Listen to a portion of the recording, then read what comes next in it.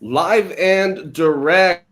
As you can see, folks, we are getting ready to kick off this incredible event right here on the Los Angeles Tribune. And I'm just so excited because we're about to have so many incredible thought leaders that are going to join us here for this one-day summit that we're doing alongside YB&NB. And it's truly something special, something that our team has been looking forward to behind the scenes putting this together. And I just want to kick off by welcoming all of the folks watching in the virtual auditorium and by thanking Roosevelt Williams III and the YB&B community that has come together to celebrate past, present, and the future. And of course, we here at the Los Angeles Tribune believe that in order to be a good futurist, you must be a good historian. And so today, we are going to discuss all things history, present, and future. And I want to kick off before I go to Roosevelt Williams III and step back and have him take the reign for the rest of the day.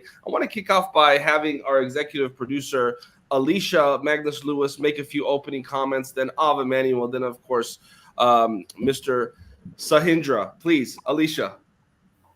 Thank you so much, Mo. And thank you to all of you. Good morning, good afternoon, good evening, depending on where you are joining us from around the world. We are delighted that you have joined us today for Inspirational Legacy, past, present, and future. Today, you will be hearing from innovators and pioneers that are bridging the gap in Black, creating their own legacies, inspiring all of those around them, but taking learnings, inspiration from those that have come before them and creating pathways for all that come ahead of them. So we are delighted to be here with Roosevelt Williams III, founder of YB&NB, and his wonderful community, and with you all. And we are so excited. We ask that you all stay engaged, stay active, ask questions. We will bring your questions up on the screen and get inspired.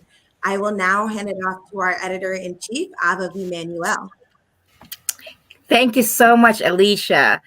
I am so proud and so delighted, so honored that we're celebrating Black History Month and Black Excellence in the Legacy, the Inspirational Legacy, past, present, and future here at the Los Angeles Tribune.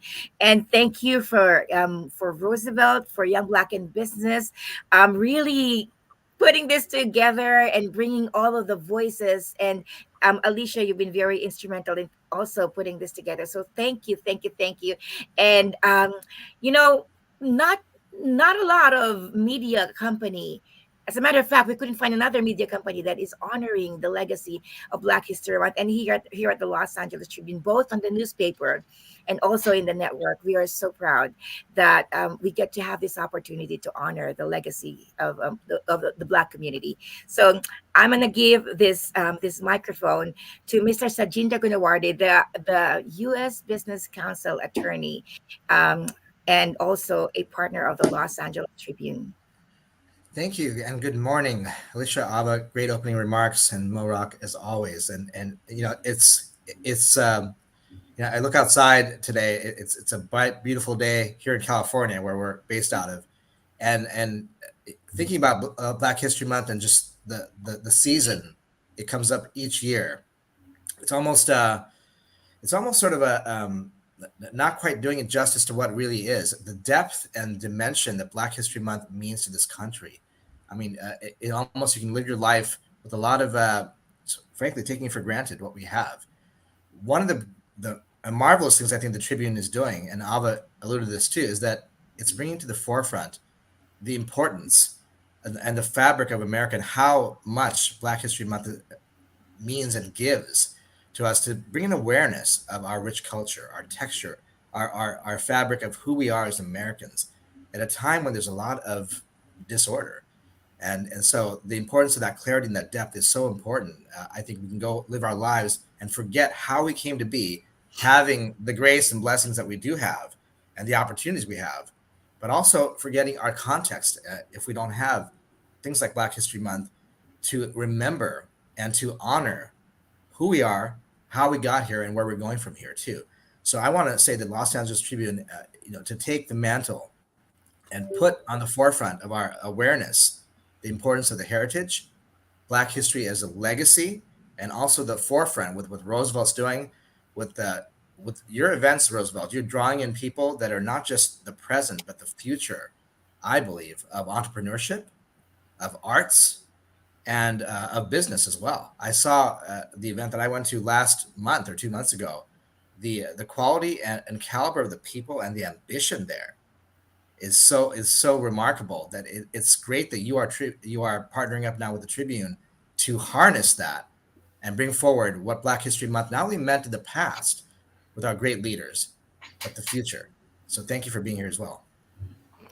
Incredible. Thank you so much, Mr. Gunawardane. And I'm so excited. In a few minutes, we're going to be joined by local television icon Moses Small. But before we do that, I just want to now give you the floor, Roosevelt Williams, because, about a year ago, we had a press conference in San Diego where we announced our diversity in media initiative. And here we are almost 1 year later continuing with that initiative. And I'm so excited, and hopefully we'll be able to continue this for not just years, but decades. And so, Roosevelt Williams, I want to give you the floor so we can have some opening remarks from you on behalf of you and YB&NB before we go into this next segment. Please, Roosevelt Williams. Yeah, thank you very much, Mo Rock and team. It's an absolute honor to be able to have great partners. This partnership. I believe we're tying big knots together because we're working together, not just talking the talk, but actually literally walking the walk, especially during Black History Month. We appreciate the Tribune honoring the diversity, equity, and inclusion, being inclusive. And that's what we are here at Young Black in Business. I want to first, just kick off by saying again, wonderful team together, everyone achieves more. But most importantly, again, just walking the walk, not only talking the talk, and writing the script, because reading is fundamental, and we definitely appreciate the content that you provide. This program that we're going to have today is honoring the past, the present, and the future. Knowing our genesis, knowing where we came from, just so again we can harness that energy, harness that spirit, and be laser focused. Going from that light bulb mentality to just being laser focused and doing it by design this month. This program, you'll see individuals that are beautiful, of course, that are Black, that are bold, that are wise, and that are strong, and that here to bring solutions, to the world. We're here to bring solutions to the world. So again, we're just honored to be here. Thank you again for sharing the platform of Mo Rock by, standing on principles and having value. And like you said, we discussed this approximately a year ago, and look at us today, coming together walking the walk, talking the talk, and sharing our stories, not telling our stories, but sharing our stories. And that's what you'll hear today. Individuals that are sharing their stories, that are motivated, that are inspired, that believe in legacy, believe in family, believe in a dynasty. And most importantly, when we're talking about a dynasty, we want to make sure that we are able to adapt and overcome. Right now in the world is at war, if you look at it. And it's a blessing to be at peace within when you have solutions. So these individuals today be sharing solutions on how we can adapt and overcome and be solution-based. In conclusion, before I hand it back over to you, Mo, I would just say we're here for solutions. Bring us your problems today, because we're here to solve problems, but don't bring us your complaints. We can solve problems, but we can't solve complaints. So I'm just excited to be here. You have a wonderful team, Mo, walking the walk, talking the talk, writing the script. So again, it's an honor to be here and to represent during Black History Month for the whole Young Black in the Business Nation. Young is a state of mind, so we have members of all ages. The color black, like I said before, is not only beautiful, bold, and strong, but it encompasses all. It encompasses all. Even if you look on this worldwide program that we're on now, when we come together as a melting pot, as a mixed salad, it encompasses all. And again, we define business as providing a solution for a problem that makes a profit. So we're here to bring solutions, not complaints. Again, Mo Rock, we want to thank you and salute your team. I'm excited for the whole day. Thank you so much, Roosevelt. And, as per usual, you always give us very powerful quotes that we can use and sample. And every time I listen to Roosevelt speak, I borrow. I'm going to use the word. I borrow lots of phrases that I end up using in my life. So, come to me with your problems, but don't come to me with your complaints. You're going to hear me say that now quite a bit moving forward. And I'm so excited. We're about to welcome Moses Small, who's truly, in my view, one of the top upcoming journalists in this country. I believe that we're only a few short years away from Moses Small being a national brand and, being synonymous with some of the top journalists in this country. As someone that understands this field and understands what it takes to have that X factor, Moses Small has that X factor in the world of media. And I'm so excited because I'm going to step back now and have Roosevelt and Moses, and I believe Alicia, continue with this powerful segment. So first of all, I just want to thank you, Moses, for taking time out of your busy schedule to be here.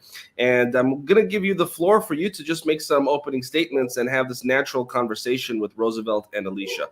Ava, Saji, and myself will step back now. Moses Small, welcome to the LA Tribune and this powerful event alongside YB&NB. Absolutely. Well, as always, it's a pleasure. It's a privilege to speak with you guys, and I couldn't be happier to do it now. Of course, Roosevelt and I are familiar through storytelling, and I think that today is a really important day. I think that Black History Month is a great time for us to reflect and also find new and meaningful ways to relate to our heritage. So just a little bit about me. I am a reporter and weekend weather anchor at ABC 10 News in San Diego. But before all that, I was just an adopted kid who didn't really understand how exactly to relate to my heritage. That's been a lifelong journey for me. So both my parents are born and raised in Kenya. I was born in Birmingham, Alabama, but I was raised in a white family in Portland, Maine, of all places. So raised, being me, in one of the whitest states in the country in a white family. And so growing up, it was tricky for me to learn to find my place in the world, right?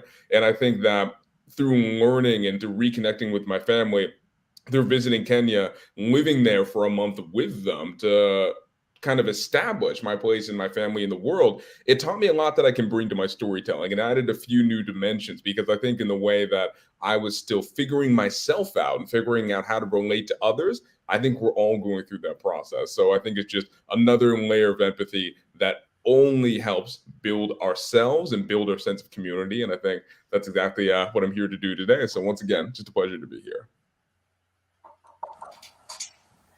Yes, we do have a couple of questions for you while we have you before you go live on the air here. Well, one of the first questions I like to, Alicia, if I may, just excited to have Brother Moses here join us, is, what does inspirational legacy mean to you, Moses? Yeah, I think inspirational legacy means that you have the agency to create change moving forward. I think that is what we think of when we have a legacy. That means that I am going to have my part in shaping something that's going to last. And I think that it's, of course, not just down to one person, not just down to one community, but I think that it's becoming a part of a collective in a way that only you can be. And I think that is true of every single person, not only on this team, all of us speaking, but also anyone listening now. We all have our power to be able to create whatever shift to make the world the place that we want to be in. Thank you for sharing that, Alicia. That's truly remarkable, Moses. Your remarks and your story. How did you navigate growing up? What was your experience like? You said you went home to connect for a month, but you grew up in a space where it was different for you, your family life, your home life. What was that experience like? And how have you brought those experiences from childhood into your future, into your current present life now? And what would you like to share with the audience about that experience? Yeah, I think that's a great question. I think that, I mean, growing up is confusing enough as it is, right? Then you add this other layer. It's confusing enough. We're all confused perpetually. And I think that that's something you understand as an adult, right? As a kid growing up, when you're in those formative years, those things kind of imprint on you, right? And so I think growing up, there's no rule book in how to navigate that, right? I'm fortunate that with my adoptive family, they were very invested in keeping me connected with my heritage. We celebrated Kwanzaa every year. I had some connections with my biological family, but I think that it just became a lot clearer when I went to Kenya, because I'm, going there to this place I'd never been, meeting people who look exactly like me, which I had not experienced before, and also meeting about 70 people, including my own father, right? And so in a lot of ways, it was this full circle moment, but you don't feel too different after that. I think that's the moment that it clicked for me, is that we're all in this process of discovery together. And that's part of what draws me to storytelling. How can I give that feeling to someone else, that you've truly not only discovered another piece of the world, but where do you fit into that? I think that is one of the most valuable things we can do. And I think, just circling back to my work as a journalist, I think that any time you can build that new shred of empathy in someone, then the world only becomes a more hospitable place. Yeah, I want to first say you're right on target with that, Brother Moses. And one thing that I've known that how you inspired myself is you have the voice of an angel.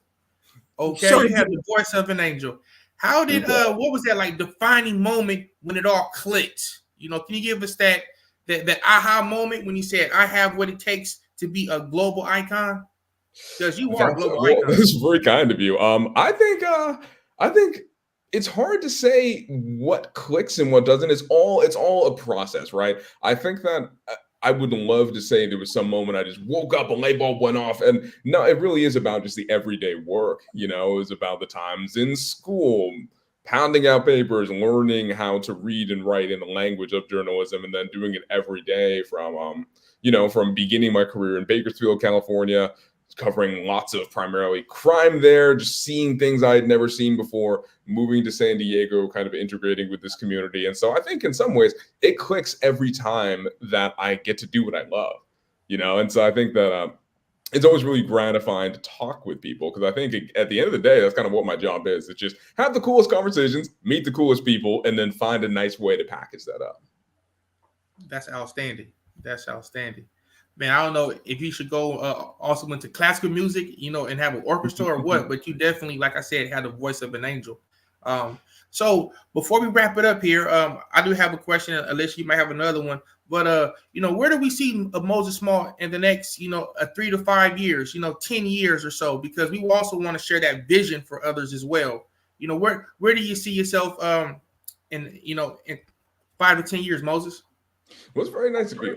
Yeah, I have lots and lots of very fun plans, and at the moment, of course, my work has me in San Diego, and so as we move forward, I want my projects in this community to get bigger and more comprehensive. That's what we're working on now, and so hopefully, if anyone has a chance to view some of this work, I have kind of two sides of my work, one of which is reporting, where I'm out in the field. This is what I'm going to do a little later today when I head to the office. And then I also have weather forecasting. And I think in terms of where I see myself in 5 years, I would be incredibly blessed if in 5 years I've inspired at least one young person who can now say, I see myself. I want people to understand that Black does not look like one thing, doesn't sound like one thing, doesn't dress like one thing. That's what I hope to be in 5 years, as a symbol of that. That's so beautiful, Moses. You truly shine from the inside out. You truly feel rooted in yourself and so grounded in yourself, and that allows your light to shine so brightly. Love the words of inspiration that you've shared with our audience today. We'll be continuing to watch your journey, Moses. We're delighted to have you on. You are living your inspirational legacy. Thank you so much for joining us here today, Moses. All right. Thank you. As always. Pleasure. Roosevelt, thank you, Moses. Roosevelt, so excited for everyone that we have on the broadcast today. We're really celebrating our voices, our stories, and sharing them with the world. And love what Moses was sharing about storytelling, about the ability for others to see themselves in you, but be inspired to also look within and understand, based on what I'm learning, based on what I'm reading, based on the spaces that I'm immersing myself in, who am I? And connecting with themselves from the inside out, which is just so remarkable to see. What did you think about speaking with Moses today? Speaking with Moses was, like you said, shining from within. It had brought me back to the cliche. We all have gold in our soul. And I'm just thankful that we are able to, dig it out, to be able to dig deep within self and to be able to let our light shine, because we have it within. We were all born with a destiny. And that's another reason why we're having this conversation today, just to be able to help those activate and to be able to provide positive reinforcement for those individuals' lights that are shining, and also provide those AAA batteries for those that have the light, but they may have, dimmed a little bit, that positive reinforcement and encouragement, and just that pat on the back to keep going, So Moses is the epitome of, this little light of mine. If I must say, very encouraging story, even how he came, from Kenya, adopted family, and still able to have the identity and still be able to be a leading factor is just very inspirational. So remarkable. And we are just getting started. Thank you all for joining us here at Inspirational Legacy. Up next, so excited, we have Mayor Raquel Vasquez, Mayor of Lemon Grove. Raquel, we are so delighted that you are joining us today. We will be bringing you up on the stage in just a moment here. Hello, Mayor Raquel. Mayor. Hello. How are you? Good. How are you? Doing well, thank you. Thank you for joining us today. And thank you for having me. Oh, It Madam truly is Mayor, an honor. Yes. Oh, we're just honored to have you here. We know that you have a very, a productive, I don't use the word busy because you're very productive. And, just to have you here on this global platform with us this morning is a treat and an honor. So we know you have a plane to catch here shortly, but we definitely want to just give you your flowers while you're here for just making history, being a woman of color with posture and integrity during Black History Month, but really just all year long. If you could please share with us, you and I have a great working relationship, professional relationship. We have been knowing each other for decades, but now I want the world to be able to, hear you and see your vision and to be able to feel your story. So please share with us this morning. So for those who don't know me, my name is Raquel Vasquez, mayor for the city of Lemon Grove. First Black woman mayor elected in the entire county of San Diego, and longest serving Black mayor in the entire county of San Diego. And you may ask the question, how did we get here? Truly, what it is I have a heart for service and helping people and doing what I can within the realm of government to bring about change. And that is my passion, and it is how I serve. I'll let you know that for my city, the city of Lemon Grove, we are the only city in the entire county of San Diego that met the affordable housing requirements. Now, what that means is of California said to all cities, and there are 482 cities located throughout the state, that we need to build housing, real affordable housing for people. My city, staff, community members, and elected officials, we did just that. And getting together with our staff, we came up with a strategy. Number one, to change our zoning to allow more housing to be built in pockets that were not identified before. My city is landlocked, but also built out. But we found spaces in places where housing could go. And then changing our development process to allow developers to develop just a little bit easier. The result of that is we not only met the affordable housing requirements, but we exceeded the affordable housing requirements. And even if you drive through my city today, you will see more housing being built, apartments, condos, townhomes, single family homes. But I'll also note this, the city of Lemon Grove, like I said, the entire county of San Diego, the only one. But also in the state of California, we are 1 out of 13 cities that met the affordable housing requirements as well. So what I'm here to say today is that you have someone in leadership right now who is dedicated to getting the job. I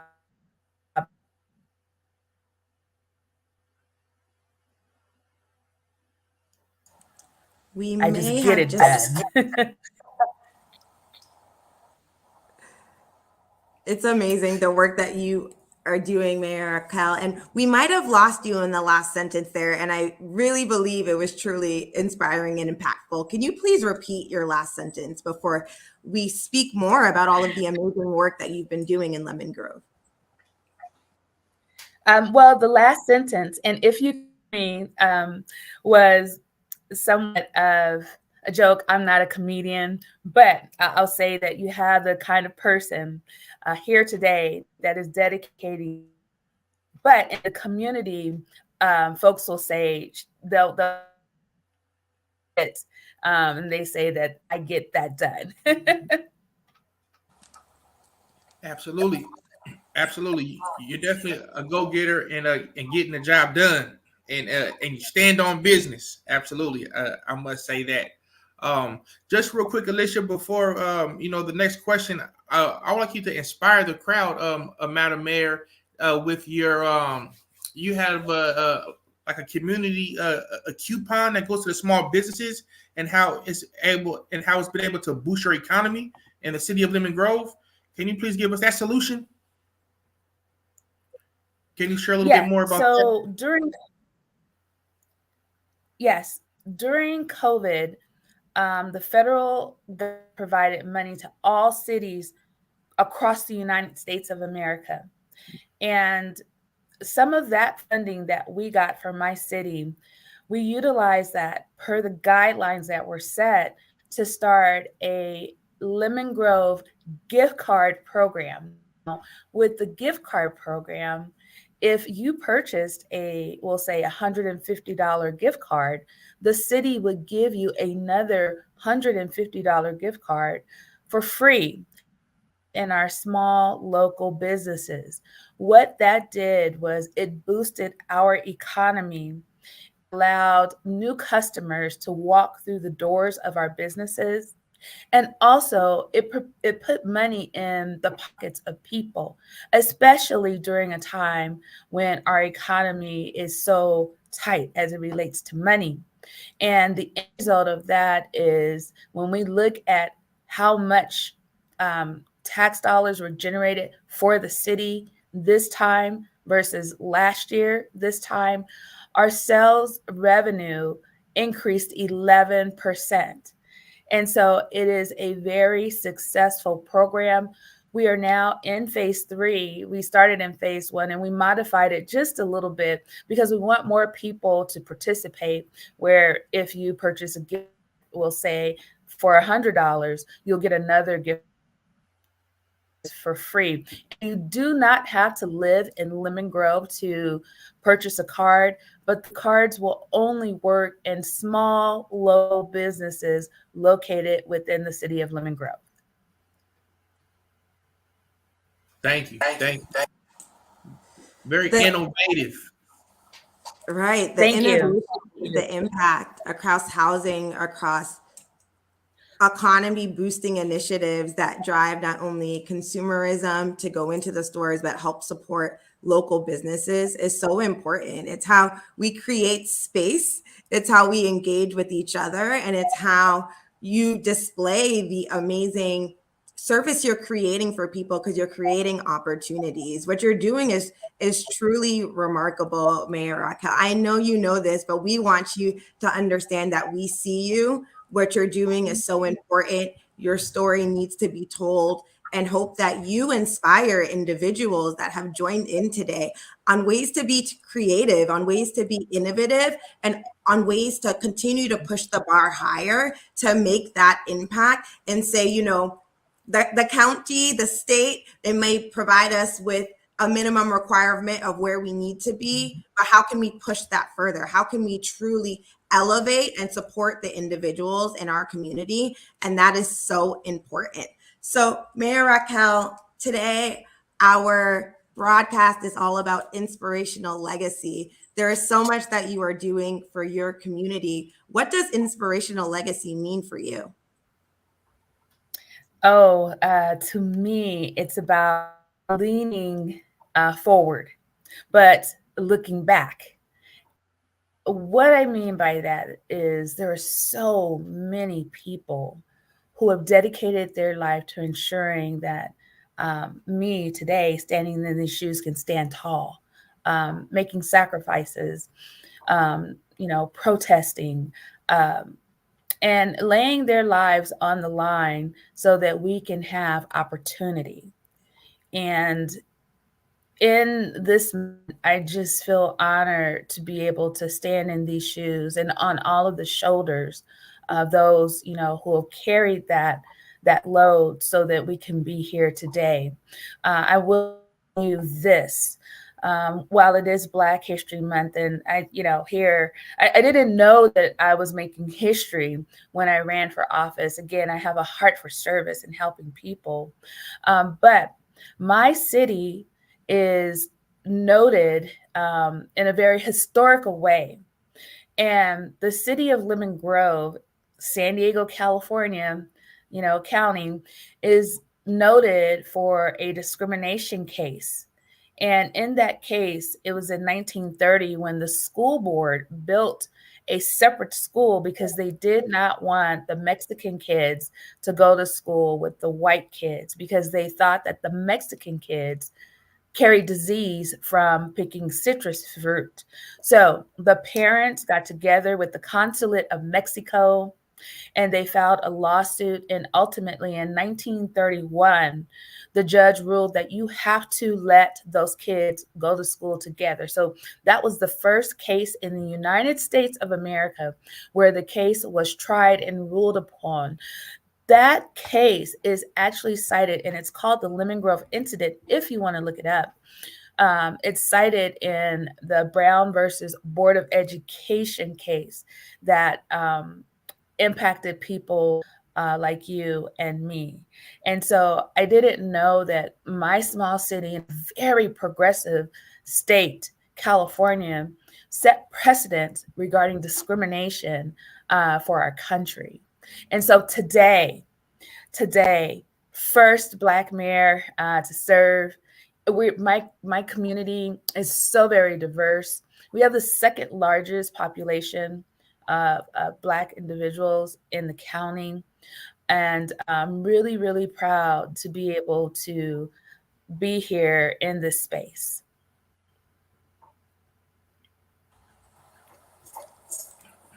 That's phenomenal. Thank you, Madam Mayor. I know we're getting short on time here, so again, I want to just say thank you, and give you your flowers. You making Lemon Grove zesty, okay? If you get that lemon with the zest, thank you very much. We really appreciate you. And Alicia.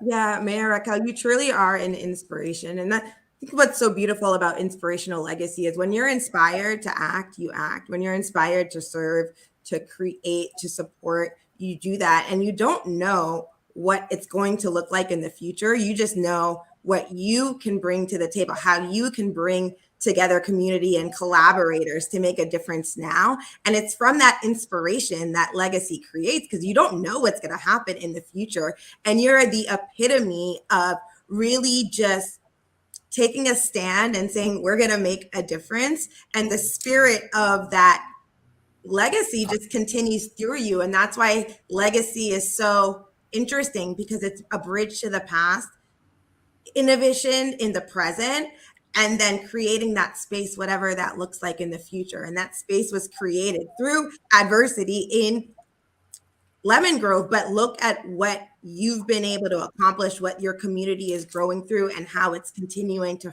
thrive and to flourish. So again, like Roosevelt said, we truly want to give you your flowers, and thank you so much for joining us here today.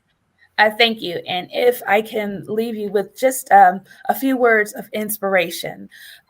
One thing that we know is that life is so very short, and we have no clue of what our story is going to be, but we all have a book, and every single page is blank.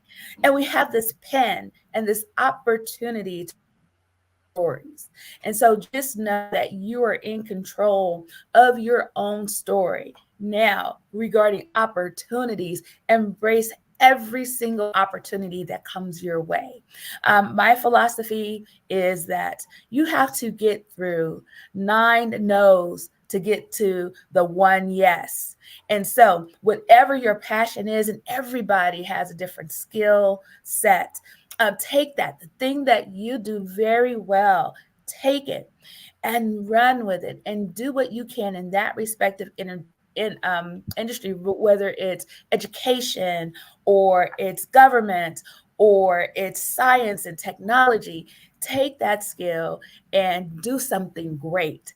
If you are not hearing the no's, when people are not turning you down as you go along in your journey, then you're not working hard enough, and you need to work harder. And every single no that you get, you say thank you, because guess what? You're one step closer to getting to the yes. So I want to inspire you in that way to, embrace life and the beauty that comes along with it. Do what you can to make a difference in your own story. So powerful.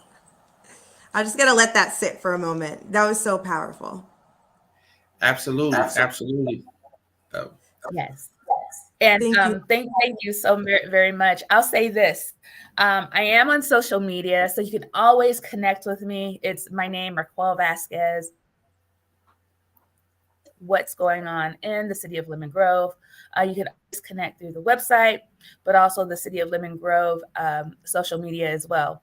Raquel Vasquez, city of Lemon Grove. And just know this story is not complete. There are so many more chapters that will be written, but you know what? We're going to write this together, and the story is going to be amazing. It's going to be amazing. Thank you so much. That was beautiful. Well said, Madam Mayor. Well said. Thank you so much. So now we have, thank you, Mayor Raquel. We're going to take you off stage shortly, and then we are going to bring James Andrews on stage. Thank you. Yes, Alicia, I'd like to just share with you in the audience, there's going to be some moments, some rider downers, and you're going to hear me say it often. I'm going to say it for, from here on out until we close, some rider downers. This is a rider downer that we got from Madam Mayor Vasquez that I took down. P over P equals S. That's a formula. P over P equals S. And that's performance over politics equals success. That's a rider downer. As you can see, Madam Mayor is a persistent peak performer and, over the politics, that has been able to find success. So I want you all to use her story, for that positive reinforcement. Use her testimony that she shared with us this morning for that success. Thank you, Madam Mayor. I just had to give everyone that was listening a rider downer. Thank you so very much, and have a wonderful and successful. Thank you. Thank you. And before we bring James on stage, I hope you all were able to soak in all of the gems and the wisdom that Mayor Raquel left with us. And I always say sometimes, because at the end there was a little bit hard to hear her, but when there's a glitch, that's because we have to pay attention. There's something important that is being said, and we have to take a second to really think about what was just said and pay attention. So, writer downers, we hope that you all are taking notes all day and are inspired by Mayor Raquel's story. Thank you so much again. Thank you. Yes, Alicia, there's going to be some writer downers today. And so I hope everyone, has their pen, here at Young Black in Business. We call these power pens. You can go to joinYB&NB.com and get your power pen. This pen is powerful because if you take this black pen and put it on white paper, whatever you write down turn green. It'll manifest itself. So take your power notes with your power pen today. Take copious notes because we're going to have some great writer downers from all of our guests today. Thank you. I literally love hearing you say that. Every time you say it, it brings a smile to my face. When you take a black pen and write on a piece of paper, everything that you write down turns green. What inspirational words. I'm so excited to bring our next guest onto stage. We're soon going to be welcoming James Andrews. James Andrews epitomizes continuous evolution and leadership at the intersection of technology, entertainment, and entrepreneurship. His work not only celebrates Black history and culture, but also paves the way for future generations by demonstrating the power of technology and creativity as tools for empowerment and change. James has had a remarkable and incredible career that has spanned technology, the entertainment industry, marketing, and is always pushing forward and innovating in the spaces that he is in. I can't wait for James to come on stage to talk about this latest venture that he is really taking the charge and leading with his business partner. And so I won't spoil it just yet. I would love for James to share what it is that he's doing, but truly excited for James to come on stage. So James, welcome to Inspirational Legacy. I'll bring you on stage to join us. And so James, would love for you, thank you so much for joining us today. We're delighted to have you on air with us. Welcome. Please, we'd love for you to share with our audience a little bit about who you are and what you've done. I know you've had a dynamic, full career and you're just getting started and pushing the needle, but please share a little bit more about yourself for our audience today. Yeah, I appreciate, first of all, thank you to the LA Tribune, to Ava, to Mo, to Parisa Rose for having me on this stage. I often watch your streams in the audience, so to be here is a real treat, Roosevelt. I've heard many of your gems, and it's a blessing to be here. I'm an individual who grew up in California, having the opportunity to see the birth of the internet because I went to high school across the street from Stanford, grew up in the eye of Silicon Valley. What we now call Silicon Valley was not called that when I was there. And, really hip hop becomes a theme that kind of threads my entire career because I had the good fortune in my early days to be a part of what we now look at as hip hop. And for me, hip hop is an economic force. It is a guiding principle. And it certainly led me into a career that spanned now the music business, which is where my career started, and now venture capital, which is where I am today. Who I am, I'm a father of two amazing humans. I am unashamedly Black. I am proud of the shoulders I stand on. I stand on the shoulders of great leaders like Clarence Avant, Vivian Chu, amazing Black superheroes for me who were able to pave the way, starting in the music business, but business overall. And so the music business and Black music in particular is the bedrock in which I stand on. My best friend's mother was Dionne Warwick. That's actually how I entered the business, kind of in that family. She's like a second mother to me. My first tour was Whitney Houston. Learned a lot in my 20s from being kind of a stepson in that family. And today, as I work at the intersection of venture capital and Web3 and AI and blockchain, I'm never forgetting the legacy and the opportunity to share the information, which is what we're doing with our latest project. That's amazing.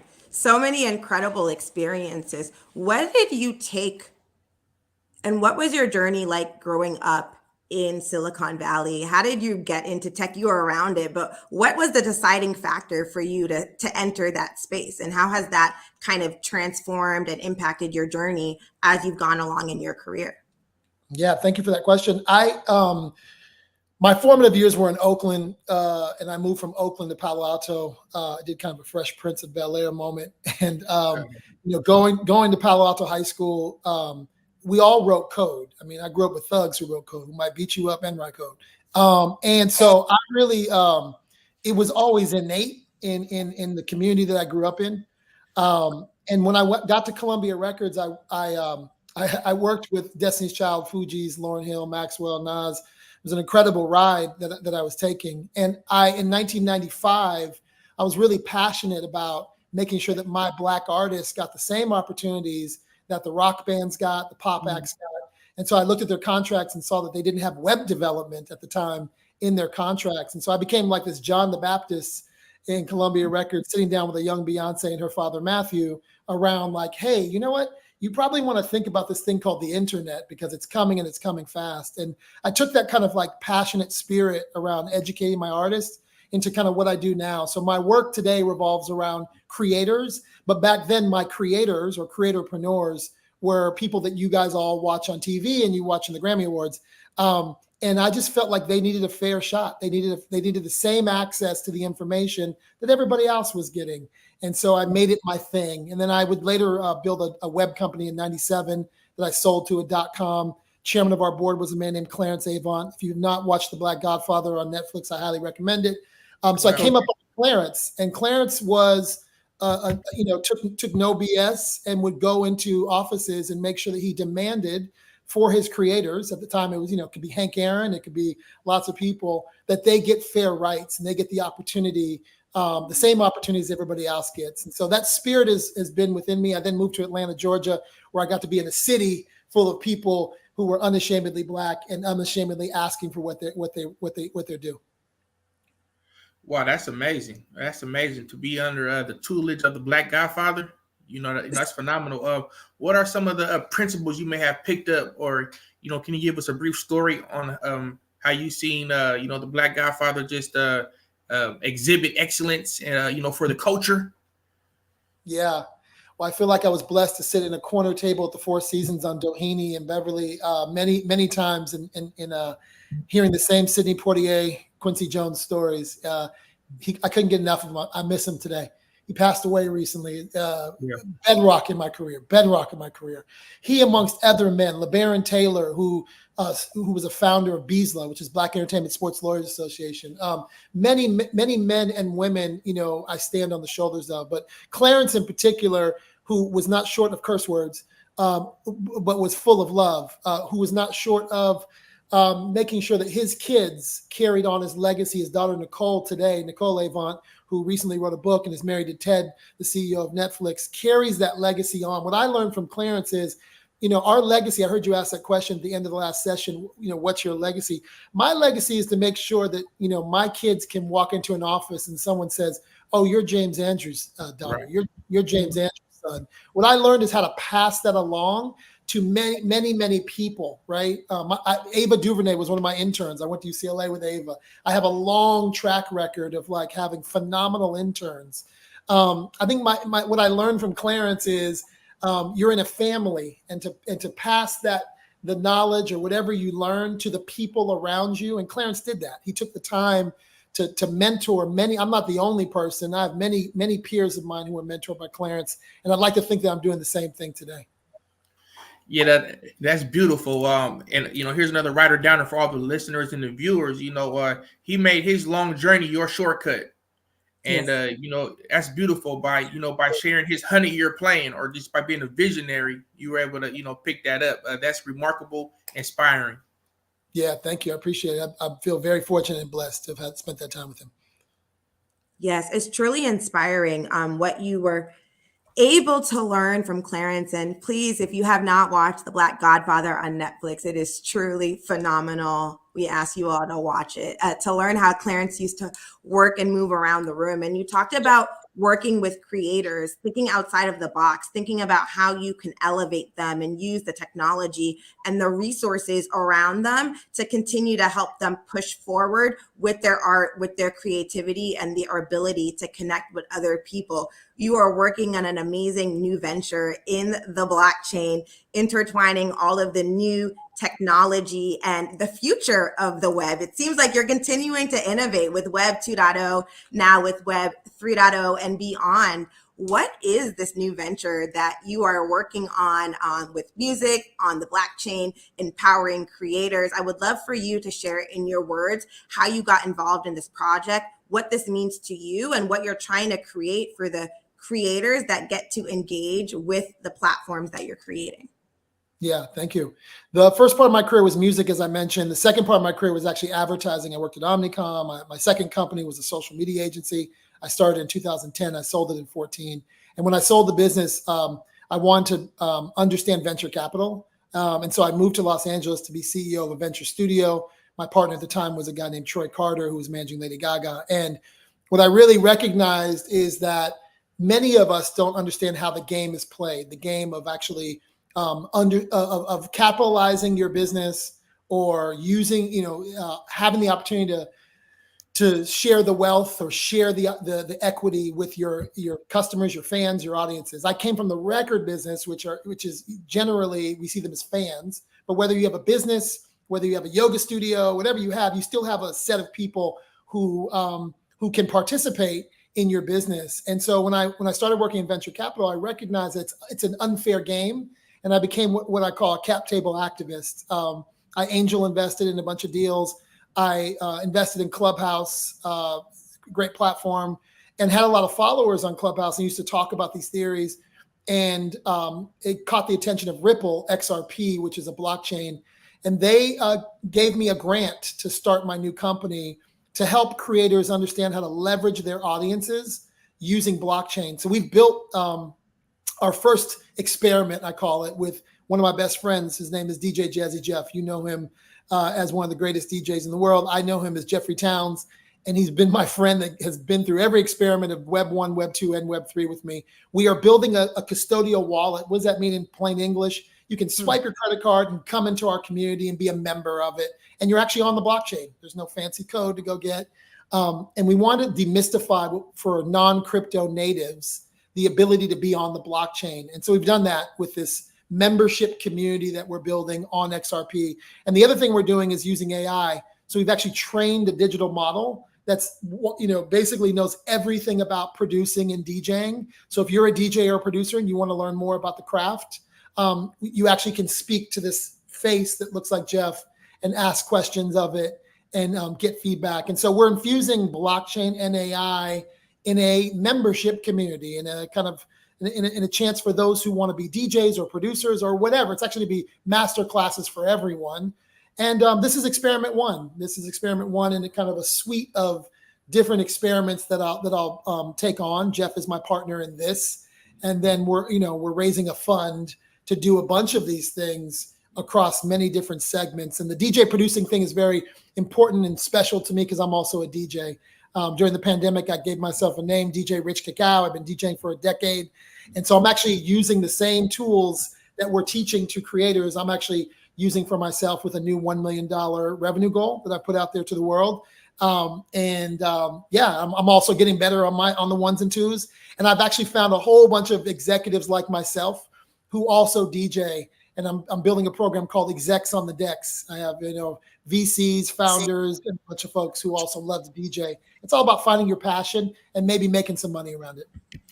Well, James, just real briefly, I want to put it in a plug and invite you to our business conference that we're having on Saturday, May 11th. It's on tech and innovation.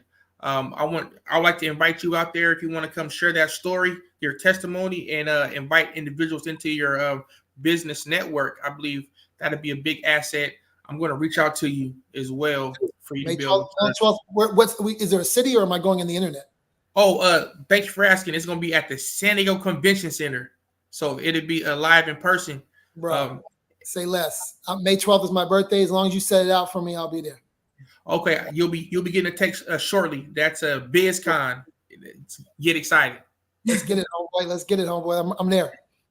That's amazing. And also brought up Parisa Rose. I know that you work with Parisa closely, and we love Parisa here at the Los Angeles Tribune. It's truly remarkable what you all are doing with adapting technology on the blockchain, and really hope that more people get to learn more about the blockchain and all of its various kind of use cases and how it enables you to create communities, but it enables creators to be able to own and to tag what their creations are on the internet, which is something that does not exist today. Creators create, and oftentimes their art is taken, and we've seen that so much in our history. But now new technologies are coming out there that even if you are on the internet and you are creating, you can have that ownership. You can tie that to digital assets. You can see that grow with physical goods and digital experiences, and through membership communities. That kind of ties in so many assets of investing, being a protector of your art, watching your art, and having that art have a digital footprint that you can track. And I think that's huge. It's huge for all creators. It's huge for creators in the Black community who historically haven't been able to be the beneficiaries of their art that was taken from them and given to someone else, and for everyone to benefit, but they're the last person that gets that residual income on their creation. So what you're doing is so important from a cultural perspective, but it's important from an ownership perspective, from a digital asset perspective, and the fact that you can continue to fuse your experience in technology with your love for entertainment and the music industry, and continue to push the needle as new technologies come out is truly amazing. So we definitely want to give you your flowers for continuing to push the needle, but always putting creators first. You better synthesize, Alicia. I know it's short on time. I don't want Dionne Warwick to have to go out and sing "Do You Know the Way to San Jose" every night in a casino, right? So, like, ownership and the path to ownership and technology's role in that happens through the blockchain. It's going to happen on the blockchain. It provides the most transparency. And it provides the opportunity for me to actually give equity away to my customers, my fans, the PR person, the person that just picked me up in Uber. Everybody can get paid in this new world. So creators deserve to control that and not be in upside down relationships with what we used to call record labels. I'll leave it at that. Yes, so important. Hi, Parisa. How are you today? Thank you so much good. For so joining us today. Thanks for having me, first of all. And it feels like I'm like, yeah, I'm back home. It's so good. So good. There's one thing that, James, you were touching on that I was like, yeah, this is like the crux of like what I feel like I'm always bringing to him is this like why bother mentality. Because like I don't come from the tech space. I come from the human space. I come from like the personal development, recovering and healing your trauma space. And that's the lens I view life from. And I'm all for tech. Yes. And I have a mentality of like, is it necessary and why bother? And not from the place of like complete dismissal, but of like high skepticism to make sure that it's actually something that's adding value to people's lives. So every time James will go off and riff on something, I'm like, but like, what's the point? But like, why bother about it? So like, literally, it's a phrase that we constantly use. It's like, why bother? Because it's a genuine concern and question on my end, because if any of this that's being built is meant to be able to help creators, right? If they're not connecting with why it's helpful to them, then why bother with it? And like blockchain, Web3, all these things. Yes. Do I understand all of these things now? Yes, I do. Wildly enough. And even a custodial wallet. Do I know what that is? Yes. Wildly enough, I do. However, like, why bother with that? What's the point? And I feel like a lot of the Web3 stuff or the blockchain stuff or the crypto stuff or whatever label you want to put on it for whoever, it can be so overwhelming for people to really connect with it. So can I pick up something from there? First of all, working with Parisa is a treat. I've been inspired. I've become better because of working with Parisa. I want to just say that. And for Black people in the creator space, we deal with trauma. We deal with the trauma of the exploitation of our work, just like you were talking about, Alicia. And when she asks those questions of why bother, it immediately brings me into the work that we're doing and the importance of it. Many times artists, let's just choose artists, are chasing the record label because of trauma, of like thinking that they're not good enough or thinking that they're not worth it. To be able to take this independent path of like doing your own thing and autonomy and owning your stuff takes dealing with the trauma of thinking that you actually have to like play the game the same way. We love working with DJ Jazzy Jeff because guess what? Jeff has been through so much. He and Will, won a Grammy, came back, their lights were cut off. He's taken an intentional left turn in his career so that he can do things autonomously. And so when Parisa asks those questions of why bother, it reminds me to remind these creators that come through the Black community that you don't have to play the game the same way. You actually can be independent. You don't have to use the same accountant. If you're an athlete, you don't have to use the same agent. I mean, we work in many fields, by the way. It's not just music. If you're an athlete, and Parisa is a 8-time All-American and former NCAA swimmer, so we work with athletes. It's just invaluable to sit in front of an athlete and say, no, you don't. It's NIL, baby. You don't have to actually do it this way. And so it's a breath of fresh air to work with her every day, and I'm truly, truly grateful for her work. Thank you for that, James. Kudos. Yeah, I just may add, Black is the new tech. So, and get excited for this digital tsunami, that we have coming up. It is definitely a digital tsunami, but Parisa, the questions, why does this matter? What if?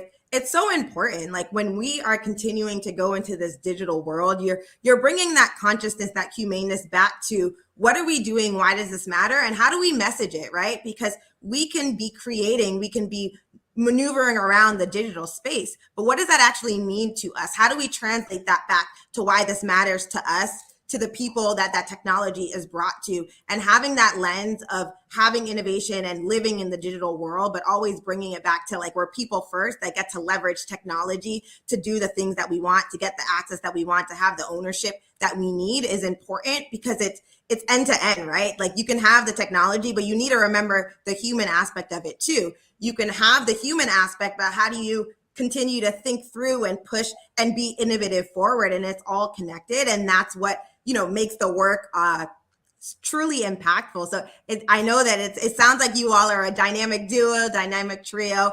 Can't wait to see your platform as it continues to be released out in 2024. And we ask everyone that is listening here today, who will be listening to this after, look out for Parisa's work, for James' work, for DJ Jazzy Jeff's work. You all are onto something. I'm so excited. Every time I see stuff on the blockchain that is not like NFT, but it's around ownership and community, I'm like, what is going on? Get excited and encourage you all to learn about the technologies that are out there. Even if you're not using them, it's good to learn. Google, ChatGPT, listen to broadcasts like this to kind of get a flavor of what's out there so you can understand how it can potentially support you, create inspiration in the work that you are doing and beyond. So thank you so much, Parisa, for joining us. Thank you so much, James, for joining us. James, if you could leave some parting words with our audience today around inspirational legacy, please share some final words. We get the opportunity every day to wake up and create a new page. We get the opportunity now in ways that we haven't to actually share your story. Our stories are ones that are often never told. Our stories are the ones that often, and we have so many of them in our community. Don't be afraid to put yourself out there, to be bold in what you are doing, to stand for what you believe in. And most importantly, your network is your net worth. If you are building something, you're not just building it for yourself, you're building it for maybe your children, maybe your cousins, your nephews, your aunties, or whoever.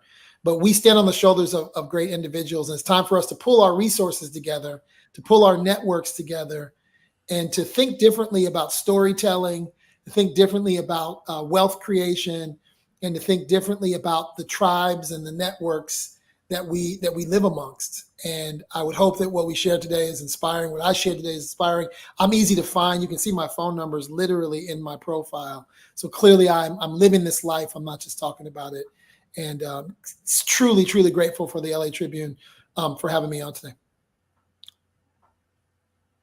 Thank you so much, James. Hope you all were taking notes. Like Roosevelt said earlier, when you take a black pen and you write on white paper, you create green. There are so many gems dropped today. Thank you again, James, and we'll hopefully be seeing you really, really soon. Thank you so much. Thank you. Thank you, James. Thank you, Parisa, as well. Thanks, guys. Roosevelt, before we bring our next guest out, and I'm so excited to bring her on stage, what are some reflections of what we just heard from James? Get excited. Get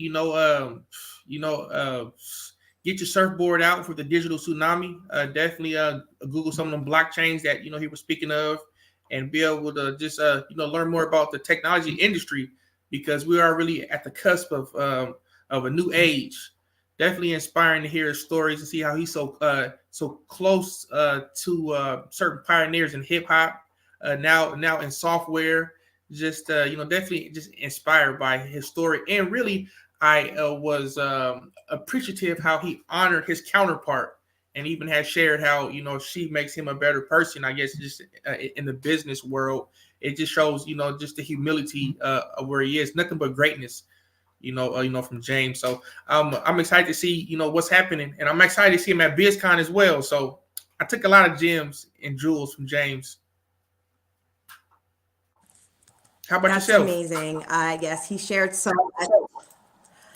It's just amazing that James is continuing to push frontiers forward,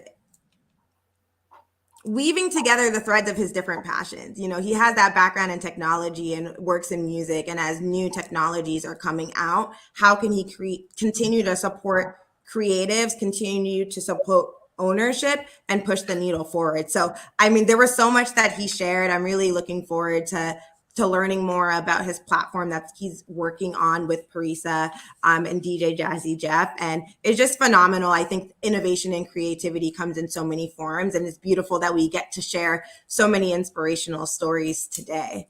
Another inspirational story, another woman of force, this in the healthcare industry that we have the pleasure of bringing on stage today, is Rosalind Young Daniels. So Rosalind Young Daniels is the CEO and founder of Black Health Matters, an organization that was started before the Black Lives Matters movement, but an organization that was started to really put Black health at the forefront of the minds of individuals and the Black community and beyond. And the work that Rosalind Young Daniels is doing is truly remarkable. So excited to bring her up on stage to share more about her story and about what she is doing with Black Health Matters. Hello, Rosalind. How are you doing today? I am well. Hello, Roosevelt. Rosalind, how are you doing? I like your spirit. You sound fantastic this morning. I am every day. What do they say? Every day you wake up, your eyes open. It's a good day.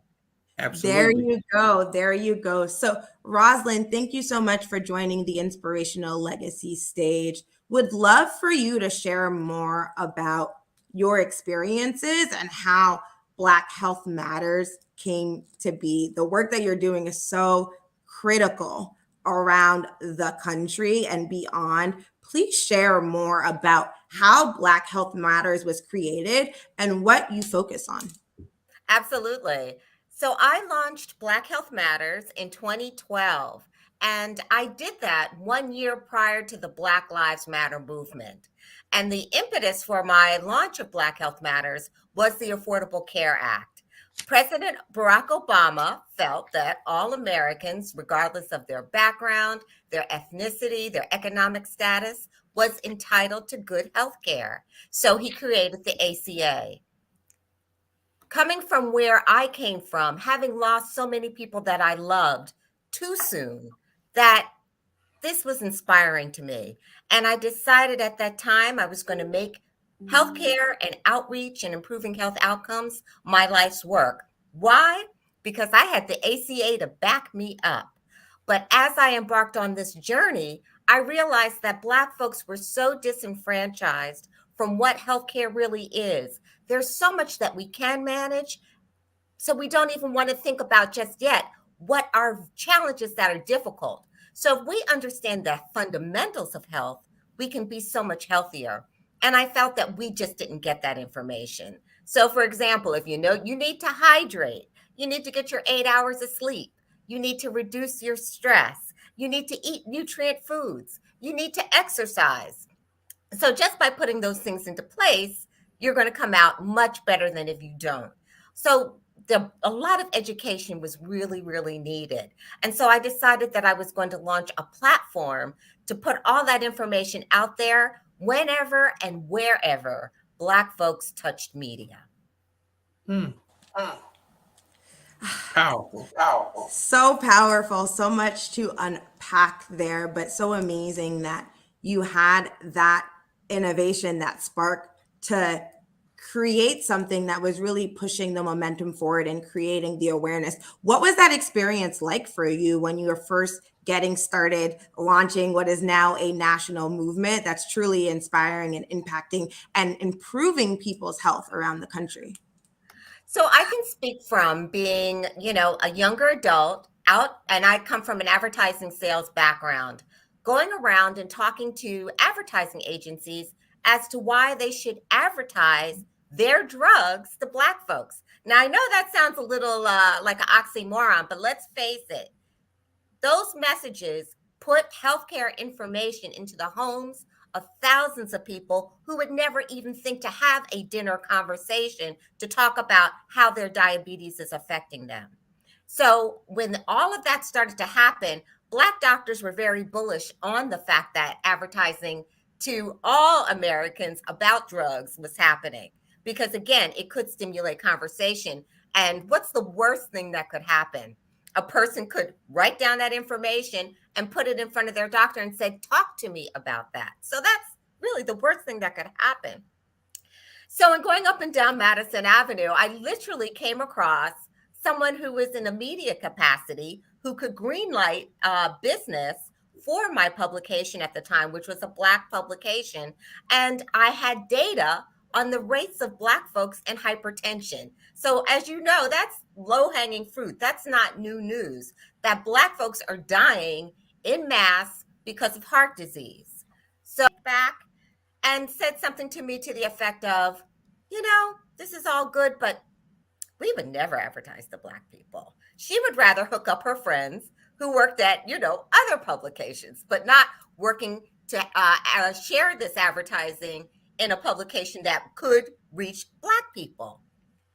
The difference I feel about working in this industry, the healthcare industry, is that it is personal. So if you tell me that you do not want to advertise on my publication because it's being read by Black folks, not only is it racist, but you're literally almost pulling a trigger. Black folks cannot be denied this type of information. So that probably was that. I'm sorry. I was just going to say, so I walked out of the office, went in the hallway, and literally started to cry like a baby. Like, oh my gosh, I can't believe, how could she be so rude? She's talking about my grandmother. She's talking about my aunties. She's talking about my uncles. They're not supposed to have this type of information. So I said then and there, I could stand there and cry, or I could do something about it. And I decided to do something about it after I wiped my tears. And so I wrote to the CEO of a major pharmaceutical company and shared what my experience was. And lo and behold, he responded. So that's the thing, right? When you're a warrior, all you need is that one kill. All you need is to draw that one drop of blood to know that you will never be denied again. And so they invited me to come to their campus. I brought all my data, but it's interesting, they had more data than I had. So they absolutely knew that this was a target for them and that they needed to speak to that market. So they actually made a major commitment.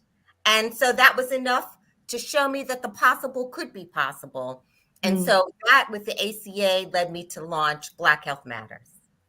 Wow, that's amazing. Truly remarkable for you to take what seemingly was a difficult experience, difficult conversation, to sit with that and honor those feelings, but then to take the next step to say, now, what do I do about this? What do I do to make a difference? Who do I get in contact with? I don't care if I have to face the person at the top, but I understand and I feel in my spirit that something needs to change. And if I don't see anyone doing anything about it, when I raise my voice up, I'm going to continue to push my voice forward and find individuals that will support me in what I'm trying to get done, what needs to be done, what can support a greater community around us, around me, and to really push that forward. That's truly remarkable. It took a lot of strength. It took a lot of fortitude, and it took a spirit and a character of I will. We heard earlier, Mayor Vasquez said, when you're hearing that no, you know that you're doing something, you're pushing on something, and how do you further deep dive and explore into that? And so, I know that you've done so much since 2012. What are some of the current initiatives that Black Health Matters has going on right now? I know that you have a conference upcoming in Atlanta on March 4th. Can you tell us more about the conferences that you have around the country and the work that it is that you're doing right now? Sure, absolutely. So it kind of ties to a story. So I used to work in a development capacity for organizations like the National Medical Association and other medical organizations. And so that found me traveling and going to a lot of scientific meetings. Now, mind you, I don't have a scientific bone in my body. But what I could understand is that when a scientist got on the mic and talked about what advances were coming for people with cancer, for people with sickle cell, for people with other kinds of chronic conditions, that I can understand. And so I decided I want to make sure that Black folks have the same level of expertise brought into the Black community and showcased in the same manner. And that's how I created the Black Health Matters Summits. And so, of course, people were like, well, Rosalind, I get your vision, but will Black people really listen to 4 to 5 hours of clinical presentations? And I said, you know what? I really don't know, but I have to try. And that's why I launched the Black Health Matters Summits. And they are the largest public health events in the country. Last year, I would have to say more than 6,000 people attended a Black Health Matters Summit. And our summits are highly engaging, but it's a myriad of things. Number one, we pull from culture. So again, people may not necessarily think about going to a clinical session, but you might if a comedian opens it up, or if you have a jazz organization start, or if you have Shantae Moore, who was at our summit a couple of years ago, sing a few songs. We pull from our lifestyle, we pull from the things we love, and we pepper in the science and the medicine with it. And so it's an unbeatable combination. But more than that, in order to make change for Black health in this country, we need to get more people screened. More people need to be diagnosed at an earlier age. There's a saying, and I get this from writer Linda Villarosa, Black Americans live sicker and die quicker. We need to be screened and get that information sooner than later. And so at a Black Health Matters Summit in Atlanta, we're going to screen for 28 conditions based on one blood draw. We're going to offer PSAs because Black men, quiet as it's kept, are some of the most medically underserved citizens in this country. 1 in 7 Black men in this country will have prostate cancer. Now, they may be 80 when they get it, and it might not kill them, but there are a lot of cases where undiagnosed prostate cancer is an epidemic amongst Black men. So we're going to have prostate cancer screenings. Additionally, We're bringing our urologist with us because a lot of Black men will not have an opportunity to talk to a brother who is a doctor about their questions. And so we're bringing him down. So there are a variety of different topics that will enable people to kind of get on top of what's going on with their bodies, ask questions, but also have a lot of fun. And that's what the Black Health Matters Summits are all about. That's beautiful. If I could just add, I definitely believe, health is wealth. We hear that, so I like to go deeper and say movement is medicine. We know that. And I like to also say your kitchen is your hospital, and if I go deeper into that, your refrigerator is your medicine cabinet. That's right. You know what I mean? So right. I definitely appreciate that. I also want to extend the opportunity to you as well to speak at our BizCon, because we'll be attracting over 1,000 African Americans as well. And, health is the key to the combination. Before you be, hopefully you can be wealthy and healthy, but you got to be healthy before you even get wealthy. So that's a pivotal piece to the, to the puzzle. Thank you, Rosalind, for joining us today. I got great value. Thank you so much for having me. For joining us. And it's amazing that you are going to be doing screenings at your conference. You're not only sharing knowledge with individuals, but you're helping them have knowledge about themselves to figure out what to do next. And when we have knowledge, we can do something about it. And it's hard to treat something, it's hard to address something when you don't know what it is that you're trying to address. And the fact that you're able to bring that screening awareness to individuals live is so critical, because it enables them to figure out what to do next. So just want to thank you for all of the work that you are doing across the community, Rosalind. And thank you for taking that step to say, I'm going to make a difference. This is important. This impacts my family. This impacts my community. And I want to do something about it. To close us out today, Rosalind, would love for you to share what inspirational legacy means to you, how you view it, and what your hopes are for the future.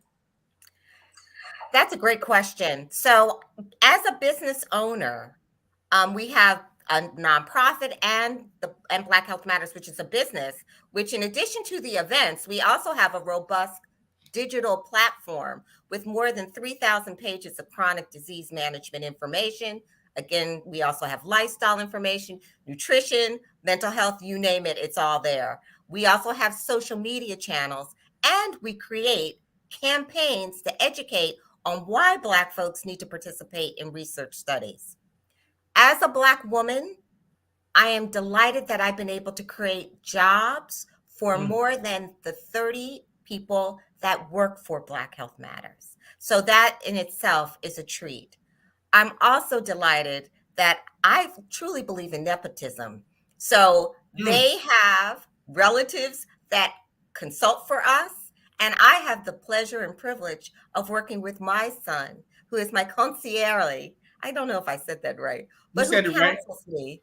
Yes, and he mentors me on a daily basis. So it really is a family affair. And I would say I'm so excited about what some of the younger people at Black Health Matters are going to have to offer, because again, my advocacy and passion are rooted from a specific time.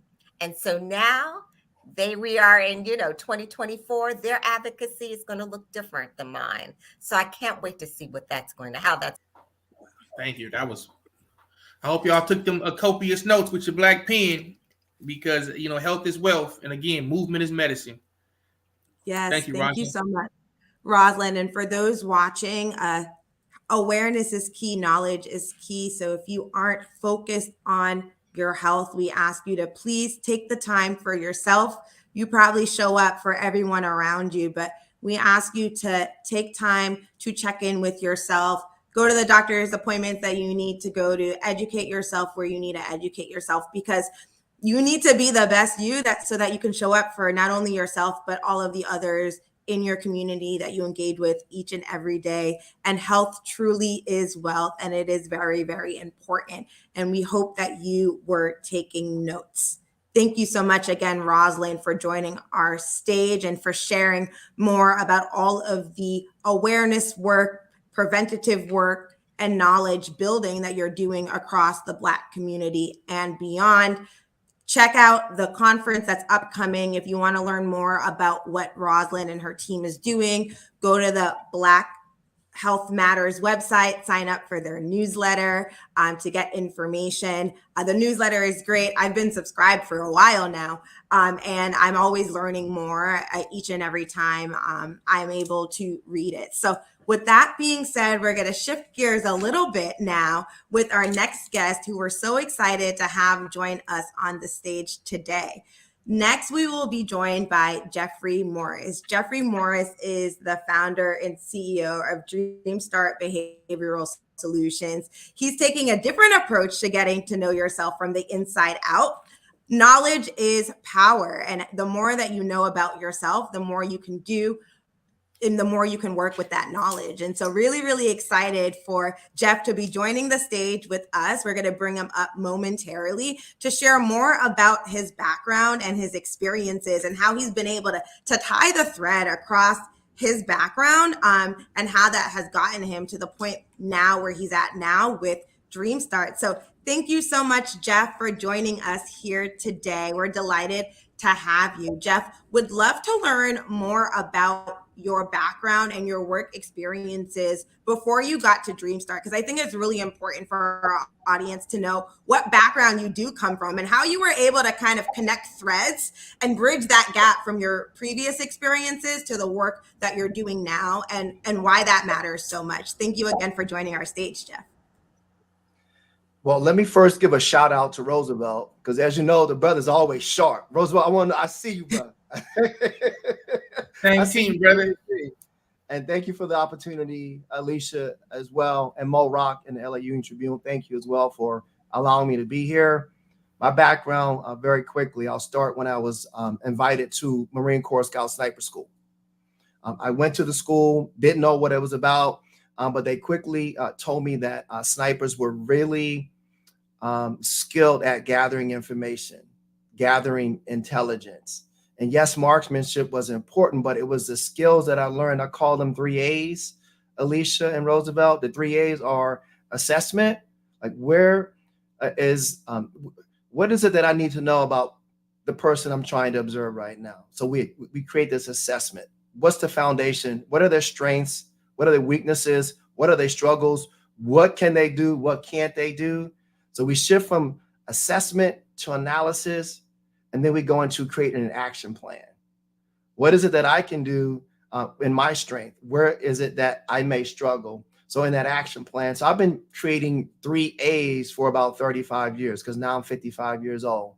So I've taken the 3 A's and not only working with special force operators, but we can work with kids and teens, young adults. We can assess them, right? We can analyze data for them and create an action plan for them as well. We can take that very same subset of those A's and work with senior vice presidents, division presidents, high potential employees, and everybody in between. So this art of 3 A's, assessment, analyze, and create an action plan, is what DreamSmart Academy, DreamSmart Behavior Solutions is all about.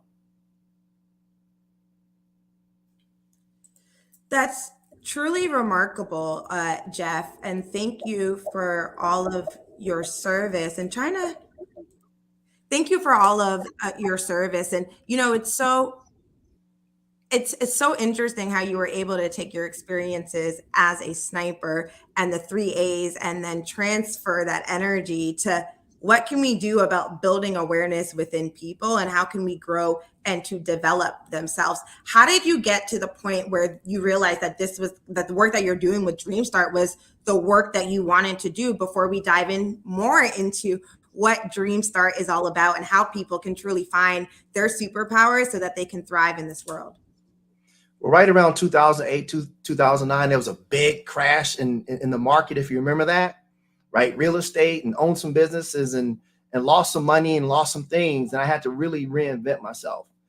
And there was a brother named Lenny Kama. Lenny Kama was the first African-American president and CEO, chairman of the board for the Jack in the Box Corporation. And he said, Jeff, man, I really trust you.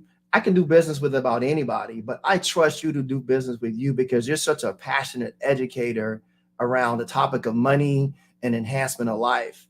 And he said, here's what I'm going to do.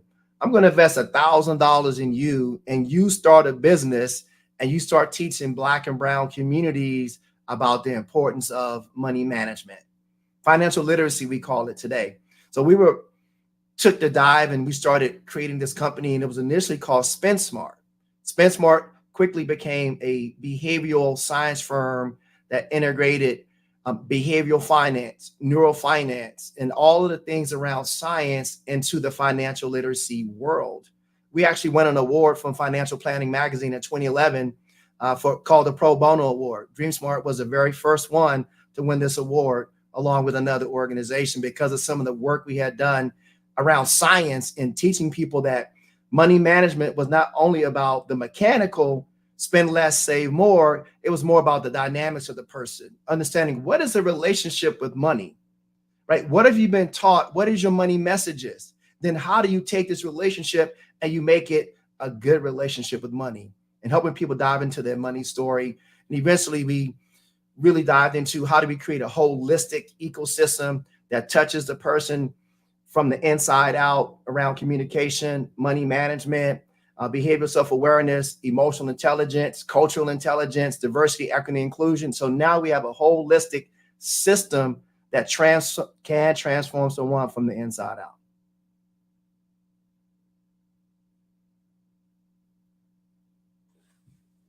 Wow, that's amazing. It's amazing the work that you're doing. The mindset piece is truly critical from a money management perspective, from a how you show up in the world perspective, from a how you build relationships with the individuals around you. I'm so excited. I know we've kind of been dancing around the topic a little bit, but I'm so excited, Jeff, for you to share more about the work that you do with DreamStart and how you help individuals truly figure out their superpowers from the inside out, what they bring to the world around them, and why it's so important from a mind state perspective, from a what it actually can prevent for the people that are able to be more self-aware. I would love for you to share more about what you do at DreamStart Behavioral Solutions. And then we're going to do a bit of a case study use case example right after that. So everyone begins their journey at DreamSmart with this assessment. We call it the Behavioral Superpowers Assessment.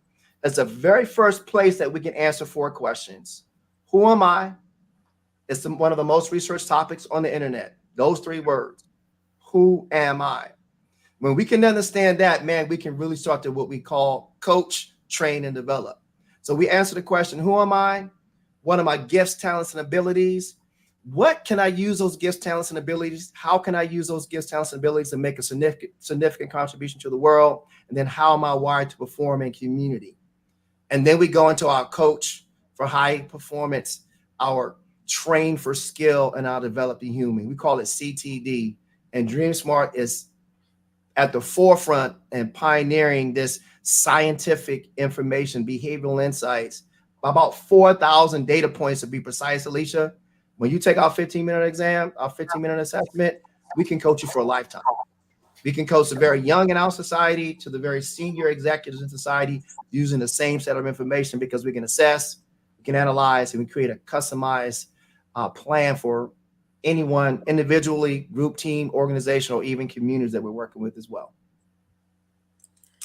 The 3-worded question, who am I? A question that everyone wonders, and some can spend their whole lifetime trying to figure out. And it's so amazing that you've been able to take science and the study of behavior to help people do a deep dive, because sometimes it's hard for us to engage, or we don't understand what our superpower is or our super genius is, because if we're good at something naturally, this is my own personal view on it, but if you're good at something, you may not understand that that is your superpower because it is so natural to you. So yes, you can ask others, what you can ask the 5 people around you, like, what do you think my strengths are? What do you think I'm good at? But sometimes it's hard because we think everyone is good at the same thing that we're good at. And so what actually makes us different? But the fact that you're using science, the fact that you're using the behavioral studies to help people understand who they are, it makes such a difference because now they can kind of be grounded in data and information and use that as a starting point to have a conversation, to really get to know themselves, not theoretically, but on a more practical basis. So kind of curious, what are some of the results that you've seen from the people that have taken the assessment and that you've worked with? So I'll give you examples from some of the youngest people that we work with. I'm thinking of a group of young men that we work with in the Texas Juvenile Justice Department. A group of young men that have been sentenced for some time in this program, and we had 24 of these young men who were troubled, and their next stop was to go to the big house. And Dream Smart was brought in. Terry Hawkins is our COO and did some very specific work for them for 8 weeks. And I was excited to see for the first time, these young men said, I have value. I know who I am. I have gifts, talents, and abilities. And I was never told this. We graduated 24 young men out of 24 young men. Right? I just get a call today from an alternative school in Phoenix, Arizona. These young people have been never ascribed value. We're putting a pilot project or a demonstration project together with 150 students from that school. Right? Another school in Dubuque County, Achievement Charter School, really excited to work with them. We do work with organizations like Wall Street Bound, Troy Prince. They teach Black and brown people how to have careers on Wall Street. We partner with them and we do all of their life skills training. The Community Works out of Chicago, we work with their group too, all the way up to Chick-fil-A, Coffee Bean and Tea Leaf, and major brands. We take and we optimize individuals. We can help create cohesive teams. We can empower families, and we can empower, more importantly, entire communities using this Dream Smart behavioral methodology and coaching processes. Wow, it's amazing. And you haven't touched on it today, but curious, mental health is a huge epidemic. It's only getting bigger. Oftentimes people will go to try and find themselves in everyone else but themselves, to try and find themselves through other people online. How do you see what you're doing with Dream Start kind of impacting and positively influencing individuals from a mental health perspective? The suicide rate in America has been increasing over the last few years. It's really, it's really important to have conversations like this and for people to kind of be aware. So what are your thoughts on that? And I will say this too, Alicia, I didn't mean to, barge in and Jeff as well. We do have another speaker in the room, and we do have to make a transition. So with this question, could we make this into a final thoughts and conclusion, sir? Absolutely. So really quickly, Alicia, 65,000 kids in 2021 committed suicide. 85,000 kids committed suicide last year. So we partner with a group called DADAP, whose focus is mental resilience, emotional well-being, and everyone, we have it on a phone, so you can actually discover your superpowers on a phone, get real-time coaching, have positive music, and a blended experience in one place shopping with DADAP. And with that, mental health is important. They all need to know, who am I, why am I, how am I, and what am I? And we're going to do some powerful work with that organization, DADAP. That's amazing. Thank you so much, Jeff, for coming and joining our stage. Those that are viewing in, encourage you to look up Dream Start and what Jeff is doing. He is the only Black-owned company in the country doing the work that he is doing in this space. I had the pleasure of actually taking the assessment. Jeff, you were right on with what you thought I might land on. It takes about 15 minutes, and it can really impact how you get to understand more about yourself. So with that being said, thank you so much, Jeff. And so delighted and honored to bring our next guest to the stage, Kenny Brown. Kenny has a phenomenal background, has worked in finance, has worked in music industry, has a background in sports, and is also very, very much focused on mindset. So Kenny, it is a pleasure to have you joining us today. Kenny is the founder of Vibe Tribe University. With a name like that, it makes you wonder, what is that about? And I won't share it with you. I'd love to hear more from Kenny around his background and experiences and Vibe Tribe. But also, Kenny, curious on your thoughts about what you just learned from Jeff and what he's doing with Dream Start and your perspective on that. So, Kenny, thank you so much for joining us here today. Oh my God, it's such a pleasure to be here. I'm so blessed. Thank y'all for having me and just allowing me to share my light, share my message, and just continuing to push the culture forward. So that's what it's all about, being thought leaders and just trying to map out new spaces, right? I really enjoyed, the prior presentation, man, or Jeff's just kind of insight. I need some of them hookups on grant funding.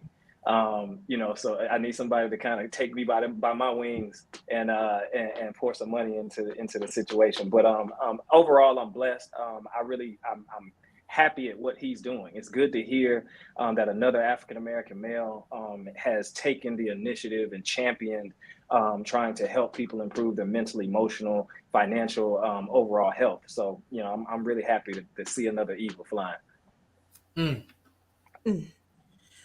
That's amazing. And the fact that, we're all learning from each other and we're all growing with each other is amazing.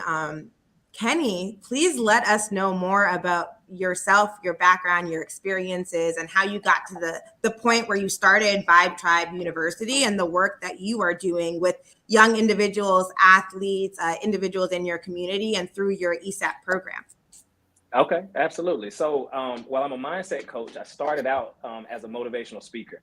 And so, back in a couple of years ago, I was going through my own kind of identity. I'm not gonna say crisis, but just transitioning, trying to figure out who I am, going inside, just trying to be my own best friend, and take my own internal healing journey. And what I found in that process is that there were a lot of people that felt the same way that I felt, was going through the same things that I was going through, and needed some type of roadmap or some type of hands-on leadership to kind of help them navigate this self-care and wellness space.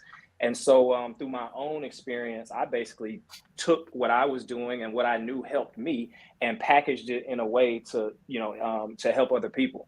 And so that's when I kind of realized that this is exactly where God needs me. This is exactly where I'm supposed to be.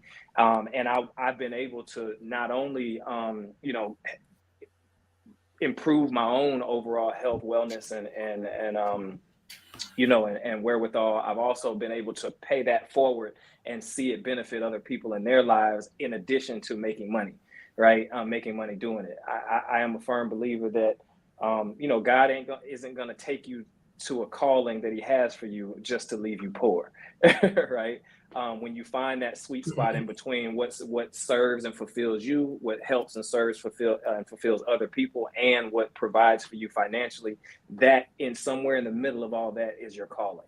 And so with Vibe Tribe University, I've been able to establish a self-care, well, not a self-care, but a social emotional learning and overall wellness company.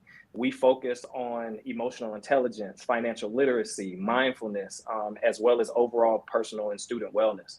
And so our goal really is to try to reduce the impact that,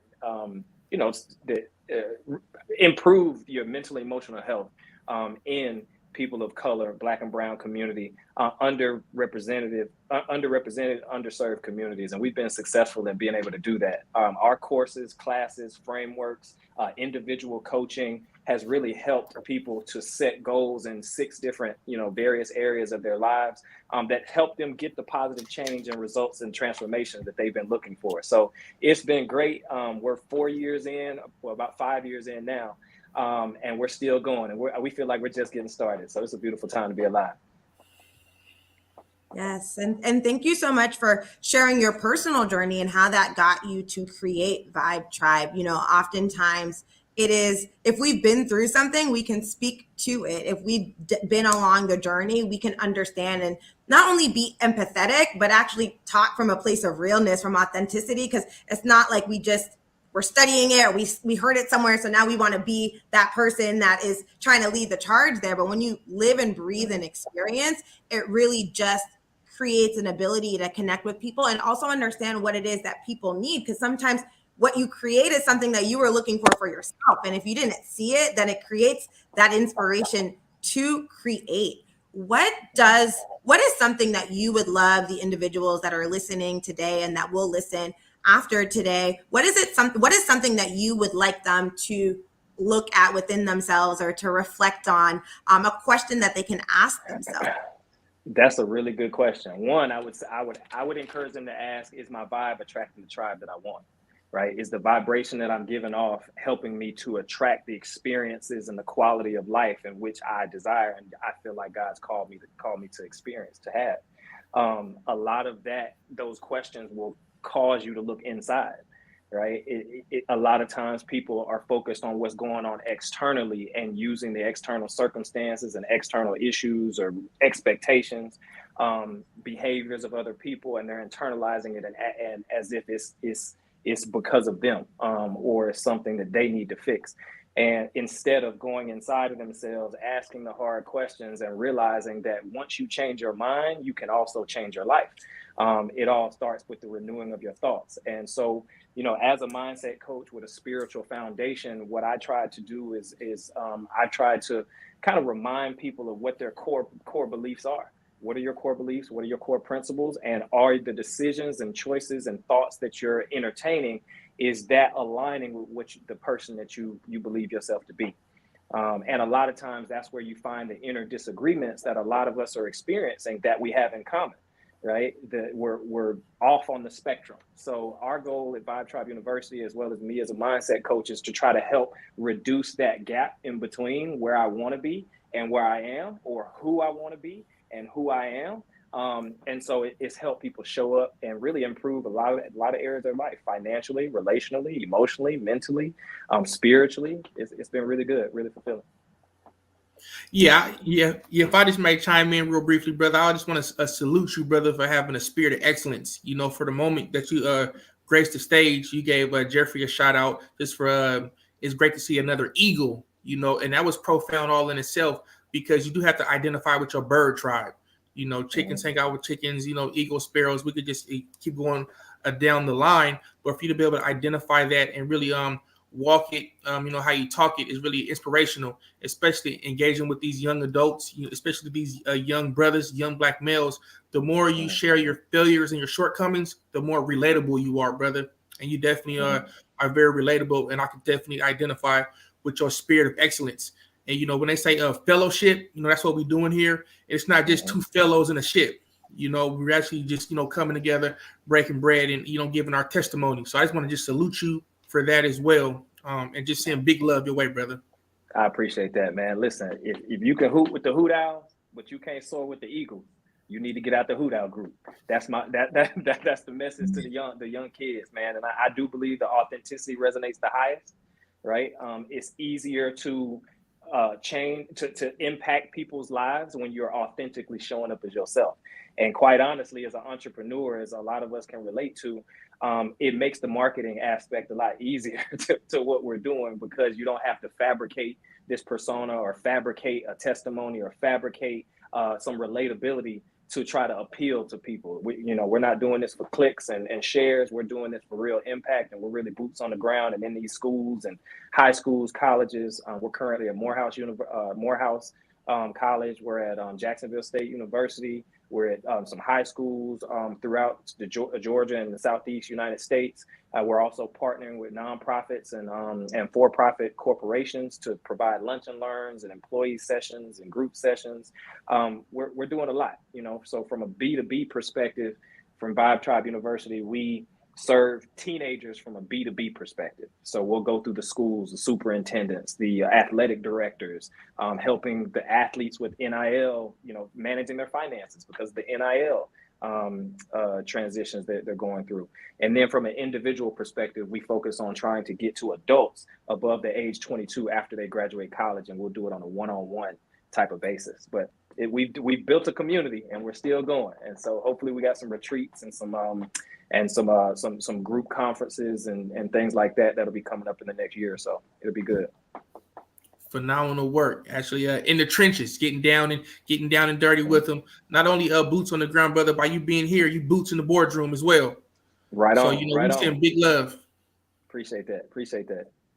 Yes, thank you so much, Kenny, for the work that you're doing and the fact that you're bringing the Mindset Matters perception angle to high schools is so important, because as we get older, we have to think back and reflect and maybe change and not erase, but it takes, the older we get, the more we have to reflect on. And if we don't have the tools when we're younger, it takes a lot of work to kind of go back in and figure out, why was I thinking like this? Why was I moving like this? How can I navigate this better? But the fact that you're working with young kids at the early developmental periods is so impactful, because then that network effect, they can help influence or positively influence those that are around them. But then as they get older, they bring a certain level of mindset or awareness of self into everything that it is that they do. And so the fact that you're working with high school children is phenomenal, because it really just helps to help them figure out and get closer to that question that Jeff brought up earlier, the who am I? And if I don't know yet, what are the tools that I can learn more about myself? And you touched on so many. It's, it's spiritual, it's emotional, it's financial, it's how you show up, what you care about, how you spend your time, who you spend your time around. There are so many factors and so many levers. And with the work that you're doing, you're really kind of focusing on an all-encompassing 360 approach. So we really salute you. We thank you for joining us today and sharing more about the work that you are doing. Kenny, how can people get in contact with you and learn more about Vibe Tribe? Yeah, so you can visit our website. It's Vibe Tribe U, or vibetribeuniversity.com.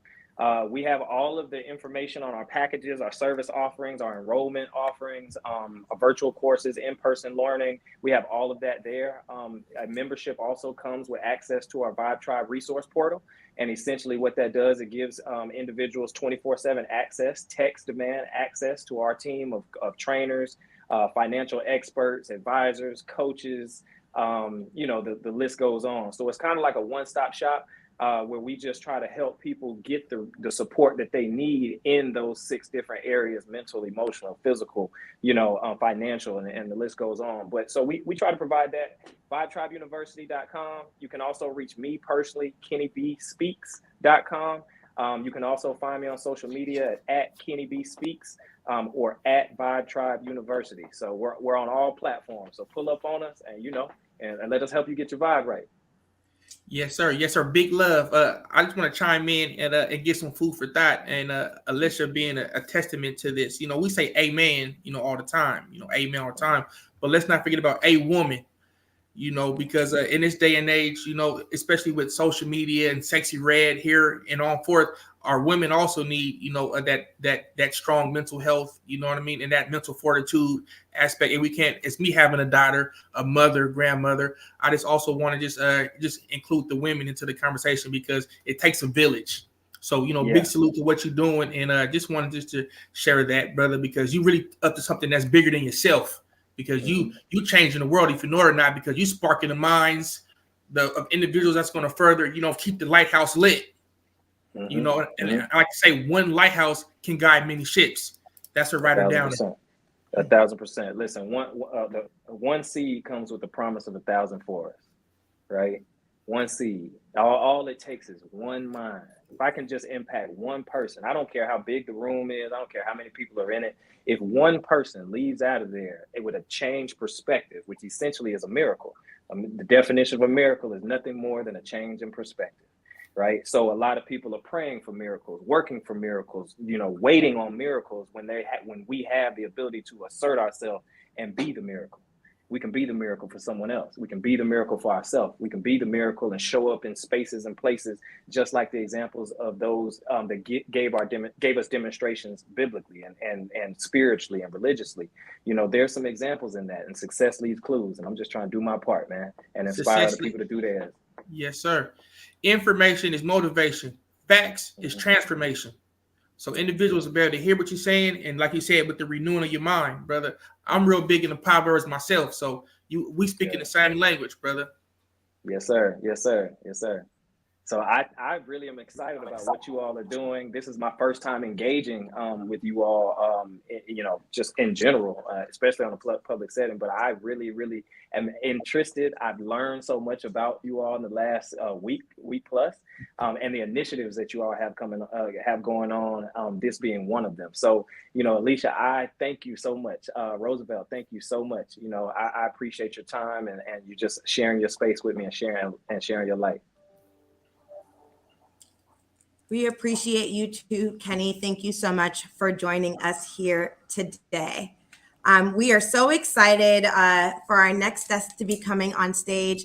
Kenny, have a wonderful rest of the day, and we'll be seeing and hearing more from you soon. Roosevelt, before we bring our next guest on stage, a phenomenal woman who has a great background and experience, what are some gems that you were writing down as you heard Kenny speak? I'm gonna just love success leaves clues. Shout out to Angela Harris, for that one. And we got a man, and a women, a woman. We got, my mother taught me that one. Just be inclusive. It takes a village, but really just that mental health piece is powerful, because with the renewing of your mind, you can be a chicken mindset or you can have that eagle mindset. But I really was just inspired by the brother that said, even him, how he complimented Brother Jeff before he even got here. It's good to see another eagle fly. So I'm definitely put that on my tool belt, because we got to compliment each other. Compliments is free. Love is free. Hate is expensive. I'm gonna say it again for the people in the back. Love is free. In the back, one more time.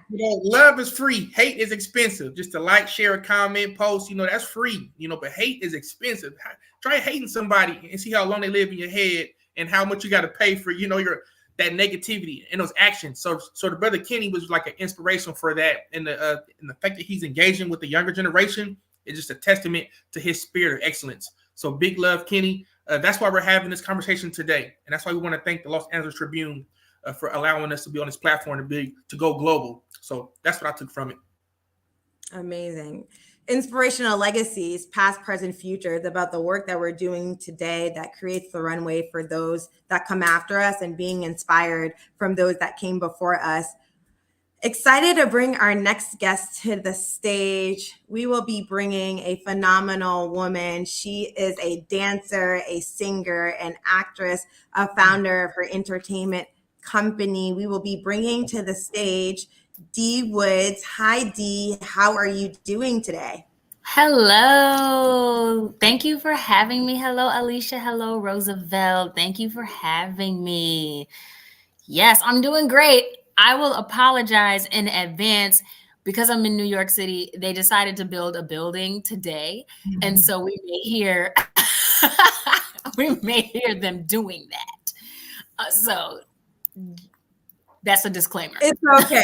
We will be aware of that. Dee, it's so great for you to join our stage today. You have done so much in your career. You are classically trained, having attended NYU School for the Arts. You've had a career, and I will let you talk about, the experiences that you have, but also know that you are very big on personal development, on wellness, on getting to know yourself and understanding what that means and how you show up in the world. So would love for you to share a little bit more about your experiences in the professional world, but also some of the personal experiences you've had and how you work with development and mindset and how you bring that into the work that you've done. You were in For Colored Girls on and off Broadway. It was nominated for 7 Tony Awards. That is no small feat. You were recently, last fall, in a play called Pray that was also around spirituality and mindset and what the Black woman experience is like. So would love for you to share more about who you are and some of your more recent projects, and then how that's kind of leading into the work that you have coming up. Okay, yes. So it all started when I was a twinkle in my mother and father's eye. But seriously. So yeah, I've literally been on stage since the age of 3 years old, and the arts has always been my outlet and my refuge, and also kind of the way that I've gotten to learn myself, and then about my culture and my community and history. So kind of jumping forward, a lot of my experiences has led me into creating and starting Wood Grain Entertainment, where my mission at Wood Grain is to collaborate with global artists to empower creatives and the youth within the African diaspora to realize, reach, and unlock their full potential through artistic experiences. And I know that was a mouthful, but basically it just means I use the arts as my tool and as my my vehicle to really drive home like identity, pride, loving yourself, and finding your purpose. I've definitely believed that the arts in one way or another has been like my purpose. So I use the arts to, I feel like we in the Black community can reclaim ownership over how our culture is perceived, the way our identity is perceived, all the while instilling beliefs that we are entitled to. We deserve, we are entitled, we are worthy of reaching our full potential and experiencing life on the highest levels, the most fulfillment. Like you said, Alicia, I was a part of the Broadway and off-Broadway revival of For Color Girls Who've Considered Suicide When the Rainbow Is Enough by Ntozake Shange. And it's been an amazing journey to be continuing the legacy of that piece, because most Black women, no matter if you're in the arts or not, you have read this play. It has affected you. It has given you a way to see yourself and understand what you're going through. You feel heard. The way our audiences react, women who were there in the 70s at the original production, and then young girls who are reading it for the first time, who are in 9th grade in high school.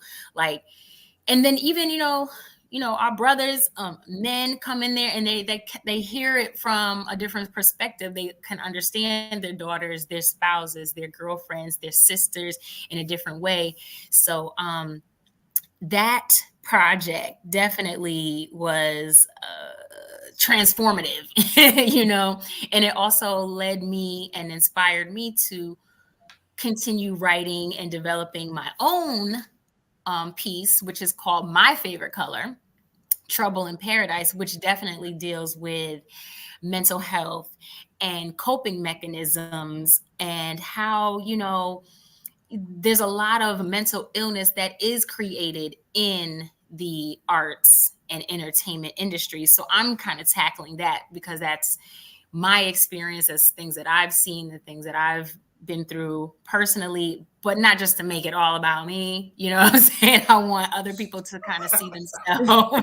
It's a one-woman show, but also like I open it up for other people to literally look themselves in the mirror and have that conversation with themselves, and to kind of break the stigma of attending to your mental health and going to therapy and talking about your feelings, and investing in emotional intelligence. I'm so happy to hear the brothers on this panel spearheading programs and initiatives that deal with emotional intelligence, because a lot of our Black men and our boys are suffering in silence, and they really are lost, and they don't have positive outlets. They don't have a positive stigma around being emotional. And you were talking about a man versus a woman, and I just feel like everyone needs to heal the divine feminine, both men and women, because we have duality in all of us. And so a lot of women, a lot of us Black women, we're walking around with a lot of harsh masculine energy because we're putting on this brave, harsh face, and we're trying to face the world like we are men. And our men are suffering from a lot of wounds from their female figures, their mother wounds, their, not feeling loved as a child, and it has spiraled. And now this is a grown man who is a hurt little boy inside, and we're just hurting each other. So I tackle some of these things in my work. These are the subject matters that I delve into in my own writing, and I also am fortunate enough to be led to projects that allow me to jump into these subject matters. That was a lot. I said a lot. Listen, you said a lot, but you hit on so much, and so much of what you said is so real, and it's an important conversation to have, you know, and it's important to create spaces for individuals to be able to reflect and be able to know it's okay to understand who they are and dive into that. We heard that from Jeff. We heard that from Kenny. We are hearing this from you right now. For Colored Girls was so impactful because you get a perspective of what it's like to be a Black woman in so many different facets and so many different ways. And that's why it's so important for people to share their stories, because when people share their stories, people can see themselves in other people and know that they are not alone, but then also take that experience and bring it back into their own lives and figure out how they can navigate their own journeys and how they can heal in their lives. So it's amazing that you get to connect with projects that allow you to dive deeper into this world and allow you to reflect, and also create spaces where other people can reflect through the work that it is that you are doing. Yes. Roosevelt, Yes. Oh, anything you'd like to add here? Oh no, I just appreciate the conversation, and you really went deep on a lot of levels, and my mother's a kingmaker, so it's my job to use my ears to listen to queens when they talk, to be able to learn. I have a daughter, I'm gonna raise her up as right and be the mother of a universe if I can, if possible. So when queens talk, I listen. So I'm just thankful for the opportunity to be a ShamWow, to soak up all this information and be able to share it with my family so they can be nourished. So please proceed. Thank you. I appreciate that. And it's important for us to see the divine in each other and affirm that. Adding to your amen, a woman, I'm gonna add ashe. Ashe is, and so it is in speaking power into each other and speaking power into our intentions, and claiming it. And so it is. I started an initiative called Foolish Dreamer.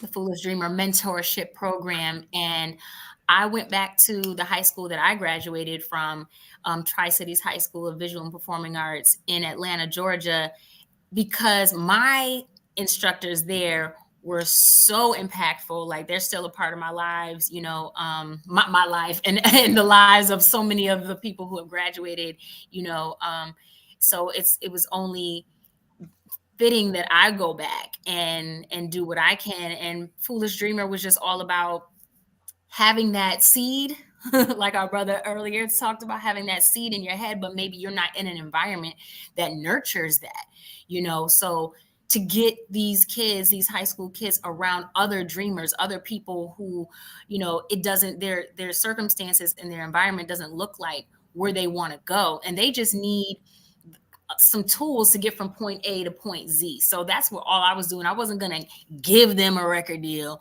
or give them, put them on, so to speak. But let me show you how you can put yourself on. Let me give you some tools of how to navigate getting from one point to another point. And then once you get to that point, maybe you find out that I don't really like that as much, but it led me to something else, and it led me to something else, and just opening these doors. So the Foolish Dreamer was just all about allowing these students, and also myself at the time, allowing myself to have this dream that so many people may tell you you're crazy, or they'll kind of speak some negativity. And sometimes people don't even realize they're speaking negativity to you. They're speaking their own fears or their own limitations onto you. So it's important to be around a circle of people who maybe y'all aren't doing the exact same thing, but you're still like-minded, you're still chasing a goal, and you're still ways that,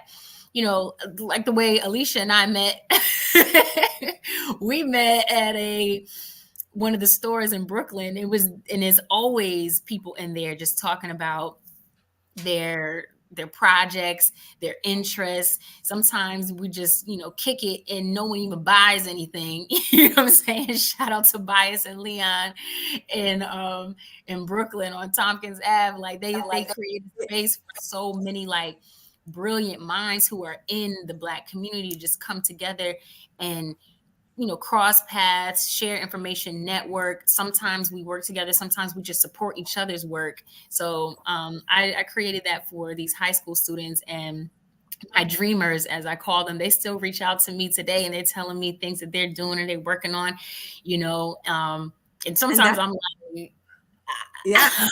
I'm like, you're able to create those spaces and create community. And, that's what this broadcast is about. That's what bringing all of these brilliant minds, brilliant leaders across the Black community today is all about: creating community, creating spaces for people to learn from each other, uplift each other, and really push the needle forward. And so, Dee, we're so grateful and thankful that you've been able to join us today, that you've been able to share your work with us today. And that mindset piece is key. Next, we're bringing up on stage a gentleman that is about wellness from the inside out.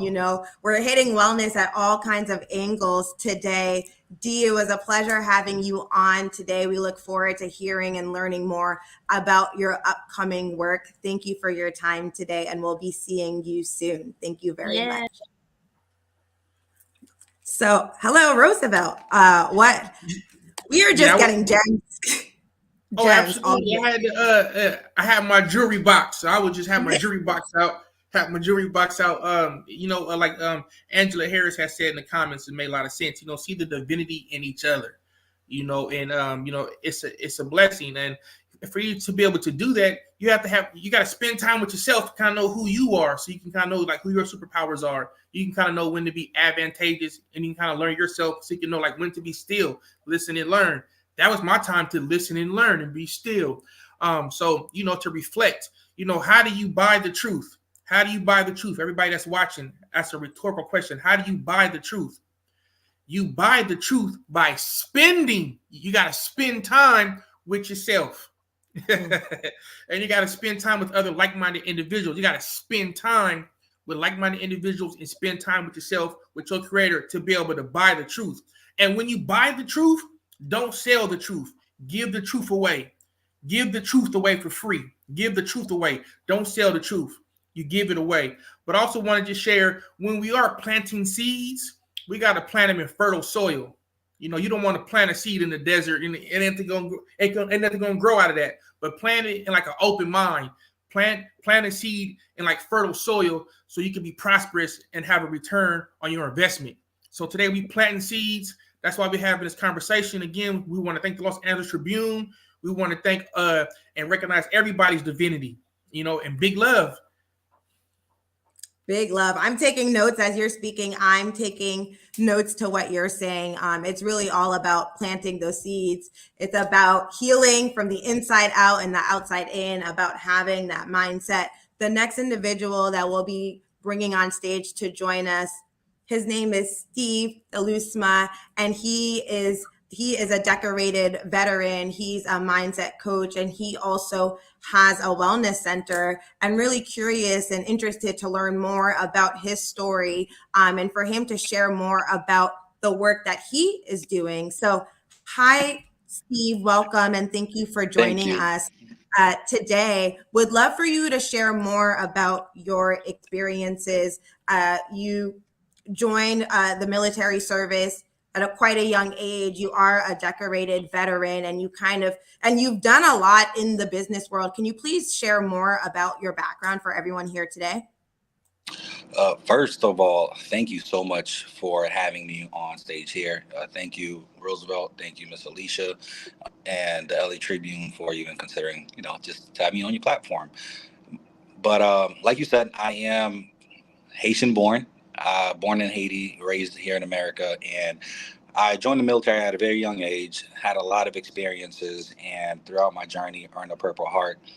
After I got out, dealing with that process of healing, and Miss Woods touched on a lot of this, it's the mental capacity to be able to have the mental capacity to to go through that process of transitioning from the military to civilian life and dealing with all of those traumas, not only from childhood, but from every experience that we endured throughout that entire journey. So that led me to figuring out holistic wellness outside of Western medicine. That led me to figuring out my triggers and learning and understanding myself. That led me to wanting to actually open up a wellness center with my wife to be able to build a community where people can heal naturally and be able to have the resources to do so. That also led me to create a platform called Purple Heart Poetry, where we can express our poetic words through and our wounded thoughts through poetic words, because a lot of the wounds, and it's Purple Heart Poetry because a Purple Heart veteran is a wounded warrior, right? And I believe that there is more than just military people who's out there who's struggling and suffering and dealing with wounds. So that's why we wanted to take those wounded thoughts and turn them into poetic words. And that platform was built for healing and just being able to have an audience to listen and share and be able to, cross-reference some of those wounds and be able to just heal together. So I will turn that back over to you. Well, thank you so much. I want to take some time to say thank you so much for your service and for what you've done for the civilians in this country. And you talked about Purple Heart Poetry, taking those wounds and turning that to poetry from the inside out mentally. And then you also have a wellness center. What is your wellness center about, and how did you and your wife come together to create the wellness center? So first of all, the name of the wellness center is Live Lux Wellness. We're stationed down in South Florida, and it's a franchise model that we're still at the very beginning stages of building. But we came to that idea when we sat back and we realized that there's a lack in that space, especially when it comes to our community of Black people, of just being able to be aware of what's available, right? And having access to the resources. And the most important part of what we do is being able to spread the knowledge of what natural vitamins and just Mother Earth, Mother Nature provides that we can use to heal ourselves. Right. So the wellness side of it was the biggest focus. Yes, we focused on, wellness and beauty from the inside out, but the primary thing was really focusing on nutrition, wellness, and well-being. That's beautiful, brother. I definitely been touched by your words. Are you a poet? You got some poetic justice for us right now, brother? I can show use it. If you got some, you gotta give me a couple of breaths, brother. Breathe on me one time. Breathe on me one time. On us. Here, I got you. Speak what you seek until you see what you sought. Because the reality of it is life and death lies in the tongue, and our words are so powerful and they hold so much weight that we don't take heed to what actually comes out of our mouths. So I am a huge advocate of speak what you seek, because you can literally create your own reality, right? You could have never told me, 20 years ago, a young boy coming from Haiti would be, doing a lot of the things that I'm doing, from investments to businesses to, the rooms that I'm in now. So I spoke that into existence. Me being a brand new author, I spoke that into existence. Me being on coaching stages, I spoke that into existence. And I believed it when nobody else did. And I looked at the man in the mirror and I said, if it's going to be, it's up to me. And I went and I put in the work. So if you want some poetic words, brother, speak what you seek until you see what you sought. That's profound, brother, because I too speak to be remembered. And I am aware that our words create our worlds. Absolutely. So I'm inspired, brother. But I just want you to be able to share with the world, brother. I see that you got the genius. You got the genius chromosome in you. Thank you for that, sir. Thank you. I appreciate that. So. Yep. Go ahead, Steve. Oh, no. You have the floor.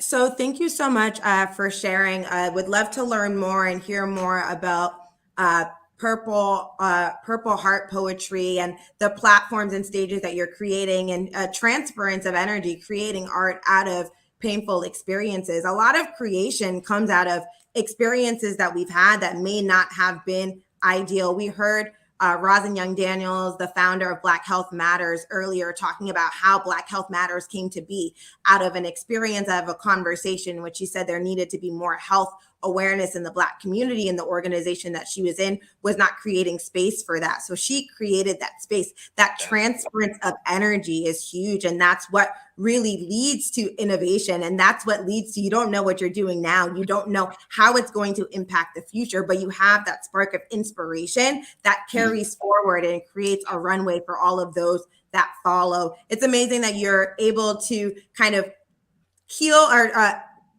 consider health and wellness from the inside out, from a mindset perspective with the poetry work that you're doing, but also from a healing wellness perspective, and that you're looking outside of the box, looking at natural medicine, looking kind of holistically at different ways that people can build that awareness and really put themselves first and create that health and wellness experience in their life.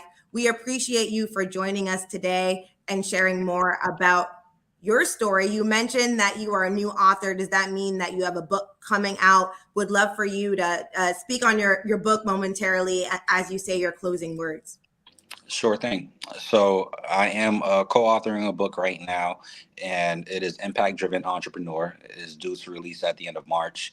And for anyone who is live, you are more than welcome to join us April 27th in South Florida, as we will be not only doing a major book launch, but it is also a conference that is called Becoming You, which is really more for interpersonal development and figuring out your superpower and how you can continue to develop that and develop a better version of yourself.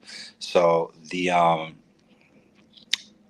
main idea behind the book is to really speak on your entrepreneurial journey. So I always say to every single person who asks me, what the journey of being an entrepreneur is like, if you are not built for this, don't do it.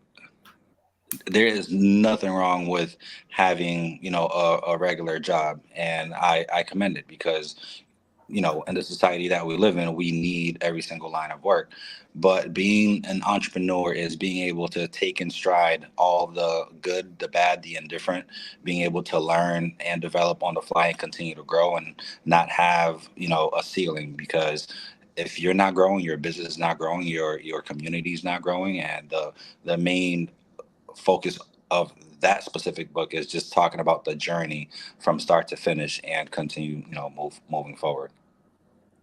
Thank you. We'll be on the lookout for that. And Roosevelt, that is why the work that you're doing with YB&NB is so important. You're bringing entrepreneurs together. You're helping them, provide them with the resources, the insight on how to navigate their business, because being an entrepreneur is difficult. It is difficult work. You sometimes don't know how to navigate the challenges and the nuances of doing something new, maybe doing something different, or doing something that other people do, but bringing your own spin to it. And so I know we haven't touched too much yet today on the work that you are doing, Roosevelt, with YB&NB, but we also want to give you your flowers for bringing your ever-growing community together and bringing different thought leaders together to uplift one another, to do work in collaboration, to learn from one another on how it is that you can leave your mark in society and you can bring your passions to life in creative ways. So thank you, Roosevelt, for the work that you are doing. Steve will be on the lookout for your book.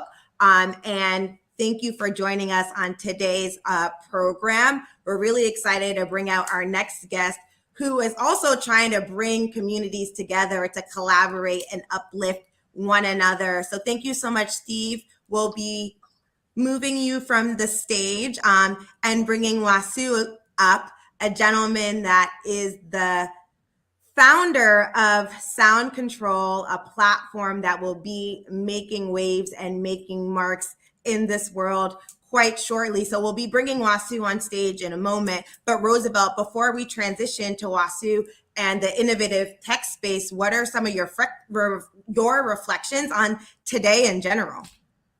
Well, today is all about solutions. It goes back to being 100% solutions, being able to solve conundrums and be able to have systems and teams.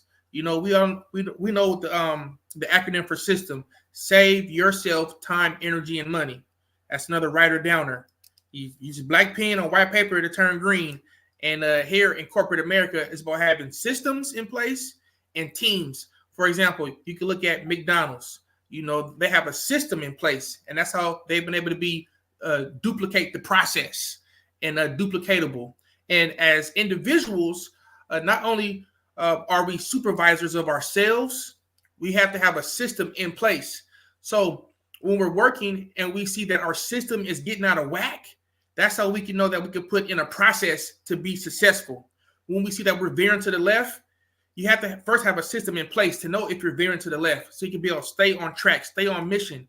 You know, that's the only way you can measure and weigh yourself. Here's a writer downer. If you record it, you'll be rewarded.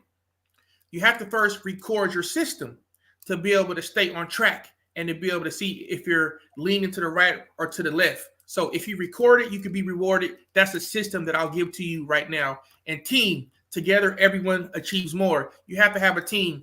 Like the gentleman said earlier, identify your bird tribe. And that could be individuals that are going to provide you with that positive reinforcement. Mental mindset and well mindset. We'll go into that one next. I don't know how much time we have, but I could definitely share some more critical success factors. Next time, we'll talk about the mental mindset and the well mindset. Thank you so much, Roosevelt, because it's all connected. We are one being. So the mental systems in place for your mental, your business, and everything in between, your relationships are really important.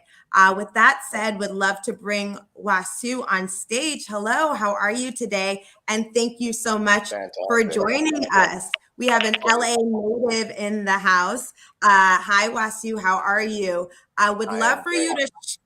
That's great to hear. Would love for you to share more about yourself and the work that you are doing with sound control that will be hitting and making waves very, very soon.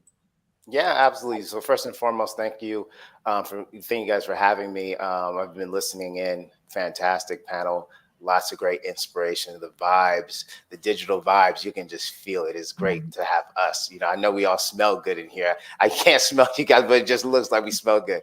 Anyway, so my name is Wasu. Sound Control. Sound Control is a fan engagement platform. So essentially what we do is a mix between Cameo and Reddit. We enable super fans to have FaceTime conversations with their favorite artists. So if you think about the Beehive and some of your favorite artists, us as fans, we give a lot of energy to these artists. And sometimes that energy isn't reciprocated. So on our platform, we're literally building the tools that fans can use to have a FaceTime conversation with their favorite artists and be rewarded for the activities that they do on a daily basis. Wow, that's phenomenal, very innovative, working with creators in that space and giving them a different way to have and access that direct connection with their fans. Would love to learn more about sound control. But before we dive into sound control, how did you get to the place where you were launching this new tech venture? We were just talking in the last panel about entrepreneurship, and it is difficult and it requires being innovative, but getting access to resources and putting something in the market. So what was your experiences? What have your work experiences been like? And how has that led you to the point that you're at now with the launch of sound control? Yeah, it's been a journey. I've had an interesting journey. So I've been in the music business since I was 17 years old, being a manager, working at Universal. Like the gentleman that spoke before me, I'm a first generation American, right? So I have Nigerian parents. And if you guys know anything about Nigerian parents, they weren't gonna just allow me to go into the music space. I had to go to college. I had to either usually be a doctor, engineer, or lawyer. So I took a interesting route in the real estate space. After I graduated college, went to Marcus & Millichap and became one of the larger brokers here in Los Angeles. If you guys are into multifamily, you would probably have seen my face and stuff like that. In 2020, when everything slowed down and shut down, it provided a lot of us opportunities to kind of rethink our lives and see what do we want to do? How do we want to kind of move our lives moving forward? So I've always wanted to revisit the music business.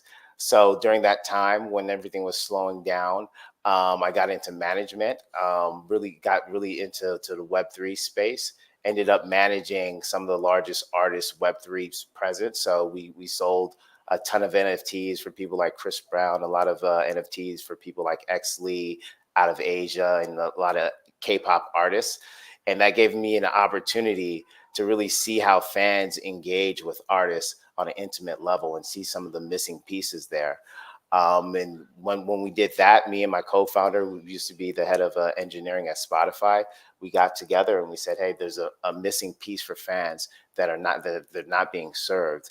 A lot of people are giving energy to these artists, and they don't really have the opportunity to just, really just have that conversation that really would change their lives, right? Imagine if you could have a conversation with, I don't know, a Tinashe or a Tank or whoever you think is your favorite artist. That really is something so valuable for the fan, and we wanted to provide that for them. So we put our heads together about 6 months ago, and happy to announce that we're launching in March. So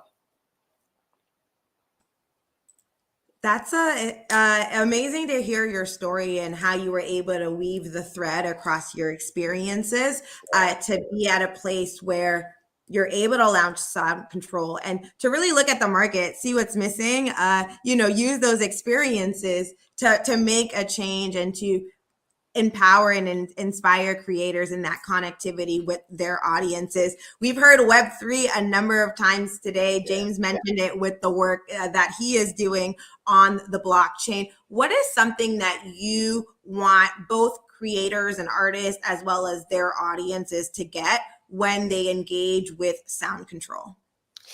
Well, I'll tell you what I want our community to get when in regards to Web3. I think right now, when you're looking at Web3 and AI, if you could think about it from a global perspective, this is really the first time that our community has been involved in the technology from its infancy stage. And I see why I'm such a proponent of like Web3 and AI and just tech in general is really right now, like in the 60s when computers came out, 60s, 70s, obviously we're just the Native Black Americans were just focused on getting rights, right? In the 90s, really didn't have access. The information wasn't out there, how to start startups, how to really break into the tech world. Now, when we have this massive society changing technology with Web3, AI and stuff like that, we're right in a very, very important position because we are the cultural leaders really in America and really in the globe. So we have a really big opportunity to kind of get in these spaces and kind of take market share in these spaces. I think that's a really important message for everybody listening to this live stream to understand is, you might want to think about pivoting into AI or pivoting into Web3 because there's just a fantastic opportunity. Now, in terms of what we want our users to get from our Web3 platform is, again, we're really just trying to bring fan and artists closer together than ever before. From the artist perspective, there's so many things happening right now in the music business that's really hurting the monetization ability of artists. I don't know if you guys just heard, but Spotify is not paying people that get less than 1,000 streams on Spotify. And there's so many things that are kind of getting in the way of artists making a living in making music. So we're looking to help them create recurring revenue, and we're looking to bring fans closer to the artists. I think it's a win-win for everybody. Big love. No, that's awesome. Before we conclude, can you please give us some words of encouragement and a forecast for the tech in the tech world from your perspective? Yeah, like I touched on, man, we're here, and I want everybody to know, like, the numbers in the tech world aren't really pretty. So Black tech companies, we get less than 1% of venture money, and that's, to be honest, disgusting. But I think we're here, and I want everybody to walk into these rooms with their heads held high, knowing that we are the ones. We are the ones that bring culture to these tech platforms. If you take Black culture off of Twitter, Twitter is nothing. If you take Black culture off of TikTok, TikTok is literally nothing. So we're in a fantastic position to really, in the next decade plus, kind of dominate these spaces, and that's what I'm here for. I'm not here for the happy to be in these rooms. I'm here to dominate, and I think that's kind of what we are seeing. So yeah. Man, black is the new tech, brother. That's been our motto today. Black is the new tech, and I appreciate that, man. I do have one ask before I go. Yes, sir. So our wait list is an ask. Yes, I'm going to ask you guys to do something. So our wait list is open. Like I said, we'll be launching late March. You can go to Sound Control XYZ, and that's sound and CTRL XYZ. So sound and then like scissors control XYZ, and you can join. You can sign up for our wait list. So I would appreciate if you guys do that. Yes, sir. We could definitely do that. Thank you for sharing more information. Yes, and Appreciate thank you for charting the way. There aren't that many founders, Black founders in tech, and there aren't as many Black investors in venture capital, but those numbers are growing. That representation matters when you have individuals on the venture capital side deploying the capital, and that investor space is diversifying, and you have more founders continuously pushing the needle. We're impacting and shifting culture and making a difference, and also showing the individuals that come behind us how we can continue to create space for everyone to really drive innovation. And you're doing something very interesting and very special, and we will be on the lookout. Thank you so much for joining us today. And we will be hearing more from you soon. I am sure of it. So thank you so much. Roosevelt, what a day. What a day. We've been hearing about so much innovation, so much spirit of creation in so many different facets, from technology, from wealth building, from mindset, from health, from the inside out, from pushing barriers. What a day it has been today. We are so honored to have our next guest come up to stage. What a remarkable human being, and the remarkable work that he is doing out in the community. Before we bring out our next guest, Roosevelt, any additional remarks from you? Oh, well, I have my deacon in disguise look on, so I'm up. I'm excited to see the next guest come up. I'm ready. I'm so excited to get the word, to be spiritually advised. Let's please proceed. Let's proceed. So we have the pleasure of bringing up Pastor Troy Vaughn to the stage today. Hello, Pastor Troy. Hello. How are you doing today? Thank you for having me this morning. Pastor Troy Vaughn, you are an integral individual that is doing so much amazing work in the LA community and beyond. Can you share with us the story behind founding the LA Mission and what inspired you to start this initiative to help the homeless community in downtown LA? Yeah, the Los Angeles Mission is an 87-year-old organization, was founded in 1936.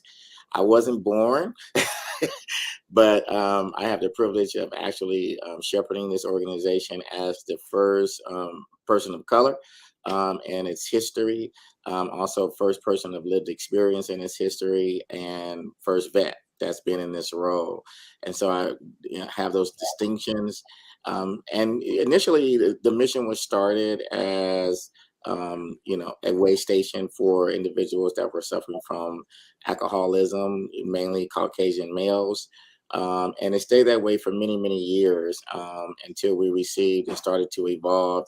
And as the population of those that started to become unhoused began to change, the mission began to adapt and accordingly. And so we see the evolution of the mission throughout its 87 plus years history, really adapting to what the community needs are. And so we're at I think the pinnacle of transformation right now, where we get an opportunity under my leadership to really begin to become the type of organization that is needed for such a time as this. And so all of my gifts and my talents are brought to bear in this role. My background, my experience, my education is now on full display, being in the seat as president and CEO of Los Angeles Mission. Wow, and it's remarkable work that you and your team and organization are doing in the community. As a pastor and CEO, how do you integrate your faith and values into the work of the LA mission, and how does that shape your approach to navigating and working with the homeless and dealing with homelessness? My faith is central. I think, my faith is the cornerstone of my existence, and it serves as the launching pad for why I do what I do. My story is rooted in levels of transformation that when I came in contact with my Lord and Savior Jesus Christ, when I myself was homeless and living on the streets of Skid Row over 30 years ago. It was my relationship with the Lord that brought me back, and really has brought me full circle to this place and now serve the community that I was transformed out of. And so when I tell people that Jesus Christ was the greatest harm reductionist that ever lived, I mean that. And from the standpoint that he had the ability to disrupt the environment that he was in by meeting people where they were at and helping them to find their own pathways of transformation through basically his life that he was living, but also the words that he had gave to them and the words of life that he imparted into them. And so me as a pastor, I take that philosophy into the approach and the way I do the work. He was moved by compassion. I'm moved by compassion. He was touched with the feeling of our infirmities. I'm touched with the feeling of the infirmities of the people that I serve every day here through my pastorate, but also as president and CEO of Los Angeles Mission. I just want to let that sit for a moment. Those words that you shared were powerful. The way that he works through us is powerful. The experiences that he puts us through so that we can be a voice and advocate for those that may have those experiences after us. All of it, it's so critical, and it's so crucial. And it's amazing that you're able to tie your faith into the work that you do and really be a person of impact to the individuals that really need your support. They need the services that you provide. They need the advocacy that you give and the voice that you give to them and bring to them. It is so important. So I just want to take a moment here to acknowledge you for all of the important work that you are doing in the community, acknowledge you for your story and the experiences that they have brought to you, and how you have been able to take your experiences and transform them into being an agent for change, into creating a runway for those to be uplifted, those that have come in the wake of your steps is phenomenal. It's truly an important work, and we can feel your presence. I think Wasu mentioned it earlier, the digital experience, but I can feel your presence, and your words literally were giving me chills. And so that's why I took a moment to pause it. So we need to acknowledge this because it is so important, the work that you're doing and how you're able to connect your faith into the work that you do, because it all is related. How has the mission evolved since its inception, the LA mission? And what is some of the impact that it's had on some of those that have been experiencing homelessness in the area? It's amazing. Like when people come into our organization, we now take these before pictures and we present the after pictures at our graduations. And so we have a 13-month Christian-based program that people are able to come into for men and women. And it focuses on everything in terms of not just their spiritual development, which becomes the foundation, but also their skill development. We have an employment workforce development center and philosophy. People can come in and get their education and matriculate. And now under my tenure, we have an accredited course that people are able to go through and receive their credentials in ministry. And we connect them to higher education through that process. And so they start here at the Los Angeles Mission. They can move over to organizations and entities like Biola University, Azusa University, Vanguard University, and because all the courses that we teach here now are accredited. And so they're able to matriculate right into higher education if they so desire. We also partner, you had the young man on earlier talking about IT. We have a partnership with Cisco. We're teaching individuals how to use technology today in this space. We're starting a green energy efficient initiative where we actually are training people in jobs. For initiative, we received a large grant from the state of California called Hire. And so we are now getting ready to open at the end of April, early May, our first workforce and development concierge workforce facility in partnerships with organizations like CBS, UPS, Target, Cisco will be embedded in this facility to help people in our community attain a skill set that can move them into a career path. And so when we talk about a holistic approach, the LA mission is not just about shelter. When I got here, I did away with the shelter approach and I created a stabilization approach. And so what was our shelter is now our stabilization center. And at the front end, we wrap full services around there, my clinical services led by our senior vice president, Dr. Roxanne Jordan. Really, we begin to do clinical assessments on the individual. We invite them into the process. We use different types of therapeutic values, like the therapeutic value of storytelling, healing circles. We really create a lot of things. As a matter of fact, last night during Black History Month, I was sharing a panel with Nick Cannon and a physician from UCLA Medical Center.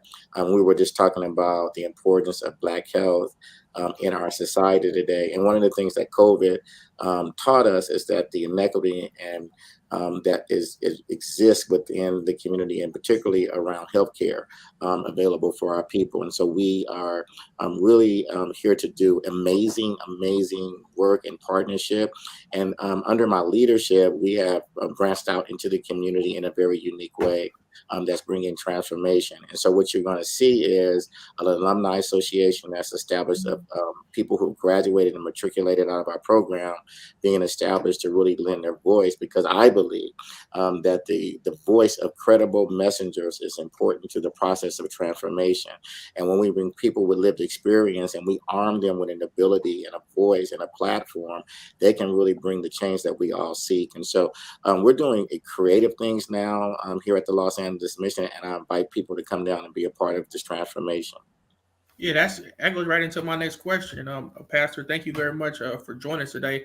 How could we and our viewers, all of our listeners, how could we support the LA Mission? Because you're doing phenomenal work and you're changing lives. How could we support?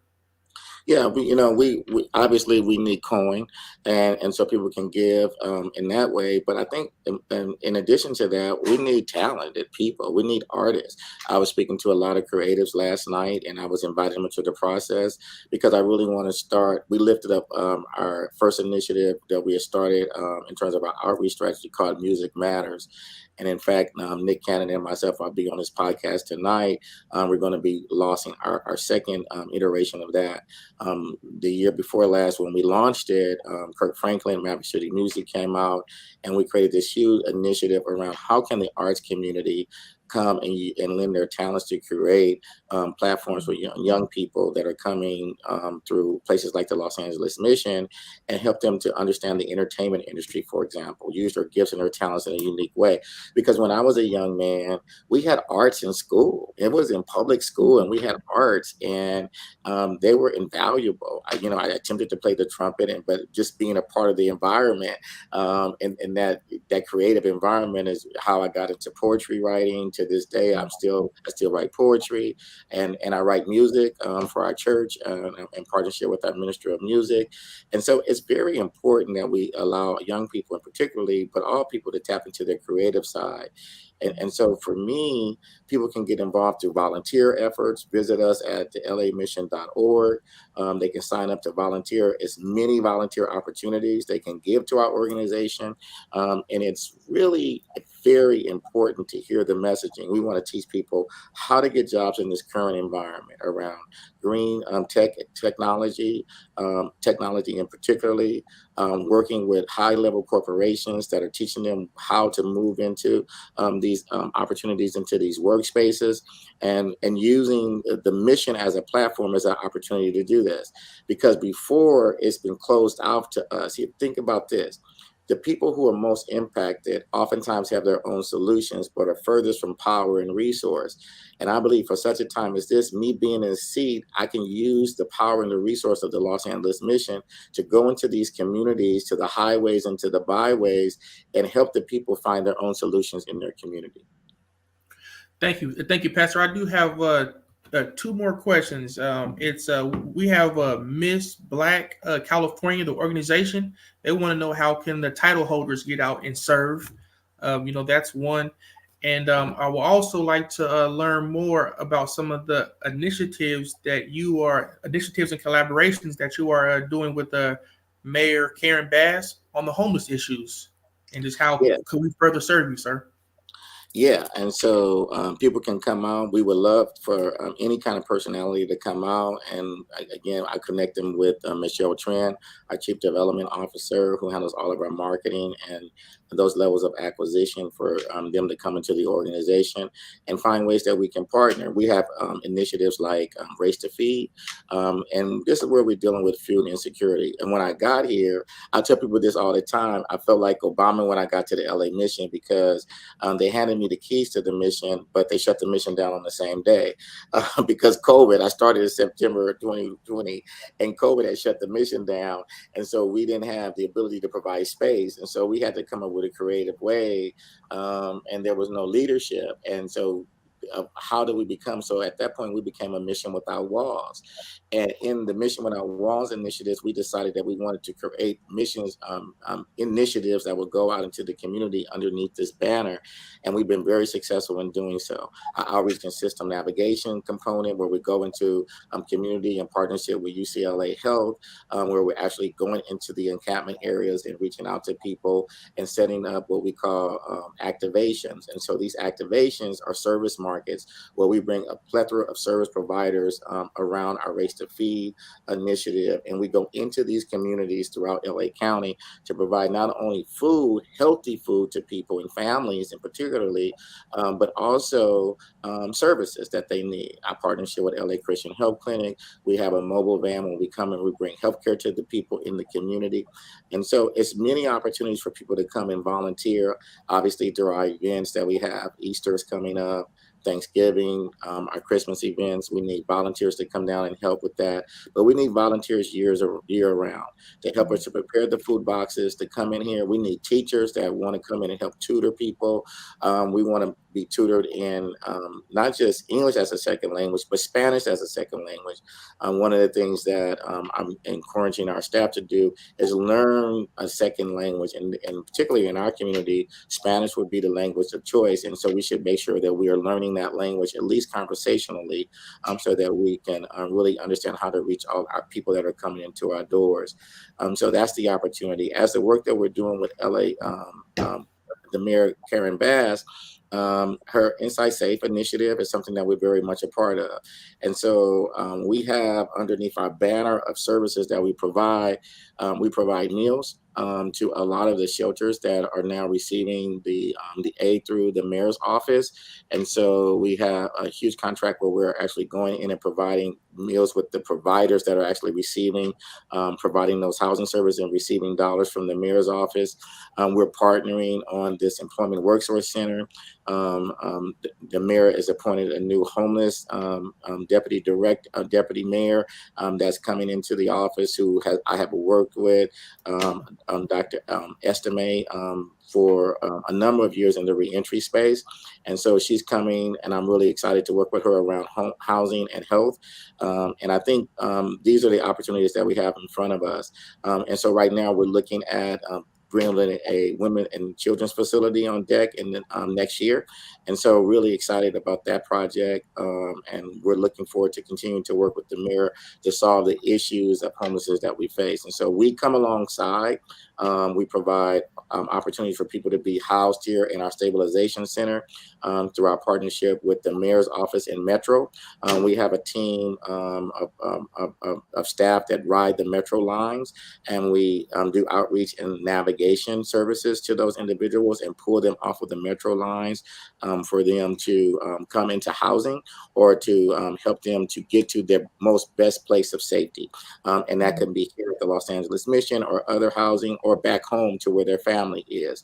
And so whatever it is, our multidisciplinary team is out there riding the trains and the bus lines to help people. And we're also going into the encampments, reaching to those people out on a daily basis to make sure that we're connecting them to those resources through Inside Safe. Hey, man, I'm glad that it's a mission without walls. And I'm also glad that you don't need a country club with a cross on it to do God's work. That's right. You know, I think it's important that we understand that the church is not a building, it's the people. And even though I have a facility in Inglewood and I've been pastoring the church now for my wife and I for close to 30 years and will continue to do so as the Lord allows me to do so. But our church now has purchased half the block in Inglewood. We have outreach and gathering because I'm about community. I think church has to be community. And so I, you know, as a pastor who is a part of the community, we have opened our doors completely up to our community. We are providing interim housing services for people that are returning home. We have a second chance organization called Christ Center Ministries. That's a sister agency to the mission that we started 20 plus years ago. We have 16 interim housing, 4 permanent supportive housing, and we provide what they call interim case management services. And we go along outside into scatter site housing models to provide this care to people in a very humane way. The mission is a thoughtful leader. And I think our board, seeing the future, brought me in to help guide us into that place. I was a board member prior to accepting the assignment as president and CEO.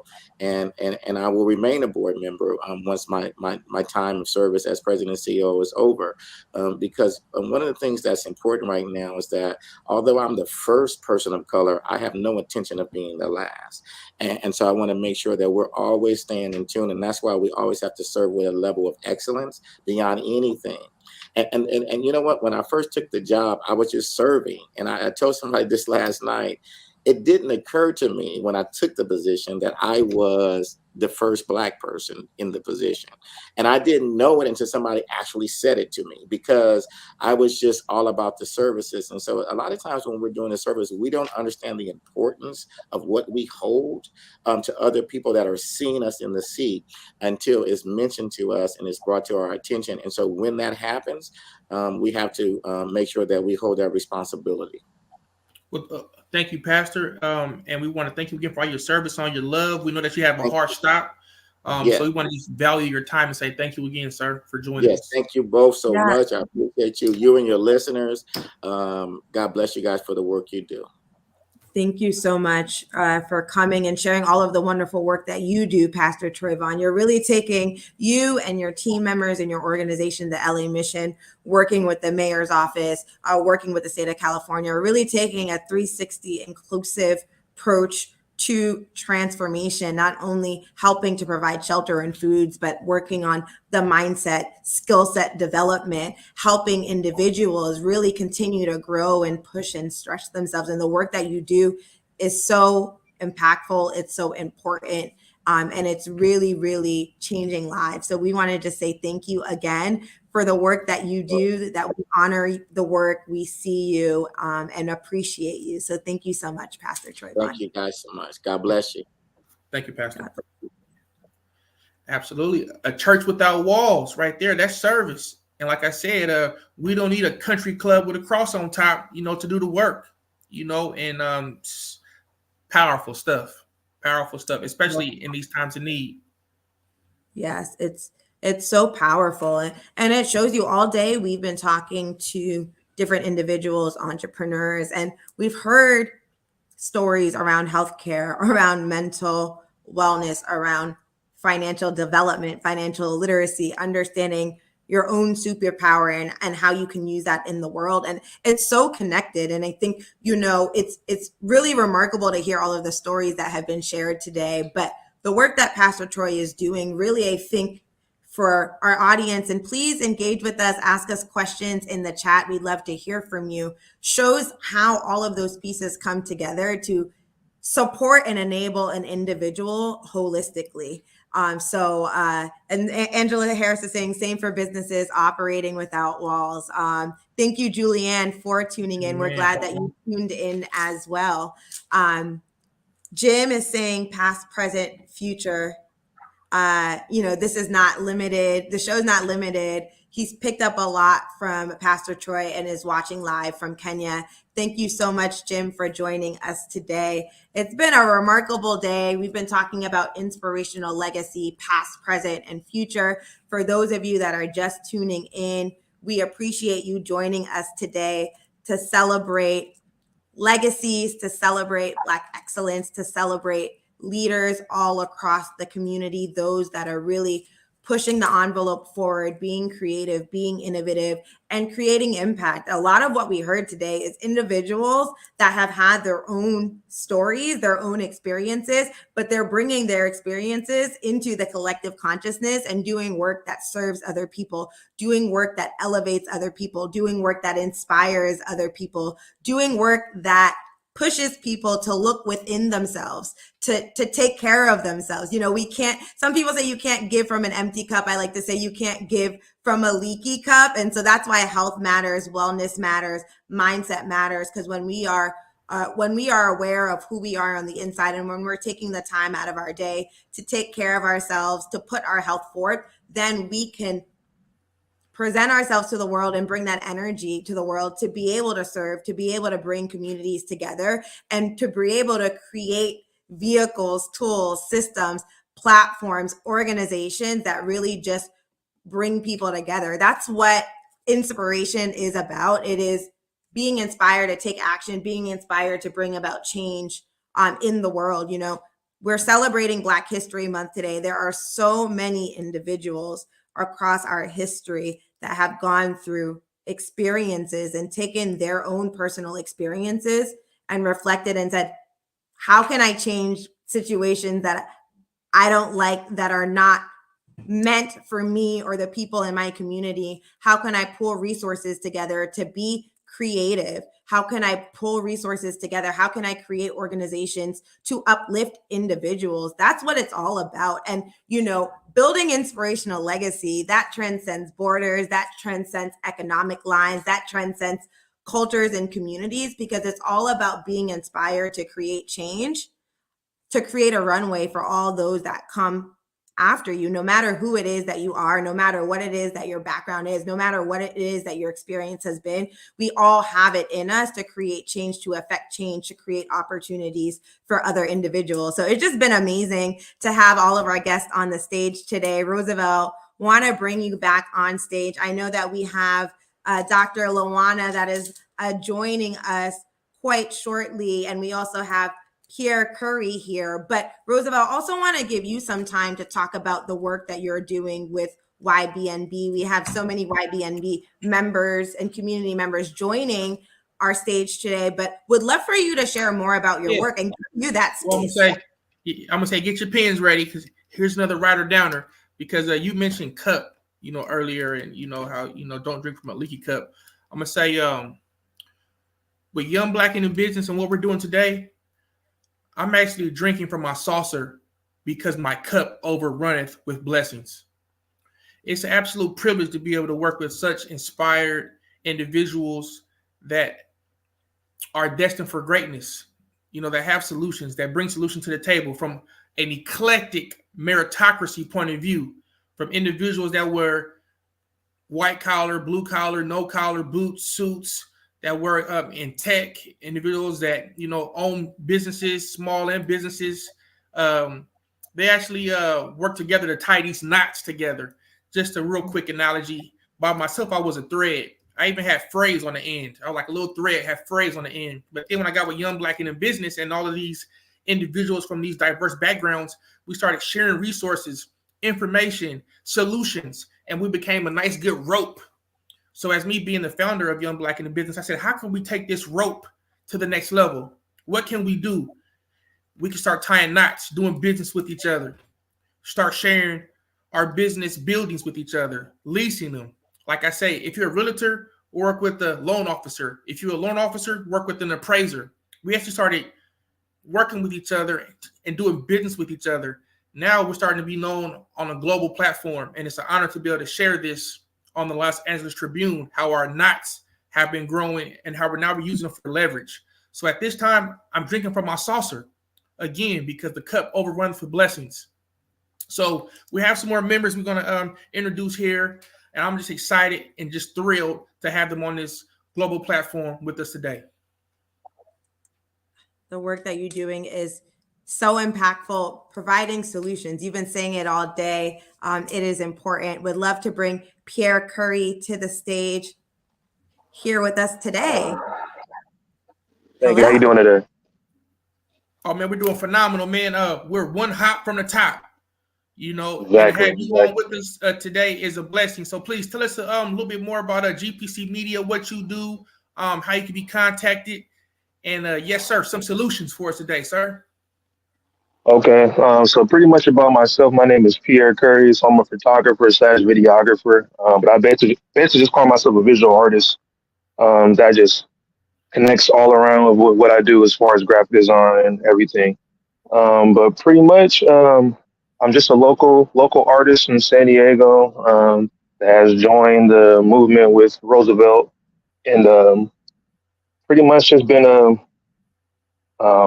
connecting with different people doing different stuff. I feel like this is the time of my life that pretty much Black folks has been helping us. Like we've kind of been helping each other out like a whole lot, and I really appreciate that and everything. So I've just been riding along with them and on this journey. But yeah, that's pretty much it. Did you have any? Yeah, anything else? how can we book your services?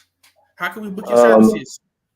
You can book me on my site. It's going to be www.pierrethevideographer.com. You can do all your booking there. You can buy gift cards and stuff like that. Also, you can just send me like a direct message on either on Facebook or on Instagram. You can find those two on that's going to be the GPC Media, and that's going to be for both Facebook and Instagram. That'll be the names for both, so you can reach me right then and there. I always respond really fast, so let me know what I can do for you. I'm always ready to work with different people, artists, like something that I really take serious. So I'm always ready. And I would say lastly on my end, what makes your business and your vision different from others? What makes you unique? I feel like for me, I really take my time with it. I'm not out here just trying to do work to get your money and then shoo you off. I'm pretty much the guy that's gonna make sure that you like the content that you wanted. You know what I mean? I'm pretty much gonna do whatever I can because basically, like when you look good, I look good. So I always wanted to make sure that you look good. That way people are gonna ask you, who did that for you, or basically, like who had told you about this guy. So that's just my whole thing. I just want to make sure you look good and I look good. Keep it clean. Clean and classy here in San Diego. Well, look, Pierre, man, we want to thank you for joining us. I know you got another shoot you got going on, but we definitely want to just give you your flowers and recognize you during Black History Month. Let you know, brother, that you are the epitome of excellence. Appreciate it. Big love. All right. Thank you guys. You guys have a good one. For joining us here. Thank you. All right. Yes. So Pierre Curry, he has a videographer service with two other gentlemen, GPC Media, and they do a lot of videos that you see for young Black and in business. And since we've been working with GPC, they've been able to scale their business and get bigger contracts. So just to have the gentleman, take a moment out of his day to join us, it's a big win for all of us. So again, we want to thank you for allowing us to share the platform. And it's amazing what you do, your work that you do, Roosevelt, working with individuals in the community, providing them with solutions, tools, and guidance to help their entrepreneurial journey. Being an entrepreneur is not easy. And it takes a community, like you said. It takes tying the rope together, connecting the threads. It takes a community to grow. And so that is why the work that you are doing with YB&NB is so important. And we're so delighted to be able to support the YB&NB community and see it grow. And I know that you all are expanding on the West Coast and continuing to expand and grow your community. It's just phenomenal to have your community members joining us today. We would love to bring next onto our stage Dr. Lawana. I know that she is here and would love to bring her on stage, and then Xavier. So Dr. Lawana will be bringing you on stage. Hi. Hello, Dr. Lawana. So thank you so much for joining us here at Inspirational Legacy, Past, Present, and Future. Would love for you to share with our audience more about who you are and the work that you are doing right now in the community. So I am a process engineer and an Afrofuturist. Most people know me for the work I do in Afrofuturism. For the past 6 years, I've been producing Afrofuturism Lounge, a Black Comic-Con during San Diego Comic-Con, where I showcase and feature Black independent artists and creators along, well, as like an after party to San Diego Comic-Con. 3 years ago, I started AfroFutureCon, which I do in Southeast San Diego to make the con experience accessible to the community. AfroCon is short for Afrofuturism Consciousness Convention. Again, I have the independent artists and creators and publishers, but then I also bring innovators and thought leaders and have workshops and panel discussions on issues that are pertinent to our future progress and development as a people. The other thing I do is I work with the UN. I'm a member of the International Civil Society Working Group for the UN Permanent Forum on People of African Descent, where we work together to make sure globally all of our concerns are being addressed and considered and factored into things like the Summit on the Future that'll be taking place in New York in September. Absolutely. And Doctor, can you please give us a little bit more about your background and your educational posture that you have? Because you're a distinguished doctor. Please share. So I have degrees in my undergrad degree is in business. I have a master's in information systems, and my doctorate is in educational leadership with a focus on social justice. I've worked professionally as a business systems analyst. I currently do organizational development and design, as well as public speaking and consulting for organizations in the areas of strategic planning and process engineering and cultivating a culture of continuous improvement. And thank you. Can you please give us your definition of not only Black excellence, but inspirational legacy? What's your definition for? So they kind of go hand in hand because, for me, Black excellence is contributing to the legacy because as we are, whatever we're doing, if we're not creating something that is going to carry forward, it's very temporary and kind of performative. Yeah. That is impactful. Dr. Lawana, how did you get into your work of Afrofuturism? You have such a dynamic educational background and variety of experiences. How did you take all of those experiences and put that into the work that you're doing today? So I'm a nerd from way back. I was reading science fiction and comic books and playing video games when I was very young. And I always did it as a hobby. Then I started discovering work that centered and featured us. And then during the mid 2000s, there was, like 2005, 2012, in that area, there were a lot of incidents of violence. And working at a university, there were a lot of students who were impacted in a way that it was impeding their ability to focus and get their education and move forward and keep hope. A lot of our students were ending up in counseling and psychological services. And I was looking for something to give them that was different. And I realized that Afrofuturism was a framework for imagining forward. It's one of the ways to address equity, diversity, inclusion issues in a way that's not about shame or blame or pointing fingers or being depressed about what happened. It's more about being informed by the present and the past, and actually planning for the future and imagining a better way or a different way. Powerful stuff. So where are you taking us with Afrofuturism? Because we definitely following you. We're behind you and we're rooting for you. Where's the vision? Where are you leading us? So my goal ideally is for us to all internalize our locus of control and understand that we individually and collectively are creating our future. There are many things that we don't have control over.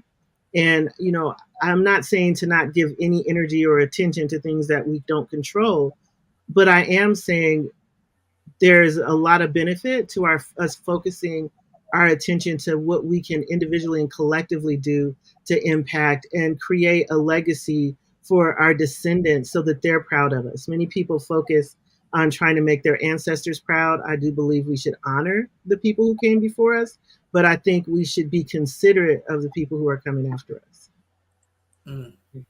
And so with that, I travel, wherever there's opportunity to help spread that message and create it. One of the things we did for the UN Pact for the Future that'll be released in September is created a document where we kind of laid out a briefing of ways that the UN can support Black excellence and progress. For example, as opposed to asking for, yes, there's a debt that's owed, and we were not saying that's not true, but open up procurement opportunities, because there are a lot of businesses that, given the opportunity, will thrive in a way that we can address and solve most of our own issues and challenges.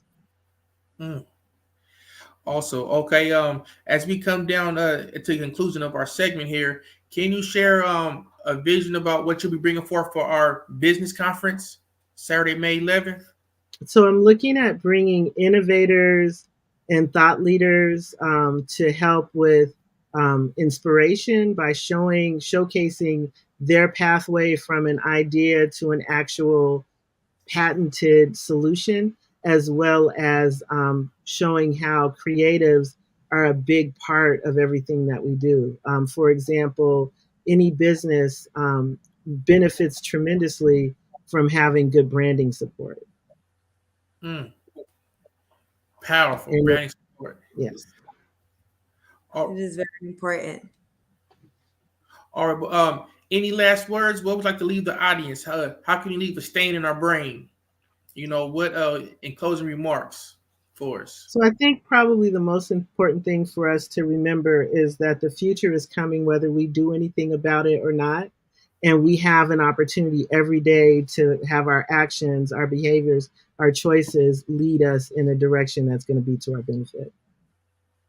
And how can you be contacted? This is phenomenal. I already see it here in the comment box. How can you be contacted? Dr. Lawana on Instagram, on Facebook, and then drlawana.com is probably the easiest. Also, there's Afrofuturism_lounge on Instagram. Thank you. Thank you for your time, Doctor. You were able to fit us in your puzzle today, and we really appreciate that. And we're gonna have to have you back so we can dive into a little bit more about Afrofuturism. All right, cool. Take care. Thank you so much, Dr. Lawana. Wow, what a powerful segment.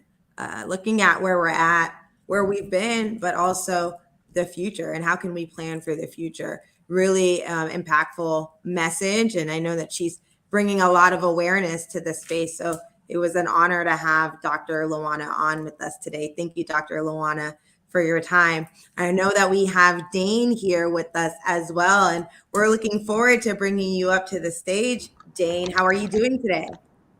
Trying to be number one like you guys. So thank you for having me. Let me give a big hand, Mr. Levant, Miss Richmond, Dr. Richmond. You know you put up with me, you guys. So let's get this thing going. It's 11:30. I've been drinking some of that coffee, but I'll leave Listen, I feel your energy. Thank you for reinvigorating us and energizing us. Dane, it's a pleasure to have you on today. Please share with our audience more about yourself and your background, what you have going on with us today.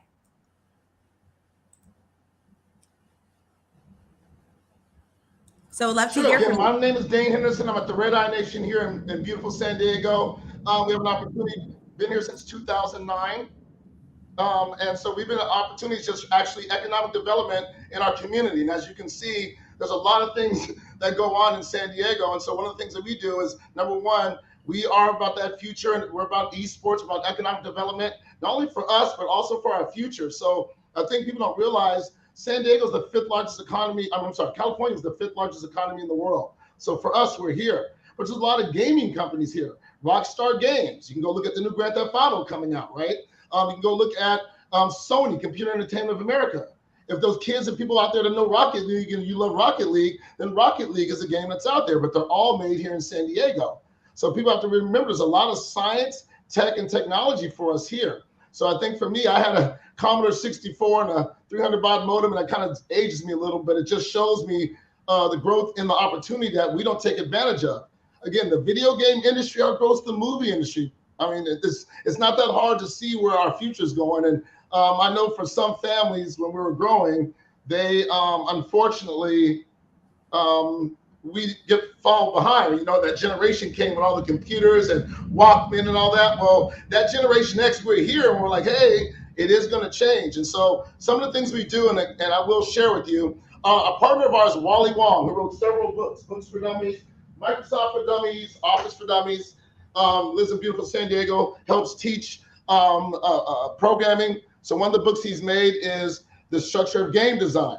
Now, Wally Wong, again, look him up, Wallace Wong, Books for Dummies, been writing books for 20-something years. But the reason I bring him up to this is that he also just wrote recently a book with a Black woman from San Diego living in the Spring Valley area named Tanetta. And Tanetta and Wally have written a book, and then you guys get a chance to look at it. It's called Programming for Game Design. Again, Black woman writing code for Godot for game design. So please, again, San Diego launches in March. And what's the better way to talk about that? That's phenomenal. That's phenomenal. Tell us a little bit more about your background, Dane, and all of your entrepreneurial spirit. Boss, it's just showing people things, right? I think my thing from us, we have LED screens, we do those trucks, we do concerts and events. But what I'm really trying to showcase is helping support communities. Out in San Diego, we have a lot of casinos and a lot of Native communities here. And one of the things I think we fall behind is we go and we don't work with those communities enough. And one of the things we can do in the future is learning how to make and design games. So that's one of the things we do in our projects is how we can support and showcase that next generation of gamers and programmers. Every day, somebody's on their phone. It's another game, a computer, and an app. And I don't want us in our communities, especially in the Black communities, Native American communities, Hispanic communities, whatever communities where you're poor and hungry and broke, they need to learn still how do we stay on top of that and then give those opportunities to those students and those people that didn't have that opportunity. That's beautiful. Our theme today has been Black is the New Tech. You know, how do you feel about that? We've been here. We've been playing Madden and 2K. I mean, this ain't new for those kids that are coming out. We were texting on our pager. So for those people who don't know, no, tech, we've been using it. I don't care what community you was in from the 80s and 90s when you had the SkyTail and you thought you had the Pactel page and everybody was bumping and you had a quarter in your pocket. But really, tech has always been here. And I just think that as we laugh and see it silly, everybody's got a game on their phone. You can laugh at me, but guess what? And you're all playing it. So we just got to realize the guy who invented the cartridge, go look it up. The guy who invented the cartridge, go laugh at me, is a Black man. But we don't talk about that, right? So we need to help that. If you see those Native American communities, help them and make and design their own game, not buy Konamis and IGTs. We Black, you know how to program games out here. So that's where I'm at. So I'm sorry, I'm trying to be your, I don't know, your Black Elon Musk. There you go. Hey, man. And look, you got the rocket ship, brother, you know, and your energy is through the roof. You know what I mean? You take us to the moon here. So before we conclude, you know, we got about another 2-3 more minutes here. Not only do I want you to let us know what's coming up and how we can support you. There's a lot of things coming up. We got gaming, but we also have concerts. And a lot of the concerts, we promote a lot of our own individual products. So if it's whatever owned, right? Let's give, I don't care who you are. You got to come in here. In San Diego, there's only about 7% Black folks out here. So we got to do what we do, right? But the influence we have seriously out here is very important. So we need to tie in other communities to showcase the products that we already do. You know what I'm saying? Like the Kelsey fade. No, I'm kidding. But you know what I'm saying? We got to promote and showcase products. But guess what? That's part of our culture. That's all of us, right? We're all going to eat it. I've eaten more tacos probably than you, Ms. Roosevelt. I don't know, but we've eaten some tacos, right? But make sure you implement those communities. So things I'm doing coming up, again, we have concerts and events. We got the dog pounds and the do or dies and the dizzy rights showcasing art. But all the art we showcase, we also have gaming in there. So Tanetta will be involved in having the Tekken 8. She was one of the top players out here in San Diego when they're playing. So I'll leave it alone. But the bottom line is we have a lot of events going on. Go to theredination.com, TheRedINation, redination.com. If you have music, you got things you guys are trying to do, esports, education, spirits. We have a coffee company. We'll talk about that later. But guys, go check out our coffee, NEGUS, coffee.co, NEGUS, coffee.co, and you'll feel like a king like I do today. Yes, sir. By any means, energy is contagious. Contagious. It sure is. It sure is. Go ahead, listen. You have it. No, the work that you're doing, it's important. We can feel your energy, your spirit. Can feel that you're a leader, and hope that you inspire individuals, if they're not already in gaming, to learn more about it, to get more involved, and continue to innovate. So thank you so much, Dane, for joining us today. We'll be on the lookout for all of the amazing events that you have coming up, and please keep that energy and spirit about you. It is contagious. We can feel it in the digital space. It transcends, and it's quite invigorating. And if this is the energy that you bring to this space in this forum, imagine that energy that you bring to your work, and imagine the output of work that you do, because you just radiating it. It's coming out from the inside out. So we thank you again for joining us today, Dan, and have a wonderful rest of your day. You too, boss. Yeah, Biz Divas. He's got the energy. They know me out here in San Diego. I'm a little too much. Why they mad at me though, girl? Go shoot the three. You shoot the three. That's my job. Why they mad at me? You shoot the three. All right, Gary Payton. We'll see you later, man. Thank you. Peace, you guys. Yes, sir. Phenomenal. Dane's coffee. I have you ready to run through a brick wall. I tell you, and it's definitely it's contagious. It's amazing. I'm like, would love to learn more about Dane's coffee. And so great to have Dane on, and it's a pleasure to bring our next guest on. Roosevelt, would love for you to introduce further Xavier Johnson as I bring him up to the stage today. Absolutely. Big boss Xavier, how you doing, sir? I'm blessed. How y'all doing today? Oh man, we're doing phenomenal, man. I definitely been watching you and all your incredible work, and we had to have you here on this talk today, just because you are the Black is the New Tech. That's kind of been like our theme today. And one thing that you do was help our people stay safe when they're on cyber. When they're on the net. So if you could just share with our audience, who you are, what you do, and how to be contacted. Oh yeah, for sure, man. Thank you very much, man. My pen running out of ink, so I'm gonna have to go ahead and get back on the website, get my order in. Yes, sir. Yeah, man. Xavier D. Johnson, Detroit born and raised, moved here to San Diego about 3 years ago. Run a cybersecurity business. Also have a nonprofit called Build Skill Foundation, where we teach people technical skills all the way from bookkeeping and accounting to web development, web design, programming, networking, cloud, and cybersecurity. But I'm a lifelong nerd. I taught myself how to program back in 2004 as a kid. From there, I just started making video games, picking up a lot of books, learning different ways to make the computer do what I wanted to do. As a teenager, did robotics. Spent time in the engineering academy, became the president of my engineering academy, and as I graduated, I decided I didn't want to take the traditional path.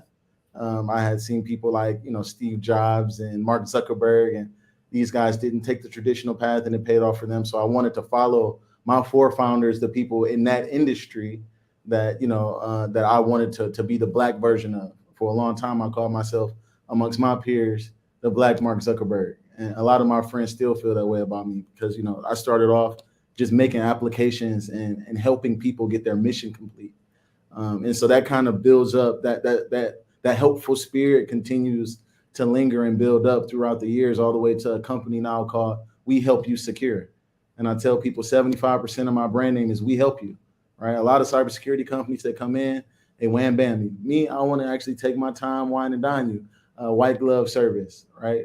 We want you to feel good when you're going through our process. So cybersecurity is extremely important. We're in a cyber war.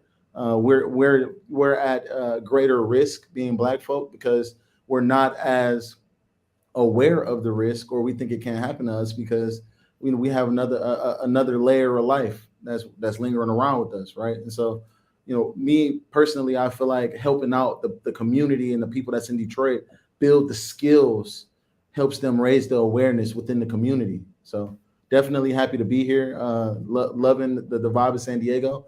I've been able to drive a lot of impact here. So yeah, definitely excited. Thank you for having me on. Oh man, a pleasure, man. We're gonna keep popping them in, and then we're gonna pop back to you, Xavier. I got my man Odie Gray, here in the room, and then we got the illustrious Angela Harris. All of us are solution based and entrepreneurs. Miss Harris, before we come to you, I would like to have Odie Gray give us an introduction on who you are, what you do, what region you in, and yes, sir, this is time to brag about yourself. And then Miss Harris will come with you next. We got to have you on mute though first, boss. Apologize about that. First and foremost, thank you for the opportunity. My name is Odie Gray. I'm the president of Diversity Cyber Council. We're a 501c3 nonprofit based in Atlanta, and we provide cybersecurity and technology workforce readiness programs to residents of underserved communities. We've been doing this for about 3 years, and when I realized by leading a nonprofit, especially a Black-led nonprofit, it seems that the nonprofit industry doesn't really speak to us. It doesn't speak to our community. It's a lot of corporate language being leveraged to reach our people, when it's just a miss. So in the midst of us doing this, we established a social campaign called Tech is the New Trap. And if you know about the trap, we were leveraging our culture, our music, our entertainment to reinforce more equitable opportunities into tech entrepreneurship and tech careers for at-risk youth and people of color. So bringing it all together, I realized really evolving and leveraging the culture is what's going to lead to better outcomes for our people. And instead of asking for equity from people outside of our community, we have to create the standard by showing other people how to treat us based on how we treat us.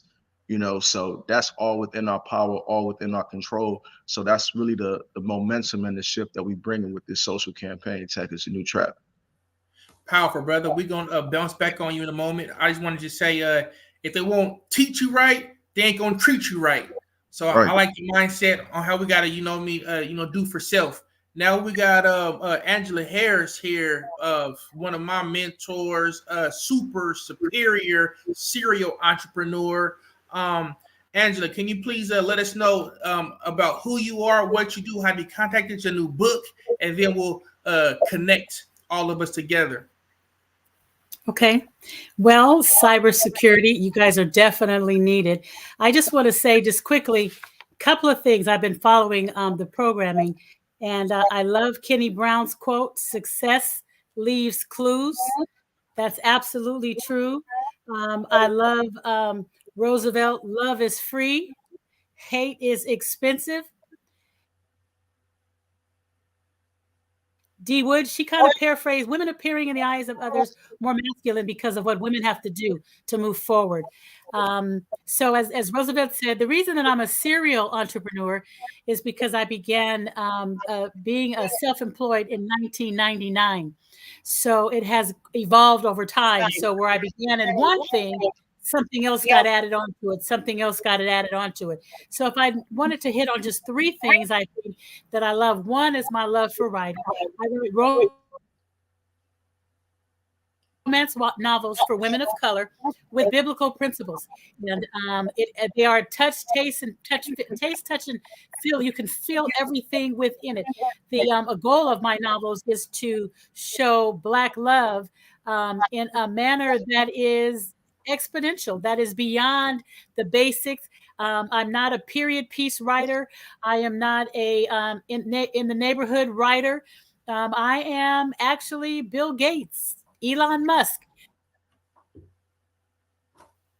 Those things. Roosevelt's big words, dream big. So I believe that there's many avenues for us to have access, and that there are many novels. And so that's one. I have a call center. My niece actually runs that.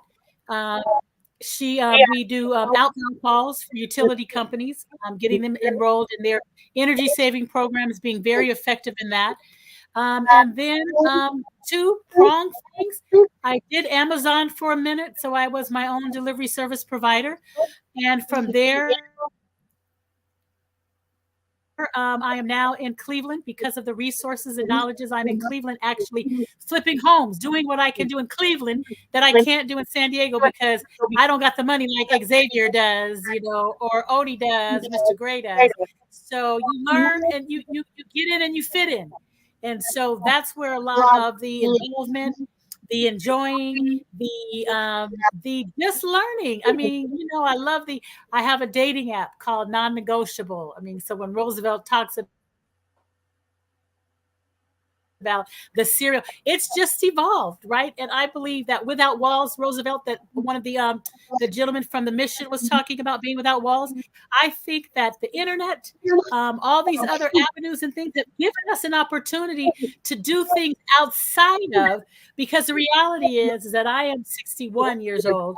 And I will tell you guys that even at that age in 2024, the fact that I'm a Black woman, I still have to deal with obstacles. I still have to maneuver and bob and weave. So in 2024. So we need to be without walls, and we need to find a way to expand and explore what we do outside of our walls. Back to you, Roosevelt. Thank you. Thank you very much, Angela. So look, this is how we're gonna do this right here. This is our executive boardroom right here. So we make sure some things that's esoteric, but this is for the culture, because we got color, culture, and consciousness on this call right here. So Brother Odie, I want you to be able to give us a 100-year plan, a 100-year vision on how tech is a new trap and how our culture is going to be superior in that faction. Xavier, what I'd like you to do is, after Odie speaks, for about a minute and a half, I want you to follow up on how we can secure the king before we attack. That's a chess move. How can we secure assets and keep them sustainable in the cyber world? And then Ms. Harris, after Xavier helps us protect, our castle, I want you to be able to provide that culture and that experience on how we can be sustainable. So, Brother Odie, take us to that 100-year vision, brother, when tech is a new trap, where our people and our culture should be going right now. Absolutely. When we say tech is a new trap, we basically saying tech is a new hustle, right? There isn't a business that's viable and successful that doesn't have some type of element operationally supported by technology, right? So 100%.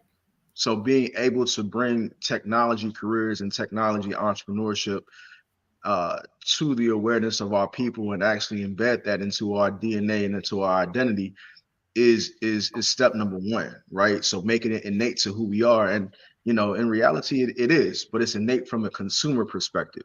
We have to switch that and evolve that to be to a more, I would say, practitioner perspective, right? So, most people know how to handle a phone, but to like what Xavier did, you take it to the highest degree. Now I know how to create programs, right? Like that's we need more Xaviers. We need more people that can learn the frameworks, learn the technology, and build and create. And that's what tech is a new trap is about. As far as like the game plan, I can let you know right now, like first we're dropping a lifestyle brand called Entrepreneurship is My Sport, right? Have that be something that everybody can rock, because that has a play on entrepreneurship, that has a play on the culture with sports and entertainment, having that be a lead off into the Tech is a New Trap campaign, where we're hosting events, we're having music and technology festivals. We actually got a hackathon going in Atlanta this weekend.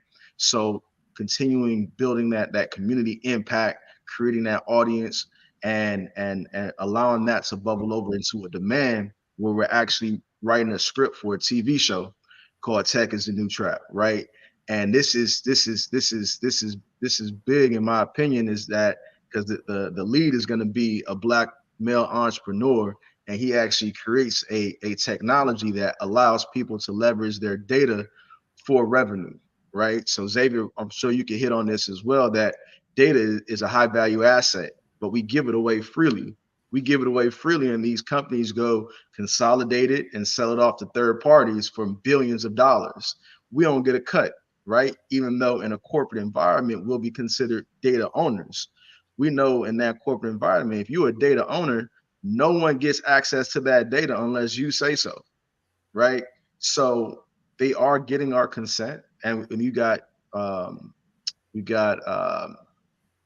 regulations like the GDPR out in the European Union that has a lot more tighter and stricter uh, compliance around data privacy and consumer data. We're going to start to see that evolve here in the US as well. But I say all that to say the show is going to be based off this black male entrepreneur who cracks the code and allows everybody to basically have a universal basic income based off this technology. But it's going to show his success, and it's also going to show how he started, right? So when we say tech is a new trap, we're going to blend those two worlds together to show how technology was leveraged as a way to make it out of the trap. You feel what I'm saying? So yeah, that's like more not like really the 10-year plan, but like the 5-year plan.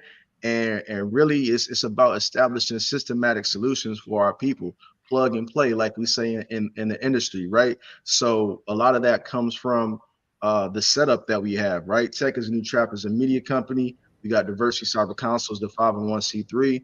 Then we got Trap University, which is a pending B corporation. And TRAP in that dimension stands for Technology Readiness Apprenticeship Programming, right? And it's going to be an alternative pathway to traditional university because enrollees or students are going to be able to leverage WIOA, which is the Workforce Innovation Opportunity Act grant that pretty much allows $5,000 to $7,000 per person to get upskilled in technology. This is something our people don't really commonly know about. But again, we're bringing it to the forefront so we can, take advantage of these opportunities. And Trap University is going to be a consortium of technology programs from AI and blockchain to cybersecurity to game design and game development. You go to Trap University, you pick your career pathway, then you pick what duration, 3, 6, 9, or 12 months. We get you certified in that technology and we get you to the workforce faster. I see you got a question. Go ahead. What you got? Oh no, that's blessing. I mean, I just want to do a behind the back a crossover and call play number 2 for Xavier. I'm running point right now, but you hit on a lot of great points, brother, and that was very profound. What you just said, Trap University. You talking our vernacular, yes, brother yes. Xavier. How could we be sustainable? How are we going to be sustainable in this field, brother? One of the things he hit on a really key point. That's a part of my plan as well. But I'll give you my overview. I don't know if it was 10 or 100, but I'm going for 100. I like the big number.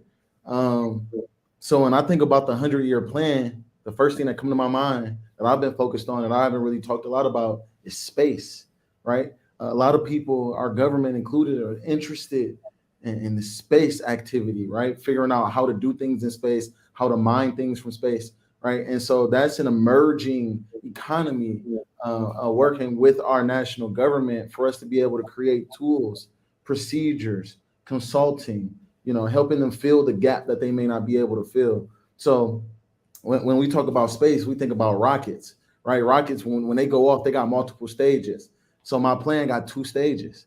The first stage is educational. He just was hitting on it, so I'm gonna take it and slam dunk it. I have a foundation called Build Skill Foundation, and it's a platform where we 100% end-to-end give people free training, and it circles back to certification, right? So we have certification pathways where you can go and select AWS Solutions Architect, and there will be a number of courses that you have to do.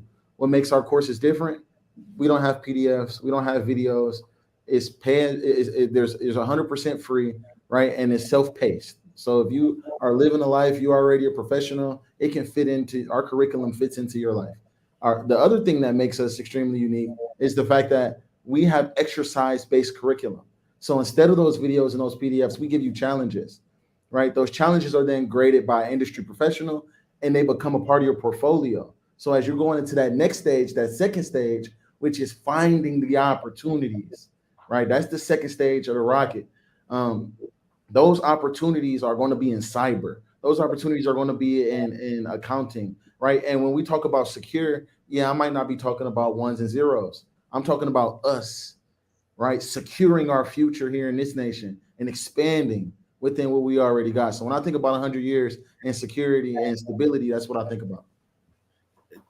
You see how we coming together like a gumbo? Now, Ms. Harris, please, how could we do all of this, with color, culture, and consciousness for our people and community? Well, I love the gumbo thing, Roosevelt. Always have great one-liners for us. Let me say this, because I'm listening to you all, and you all are of that younger generation. And I have to express, my concerns, because I know that I have friends who have businesses and their children have no interest in taking over those businesses. There is a move. So you guys are talking technology. I think energy is another thing that's going on, especially in California, being able to pull some of that cyber technology, the AI technology, but also California has a goal at 2050 that it is completely off of fossil fuels. And so a lot of other countries states are going that way. So when Roosevelt starts talking about how do we go full circle, what does the next 100 years look like, it is going to be this technology. You guys have got to get into the schools, Roosevelt, and get into the minds of our young folk who are not thinking this way, right? And start planting these seeds, workforce that's needed for that next 100 years, but also that entrepreneur spirit that is needed for that next 100 years, and finding all of those places. I've said to young folk, you guys I'm sure have gone to eat somewhere and a robot has brought you your food or something. I mean, AI is here. Lawana Richardson said it best. The future is coming, whether we want it or not. So the best that we can do is what you young brothers are doing, what you young brothers are identifying, and then really reaching out. Roosevelt is huge here in San Diego on service and reaching out and spreading the word and stuff. And we've got to do that in order for us to be able to move forward.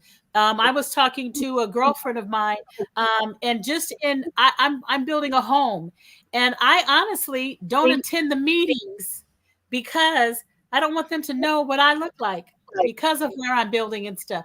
Those are still true realities, right? But the internet has given us so many opportunities to be invisible if necessary, and then come out. There are so many African Americans that are very well-to-do. We don't know them because they don't put their face on everything, but they're taking the world by storm. That's what you young men are doing. That's what we have. That's what your listeners have to realize, is that you have got to bob and weave, reinvent yourself, stay on top of everything that is going forward, how to infiltrate this, right? And be a part of this. That's how you do the 100 years. That's how you do. It's time out for the multi-level marketing, different things like that. That's not the real thing, right? But it's what you, Odie, are doing. It's what you, Xavier, are doing. It's what you, Rose, are doing. It's what the other listeners are doing. We are unique. We are individuals. We are special. We are phenomenal. And we have to own that. And then we have to support ourselves. I'm not pushing for a Marcus Garvey movement. Marcus Garvey brought us all together. And when we can come together, pull our resources together, and stand together, we take this thing on by absolute storm. You hear me? We take this on by absolute storm. But we have not come together since Martin Luther King, to be perfectly honest. When they did bus boycott, they shut down stuff. We are spenders and not necessarily the savers, the investors. And once we change that, Odie, your 5-year, Xavier, the 100-year, that's how we bring it all together, and we become a strong, resounding voice of movement, of opportunity, of wisdom, of just generational wealth that Roosevelt speaks about, developing those kings and queens that Roosevelt talks about, that you gentlemen are doing. Odie in Atlanta. You know what I'm saying? I see you, Roosevelt. So that's my not only did you give us the steak sauce, you gave us the steak, something we could chew on. You gave us something tangible. But I want to give everyone at least one breath, because we have the Secretary of State coming on next here. So we got to be precise on time. We got about 2 minutes. If you could just give us one breath of a solution. Of course, not a problem, but a solution. 100%. Brother Odie, we'll go with you, brother. I mean, just like Ms. Harris said, I'm not scared to say Black autonomy is the move, right? We got to come together as a community, and we got to be on time with providing equity towards one another. And as a direct call to action, M&A, mergers and acquisition of Black-owned businesses, right? Instead of me having a technology company and then Xavier having a technology company, and we struggling to hit a mill, we can merge our companies and we can run them together as co-CEOs. We got to see a lot more of that in our community, because that's what other demographics and communities do. So we got to get on board with that game plan. Well, a period. And then how can you be contacted? Yeah, you can follow our campaign on social media at Tech, TECH, OVA, TRAP, TRAP, our Diversity Cyber Council. Hit us up and let's ride the wave. Blessings, brother. Xavier, give us a solution. One breath. Solution is, continue to build skills, right? Go out, find the things that are in demand, learn it, and each one teach one. That's the real solution to all of it forever. If we continue to go out and identify what we can after we've already identified who we are, if we can go out and identify what we can, then we can spread that wisdom, and we'll go further and further out into the world, into the universe. Big love, big love. I want to just add something to that, brother. Each one teach some. We got level now, brother. We got to do more than one. You know what I mean? Because, but man, I'm we looking for a new pen. Man, I'm like, man. And that's why we having this conversation, though. You know what I mean? And we're gonna keep it going. Ms. Harris, please give us a solution. One breath, please. Close out the solution. Odie said it and Xavier said it. And you know what? It's one sound, one voice. Can we get there? And that's what it really boils down to. Being fearless. That's the solution. Being fearless. To get out there, not looking for anybody to push you and applaud you, but getting out there and getting it done. Learning the new things, growing the new things, evolving and pivoting, and don't be resistant to change. Because change is inevitable. That's right. That's right. Well, look, we're gonna keep it going, and we're gonna definitely have this whole panel back on. And again, I want to just thank the Los Angeles Tribune for letting us, be featured on this global platform. We're gonna do like, for lack of individuals, Sean Combs. We're gonna remix it up and put it in newsletters and put it all around the world. So we're gonna get sound bites from each and every one of each and every one of the team. So again, thank you very much, and it's an honor to be able to have each one of you as young Black and business members. We definitely tying knots. Individually, we threads. We come together, we a rope. What makes a rope stronger? Tying knots, doing business with each other. Like Brother Odie has said. Alicia, thank you. Hey, Alicia.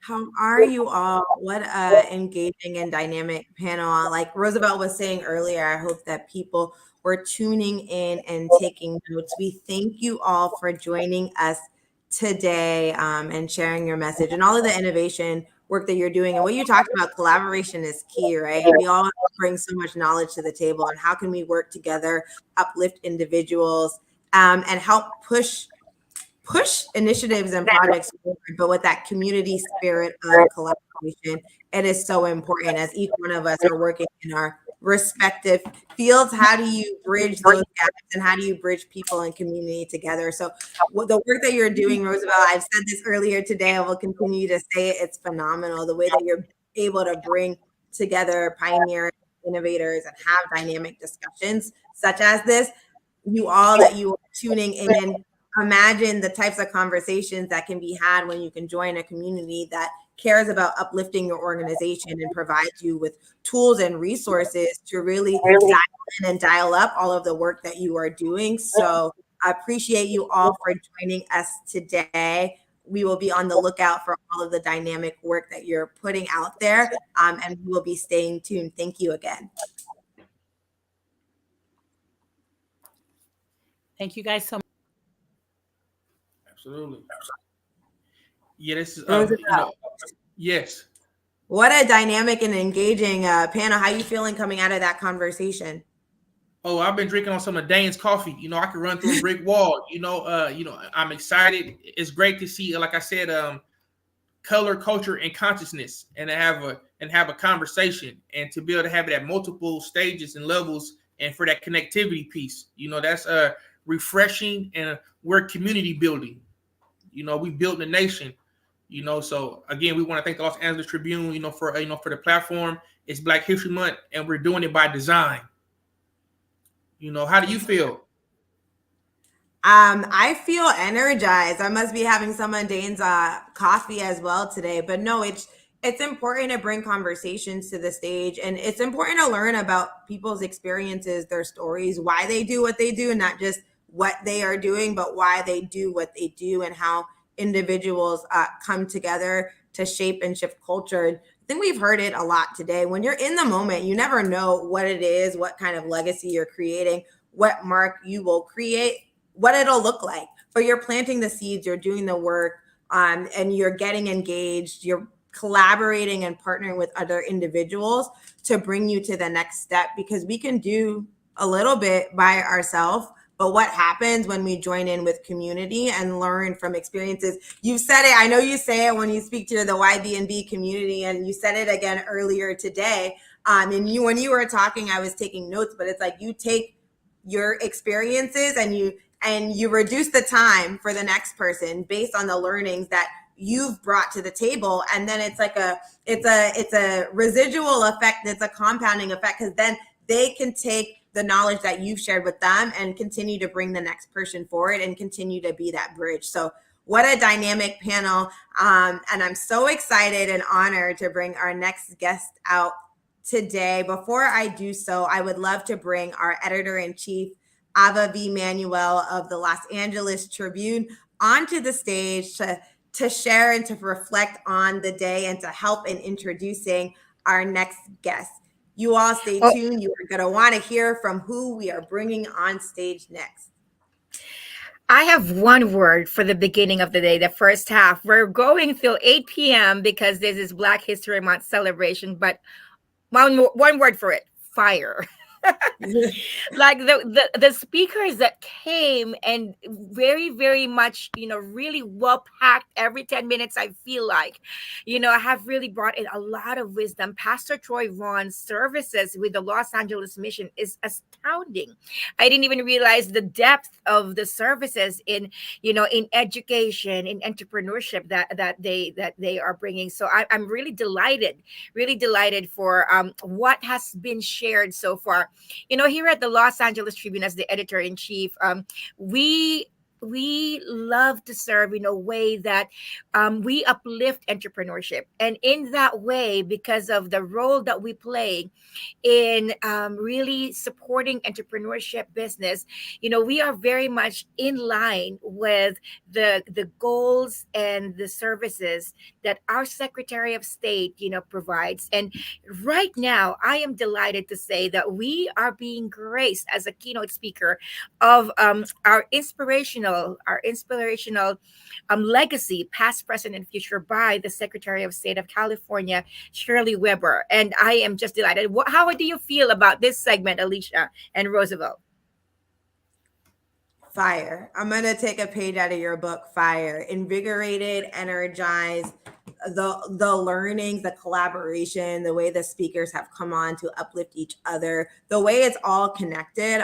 This is what Inspirational Legacy it's about. It's about being inspired in the now, connecting with other people, and bridging the gap between the past, the present, and future. So delighted, so delighted to bring Dr. Shirley Weber up to the stage. We know that she has joined us today. And so, Dr. Shirley Weber, hello. Thank you so much for joining us today. Well, thank you so much for the invitation. It's an honor to be here and to hear a little bit of what I missed. I've been on a plane this morning getting here, but just listening to the young folks who were talking, and their energy and their vision is truly, truly amazing. So I've enjoyed the little bit I've heard thus far, and see and feel your power, feel your energy, and it's absolutely wonderful. So it's great to be with you this afternoon. It really, really is.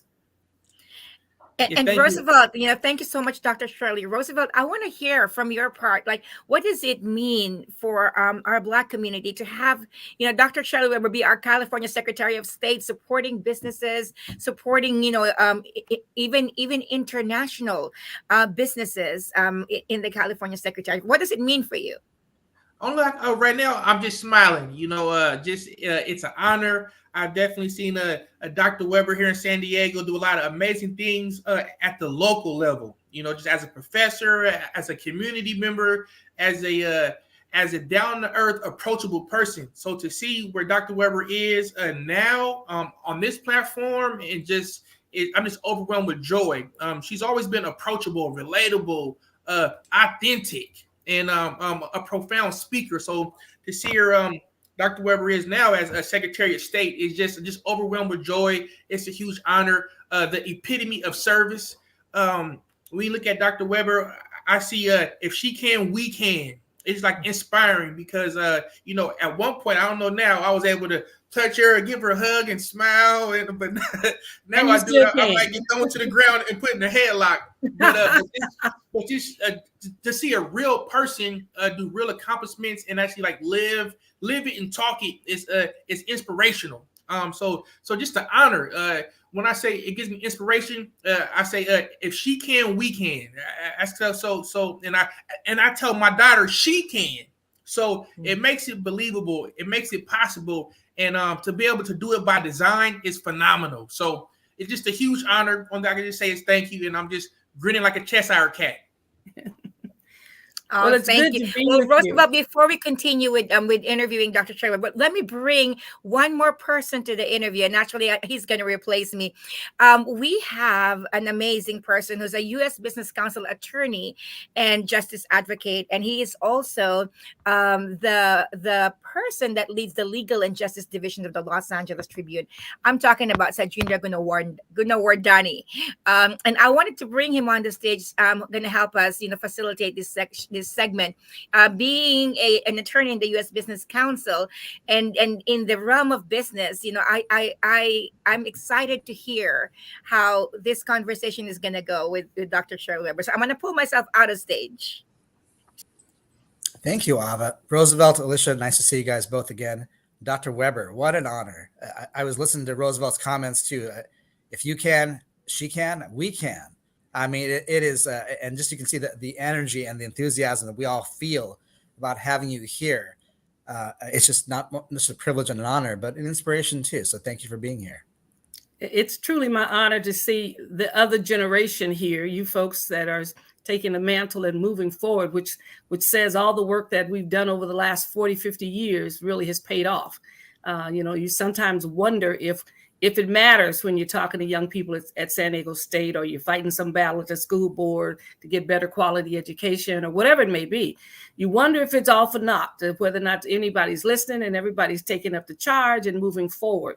And it can be a lonely journey, as we know, when you're fighting these battles on behalf of communities that don't have as many resources as other places. So I'm always excited when I can look at it and see the face of the future, the present and the future. It's to me, it says that the work that I've done for the last 50, 60 years has been worth it.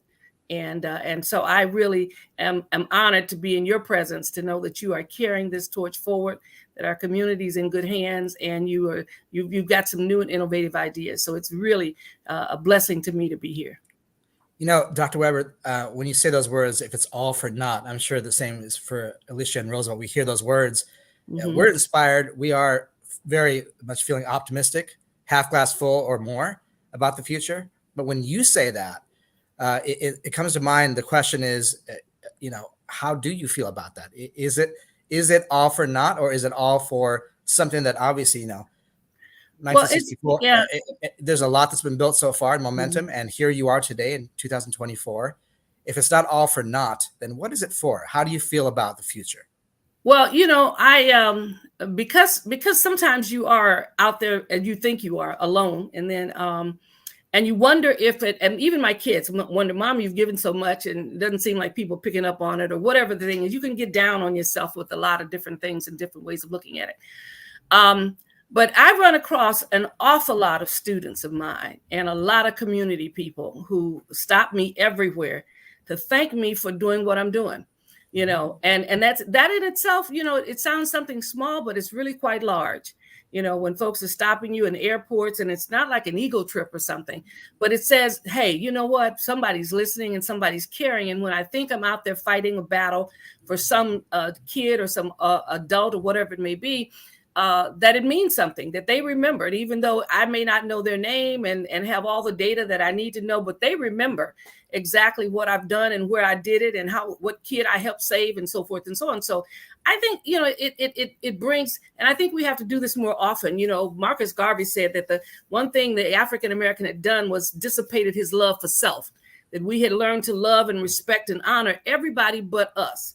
And I think that was true. But we're getting beyond that now. We're getting to the point where we can celebrate each other. We can support each other, be there for them in times of difficulty, raise them up, be the voice that pushes them forward. And, you know, and so I think it is, I see it and I feel it and I know that it's happening. And, and it's really, it's an amazing experience for me personally to see these kinds of things, to go into events and run across students of mine who are just changing the world. I mean, just doing stuff you wouldn't believe. You know, we were in Egypt once and somebody hollered across the museum, Dr. Weber, and my kids was like, oh my God, they followed you to Egypt, you know? And, but it was, but they were there studying and learning and participating. And so, you know, so these things matter. And I think those who are out there who are working so hard, and yet, and when you say thank you, that you mean a lot to me, it means a lot. And so I'm just overjoyed because, you know, I've done all these things, and and most of the things I've done is because somebody in the community has asked me to do it. You know, I could be resting somewhere for sure, retired from the university, and yet, you know, I feel a sense of responsibility because I know how hard my parents worked to get the right to vote. I know how hard my grandmother, I know that my grandfather never got a chance to vote. He lived in Arkansas and died before the Voting Rights Act of 1965. That's so right. I feel a tremendous honor that I can at least stand in his place and say, you know, you didn't give my grandfather a chance, but now I got 40 million people that I'm responsible for putting together the largest voting base in the nation to basically get them the right to vote, to make sure they have the right to vote and to protect their right to vote. So, you know, you don't get a chance to do that often. When you're looking at history itself and wondering, are we making progress? You get this opportunity to basically say, I'm standing in now. It's my turn. And we take that seriously as we move forward. So, you know, it's just to basically recognize the fact that the transitions are occurring, that people are moving forward, that those who've been in the struggle now are either relaxing or they may still be in the struggle, but there are those of you who can hold us up even more. And I think that is extremely important when I'm in places. And like I said, I go to an awful lot of places, and it's seldom do I ever go anywhere where there isn't some student, Black, white, Asian, Latino, whatever, who is not either was one of my students or knew some of my students or did something that came before the school board that I helped to keep their kid in school or whatever it may be. And I say that because sometimes you're totally unaware of what you're doing. It's not that you're doing grand things in society, but it's grand in that person's life, you know?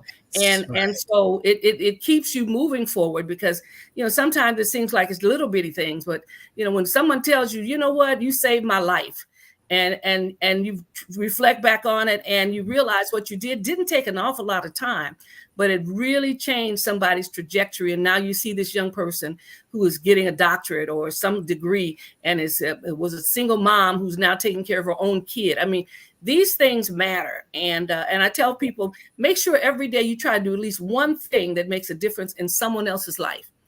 And you'll be surprised what a huge collection it is of memories and experiences in your own life and how it strengthens you. But it doesn't often take that much time, but it does take a heart and a willingness to do it. And so I'm always honored when I'm in the presence of those who are still struggling, and that we can actually educate others about the struggle and help them understand just how important it is. You know, I was in the introduction. Some things you're saying here resonate because, you know, Roosevelt, he is an agent for change, just like you are at a community level. You know this. And I got a chance to witness how he's able to empower and bring together people of all walks, business, entrepreneurs, and the like, and galvanize them behind supporting each other and their respective growth, the collective growth. And I just want to say hats off to that, because when I saw that, those are points of inspiration along the way. Yes. At the community level, and then what you're doing at the state level, and then beyond that. I think those are such important pillars as stewards of change. Well, you can't do at the state level and the international level the work that I do unless you've done it at the granular level. That's right. Unless you've done it in the community. I mean, people, when people who've known me my whole life realize the work that we've done, not only at San Diego State, the community college and the city and the school board, but also the taking of hundreds and hundreds of people to Africa over the last 15 years. Just got back this past November from taking about 35 people with me to West Africa. But the years that I spent, 10, 12 years taking students to Africa, and community people who wanted to go in and never thought they'd ever get a chance to go to Africa, who travel with us, as many as 50, 60 people going to Africa. We open up the eyes for so many, and to be able to do this kind of work. And so you start this and you don't think it's going to ever do anything that's other than help somebody individually. And I have discovered that as a result of all of the small things I've done, that when we went to Ghana this past November as Secretary of State, it was like a homecoming of so many people I've known over the years in Ghana who've done various things, and taking others there to meet them to bridge this gap between the West Africa and the Western folks in California is a tremendous a homecoming and experience that so many people who never thought they'd ever get a chance to do, and were able to do it this past year. And so it is it's those small things that you wake up in one morning and realize, my goodness, this is really something significant, but it's built on the backs of so many others who were folks who had never gone to Africa, but who believed in me and who helped me through school and who prayed for me and made sure I had a little extra money from my church to go to school or whatever it was. But those are those small things, and pay attention to those, because some people wait for the big thing to happen. You're waiting to become the big whatever. And then you become that, and people think, well, you're not very authentic. You don't have a whole lot of heart in it. You don't have a whole lot of reason for being, and you become turned off with these people because they have no experience at the bottom level of really building something, making something happen, working with young people. These are the things that really build a foundation for you that is strong and unshakable in that sense, so that no one can seem to tear you down because you're not motivated by that. And that's extremely important. I remember when I was doing one of the bills dealing with lethal force and stopping the police from shooting folks before without reason. And someone said, Dr. Weber, you're investing a whole lot of political capital in this bill. And if it doesn't pass, you're investing a lot of political capital. And I kind of laughed because I said, the funny part is the capital that I gained is a lot more out there for me to get. My community will be there to give me some more capital, political capital, to continue the battle. So I'm not worried about using up all my influence on one issue, because the people who in my community know who I am and will provide me with even more capital. And so he was kind of shocked. I said, because I'm not worried about it. I don't worry that I'm not going to get reelected to something, you know what I mean? Because that was not the purpose in the first place. The purpose was to serve and to do a good job and to uplift my community. So I don't spend nights worrying about what folks who going to elect and not elect me and those kinds of things, because when you have done the work, when you've done the work at the bottom, when you've actually been there and worked and made differences in people's lives, you don't worry about them abandoning you. You don't worry about wasting political capital. I didn't even know I was collecting any political capital until he told me that. I said, but if I have, he said, they got a whole lot more to give. They got a lot more rallies to go to. They got a lot more positive things to say. There's a whole lot more political capital that I have not even used yet. So it was kind of funny when he looked at me, because he thought I was going to say, this is going to happen and the world will crash in. I'm not worried about that kind of stuff. Those influencers, because I know who really influences us. And it's our community that builds us up, that keeps us up. It's our faith that continues to drive us into things that seem difficult for others, but seem easy for us to do. Yeah, very, very well said. Wow. I had a question that this brought to mind here too, because we were talking about connectivity at the community level, like Roosevelt and others, and then what you're doing too. For what I do, U.S. Business Council, we advocate for entrepreneurs and ambitious businesses who want to do it right. Ambitious, all in, want to do it right. These are American ideals. American ideals. And so I think about that, and I think about my client base, but I also think about the Legal Aid Foundation that I'm affiliated with, the World Affairs Council, which I'm affiliated with as well. Right. I'm privileged to serve on. These are all tied by the fabric and the connectivity of purpose, which is a word you used several times, and moving the needle forward in ways that collectively we can all come to a base of agreement on. In an election year like this, in a times like this that some might call tumultuous, I see as a great opportunity too. How would you define purpose, and how would you inspire people to move the needle forward in ways that they can actually make a difference, not feel overwhelmed, but feel like they're in line with their own purpose? Well, you know, one of the things that we have not, I think, done enough of in our communities is really to talk about those influencers, those people who sacrifice so much to give us what we have right now. And generally when I do that, folks are kind of motivated because you forget the legacy of voting. You forget the struggle and that it occurred, unless somebody shows you a movie or something. That's right. You forget all of those folks who believed in this concept called voting and democracy. And you forget the sacrifice they made to give us what we have. Right. And so we've done a lot in California to make voting accessible. You know, we've made it possible for everyone who's a citizen, and whether they're incarcerated or whether those kinds of things. We've opened up this whole arena of opportunity for people to vote. But what we have not done and done well is to tell them why they should vote. Why should you vote? What happens when you vote in your community, and then what happens when you don't vote? And so I was at an unveiling of the statue of Fannie Lou Hamer in New Jersey this past fall. I spoke at the Fannie Lou Hamer conference, and I went to the unveiling of her statue, a powerful statue, and the sister who had worked so hard to make Fannie Lou, that we never forget Fannie Lou Hamer. And this summer we're going to do something called Freedom Summer 2 in the Secretary of State's office. We want to tell folks what happens when you vote. What have we gained from voting? And why is it so important that our ancestors, my father and others, would never give up the vote, not even for a job? You know, the value of self-determination, controlling the positions and the power folks in your community is much greater than even having a job or even having a lot of money. Because what we've known as African Americans, you could amass a lot of money and property, and they can take it away from you just in the laws that are written. This is true. And so as a result, voting became powerful. Martin Luther King would not give up the Voting Rights Act just for a job program that LBJ wanted to give him. He said, no, we must get the right to vote to protect ourselves. And so we want to energize young people to understand, and older folks as well, by bringing in those who are voices of people who were denied the right to vote and what it meant to get the right to vote.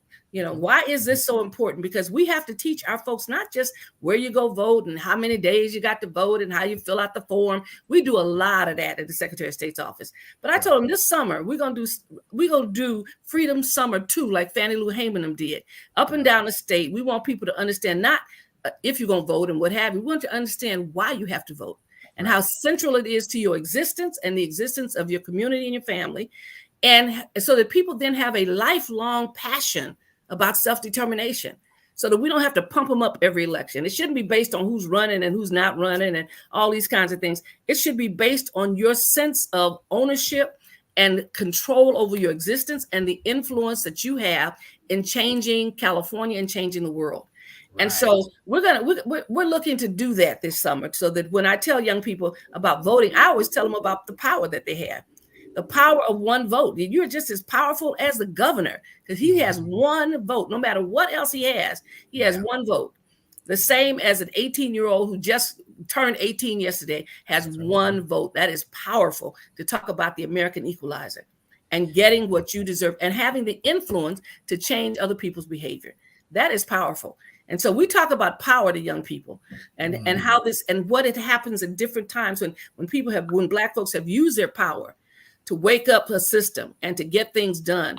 And then how people respect them afterwards because of the fact that they took self-determination into their own hands and made a difference in their community and their lives. And I share very honestly with them what happened when I'm on the school board. and I can't get Black people to come to vote, or I can't get them to show up at a school board meeting. What happens to their proposals?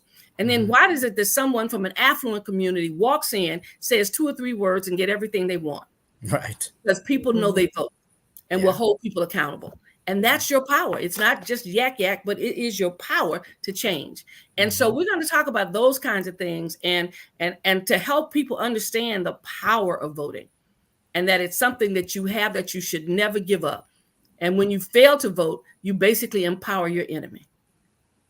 Education, awareness, empowerment. That's what I'm hearing. Yeah. These are the key things. And the ability to get that word out is a hard thing these days when it's so diluted, and there's different sort of sources that shape the way that we get our news today. Yes. And which is why this platform here with the Los Angeles Tribune, very unique to have a focus on Black History Month, on the heritage and the legacy, and also what it means, and to have you be able to speak like this about programs that educate, empower, and spread awareness. So it's really great to be a part of this today with everyone here today, and to have you, again, as an agent of change, in a unique position you're in, Dr. Weber, too. You talked about your heritage, your grandparents, your parents. I don't have the same heritage as you do, but I have the American story as you do, too. My parents came to this country at the same time. They benefited, as your parents did, from the right to vote. Right. And you know, the education I got was a great public school education in this country. I also had the privilege, I think, of being traveling abroad, born abroad. I lived in Zambia for a while too. My father's done some service, some esteemed service, actually, some public service for other countries like South Africa, Sri Lanka. And these things all inform my experience. And I want people to know about these things because it gives perspective. It gives purpose to them too. It's not just one vote. It's power. It is empowerment. It is also, I think, and maybe you're getting to this too, it is our, not just our right, but it's our responsibility. Oh, yes. To participate in the American dream, to be a part of building what has been built upon and take it forward as well. So that's what I'm hearing from you today. No question. Yeah, we have a tremendous responsibility and a tremendous legacy to do the work we have to do. When I was asked to be Secretary of State by the governor when Padilla left, I thought hard and long about it because my career in the legislature was fun. We got a lot of work done, a whole lot of things done. But I had to think twice about it because I said, you know what, these are critical times. And, you know, my parents fought for the right to vote. And they fought for all of these kinds of things. And now, you know, it's our turn. And I felt that folks had done so much that I could not turn my back on it. And the fact of the matter that here I was, a kid whose father was going to be lynched in the South, and he had to leave the South in the middle of the night to get to California. Wow. And what a legacy to say that this girl's father now, who could not vote in the South, whose grandfather never voted, is now responsible for 40 million Californians and their right to vote. I mean, that in itself, it would move me to say, okay, I have to do this because of all the stuff they did for me and the work and how they put it all together for me, that it's my time. You know, it's one of those things, and you just can't turn your back on all the sacrifices and the legacy that you live with. I mean, you shouldn't because it motivates you. And if you're smart enough, you'll take advantage of all that strength that they had that will make you even stronger. And isn't it what you said there about it's your time? And I'm going to draw this back to something you said before about faith. Yes. To say that it is your time, but it's also being in the right place at the right time and looking at yourself with self-awareness and introspection to say, what is my calling? Why am I here? I mean, the chances of even the 4 of us, the 5 of us to be on this program together, minuscule, right? Yeah. We're born at the right time, have the right empowerment, the right community support, and the right platform, and many other things too, good health, right? Where your faith and your value system is. So here we are today, right? And so how do you harness that in a way? Because you talk about empowerment and awareness and education. And I know some of the things that Roosevelt's doing too. We want him to come in here and talk about those things too. I guess let me ask you both. How do you do it at a community level and at a government level in a way that you have people feel like it's what they want to do. It's in line with their value system and what they want for themselves and their children and their enterprises. How do you bring it all together? I'll let you go, Roosevelt. Go ahead. Oh, thank you. Thank you, Dr. Weber. I'm just inspired, programmed, from a young age to serve. My mother taught me that I was going to be a leader regardless. I was either going to lead my people in a good way or lead them in a bad way. So once I had some trials and tribulations, I had to make that executive decision, for the boss in me, and start leading my people in a productive way. And I found out that the power is in the people. The power is in service, helping everyone out. I believe Zig Ziglar had said, if you give people what they need, you always have what you want. So I started serving people, and I found out that that's like the greatest, and then I heard MLK, it's Black History Month. He said anybody can be great because anybody can serve. So then I just got committed, and then reading the Bible. Once your hands touch the plow, don't let them go. So I'm just, so I said, I'm going on for the round of service. I'm gonna just commit my life. And my motto is, I put my right hand over my heart, my left hand in the sky. I declare to serve, whether my life is long or short. So that's where I get it from, just being programmed. Dr. Weber? I was raised with a mother who believed in service and giving, and a father who believed in dedication and commitment. And they didn't have much, but they had that. And they took good care of their 8 children that they had. I've always been encouraged to do more, because my mother said, to whom much is given, much is required. Right. And so she found ways for me to do stuff in my community that I initially didn't want to do. I mean, because I lived in a community with a lot of pain and problems, the young folks were dying in those communities from alcoholism or drugs or whatever it may be. And my mother would send me to every person's home who had passed away to write the obituary, because she said I was smart and I had good grades and I knew how to write, and they didn't. And so she would send me there. The good thing was, as I went there, I learned so much about the people in that community, the pain that people had, the disappointments that they had suffered. Even a neighbor who died young, I thought he was much older, but he was in his 20s, and he died of alcoholism, and had served in the military, never got health care, never got the services he deserved. And so I wrote a lot of obituaries among young people and older people. And I grew in respect for those individuals, because everybody's behind their walls. But my mother sent me over there to basically write these obituaries. She said, don't worry, Shirley's going to come over and write your obituary. And I go, Mom, why you be volunteering me for this kind of stuff? She said, because you can write. And when God gives you something, use it.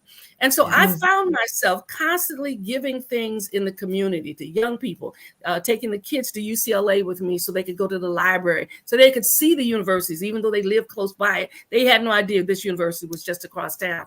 And so I ended up doing those things. And I had people who believed in me. My church, basically, I wanted to do a dinner for the homeless and for those who didn't have it. And this was a huge church that had never had a dinner. And they gave me the authority to do this dinner with young people. And we fed the whole community a Thanksgiving dinner. And our church was so excited because they had resources. They donated their own turkeys and this to this dinner. So I was always encouraged to believe that I had good ideas, but if I was dedicated and committed, I would get it done. And so everywhere I went, when I saw a need, I thought I had the ability to fill it, whatever it was, whether it's taking people to Africa, whether it was developing a special program at a church, whether it was starting the Martin Luther King Leadership Institute for young Black scholars. And that took me to Africa with a bunch of kids, but helping the young people to have a study group together, all those kinds of things that I just did because the need was there. And I was taught that when you're given something, take it and move it forward. It doesn't have to be great, but serve the need and fill the need that's there. And so I began doing that in my community all the time. And in fact, some of my friends now say, you remember when you did the very first dinner? And I had actually forgotten. And they said, you started the church doing dinners. And I said, oh, that's right. We did do the first Thanksgiving dinner way back in the day. But I just was encouraged that if you're going to do something, do it right, do it with respect, do it with decency, do it with purpose of heart, and not look for credit, but just to do it to make sure that people had something. And so I learned to do those things from a group of people who were, in my mind, the greatest servants were older folks in church who just were always there, giving somebody something, lifting somebody up. I had a lady who gave me $5 every month to go to UCLA every month. She only got it like $80 in old age pension, who lived right next door to the church, Sister Larry. But she gave me $5 every month to go to, and I said, no, Sister Larry.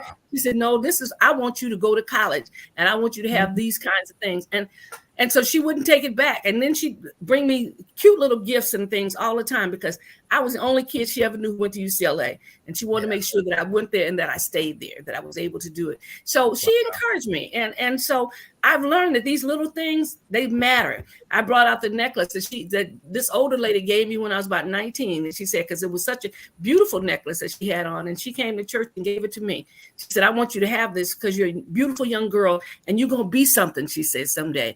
And the interesting thing is of all the jewelry I've had that's broken and this, I still have this woman's necklace. I still have it, and I bring it out for people to see that this is what she gave me when I was 19 years old.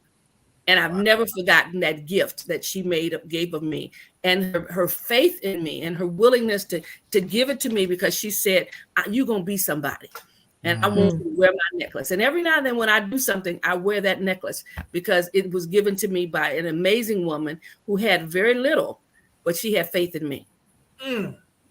Wow. Beautiful. Yeah, Dr. truly Weber, beautiful. Yeah, Dr. Weber, we do appreciate your time, and we know that you have a busy schedule, and we want to honor that. Do you want to give it like any closing remarks as you? I just want to tell you folks to do something good every day. You know, you can, people say we need to save the world, and that's true. But only the individual that you say will call you into account. You can't, the whole world is not going to speak. But that one person that you decided this year you're going to rescue, go rescue them. Spend your time with them. And you'll be surprised what will happen at the end of every year. You will have a list of folks that you have helped that will be grateful to you for what you've done for them in small ways or large ways. So never wait for the big thing to happen. Make the little thing happen, and you'll be surprised how many little things turn into the big thing. Thank you guys so much for inviting me. I really have enjoyed my time with you. I wish you well. Roosevelt, you're doing an amazing job. Alicia, thank you so very much. And I never did get your name. I see it's printed. It is Sagenda.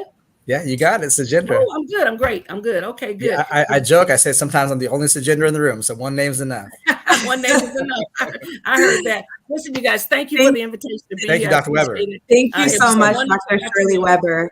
The little big things all around the community. Take care. Absolutely. Yes, the little big things, they matter. They're important.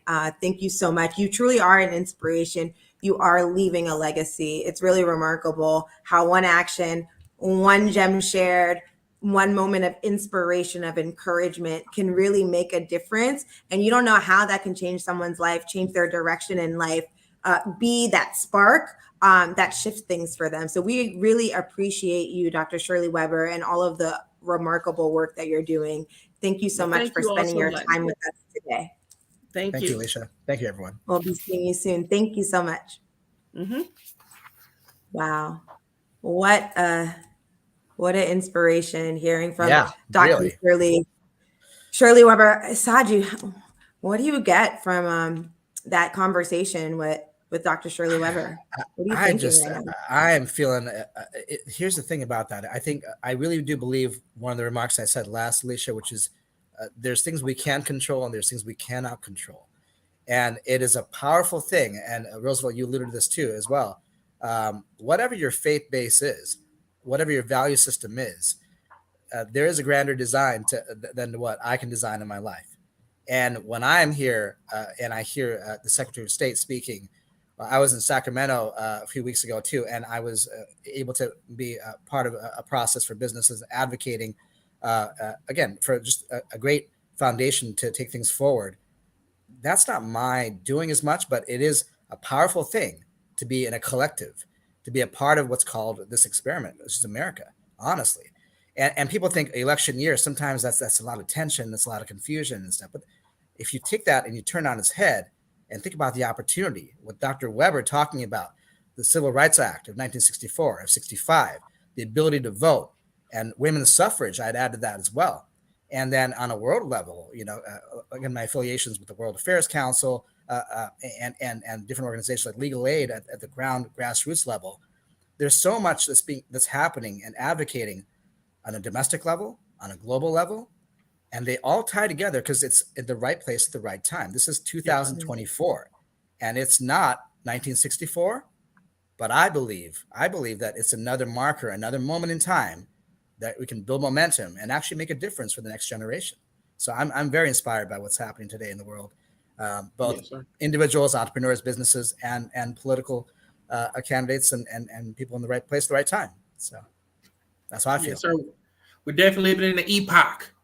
Living in the time of our lives, and like I like how you coordinated that, quarterback that, and said, the service, the platform, the health, just everything brought us together at this Absolutely. exact moment of time, and that was beautiful. Yeah. That was well said. Well said. Thank you. It is a comprehensive approach, right? And we can do our part within our lanes, but it's cool to look to my left, look to my right, and see publications and media avenues like what you're doing, Alicia, at Los Angeles Tribune, and then what you're doing to see how you can connect things, Roosevelt, between community and commerce and our underrepresented populations and communities to move the needle forward. This is the richness of this country. I think that I can sit on my laurels and think, well, we have our rights. My parents came here as an immigrant family, the end.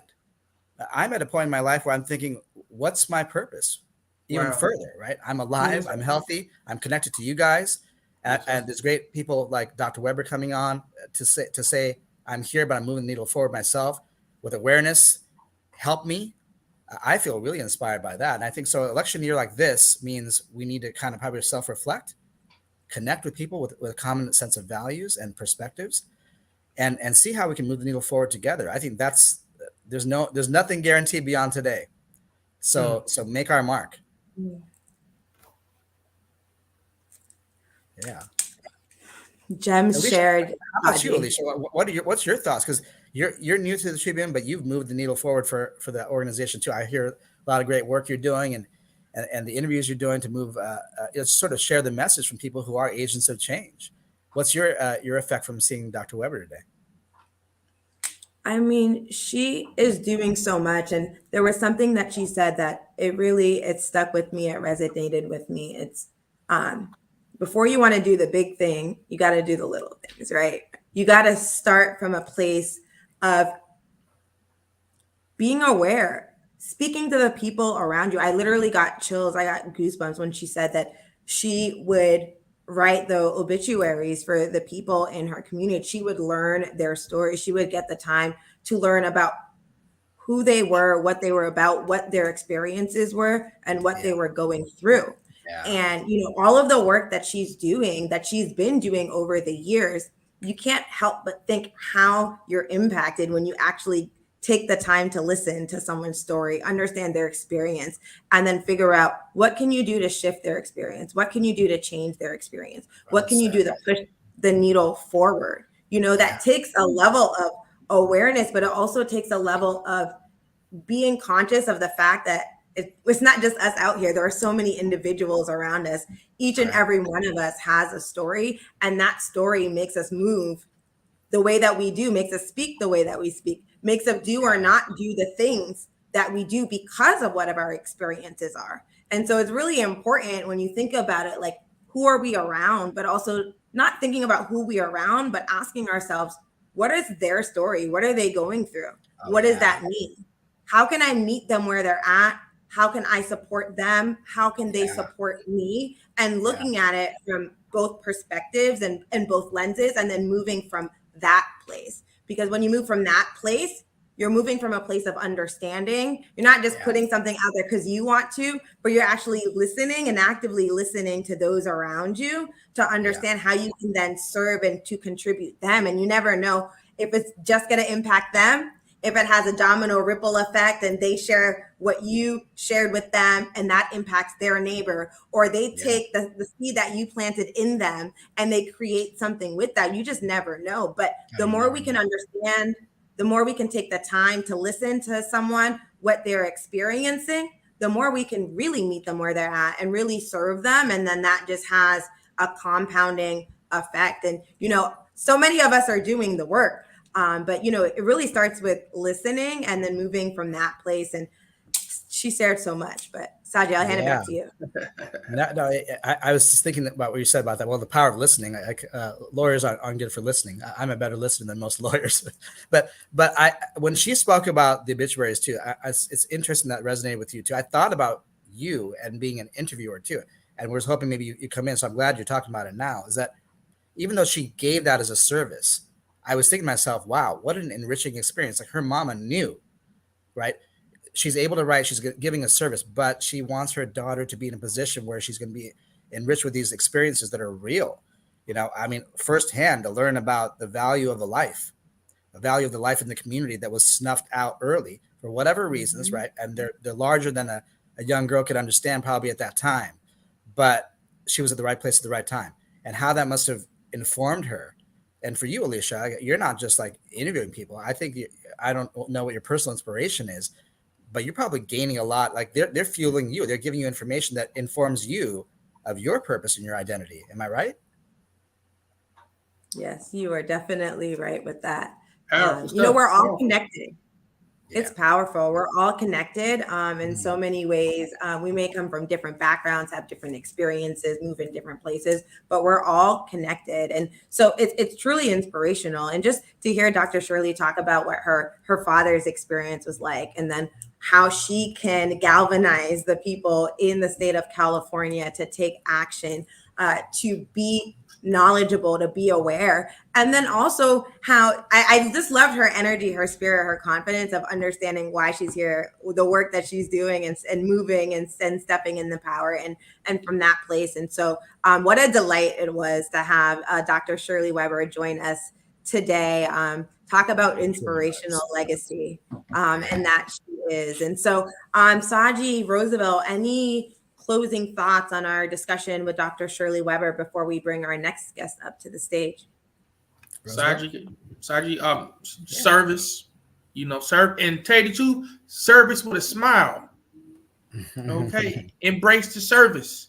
Just don't, here you go, like somebody at Jack in the Box just give you your food out the window. Here you go, service. No, but hey, okay, yeah, treat them like you at Whole Foods or In-N-Out Burger. Service with a smile. Really give when you give with your hands open.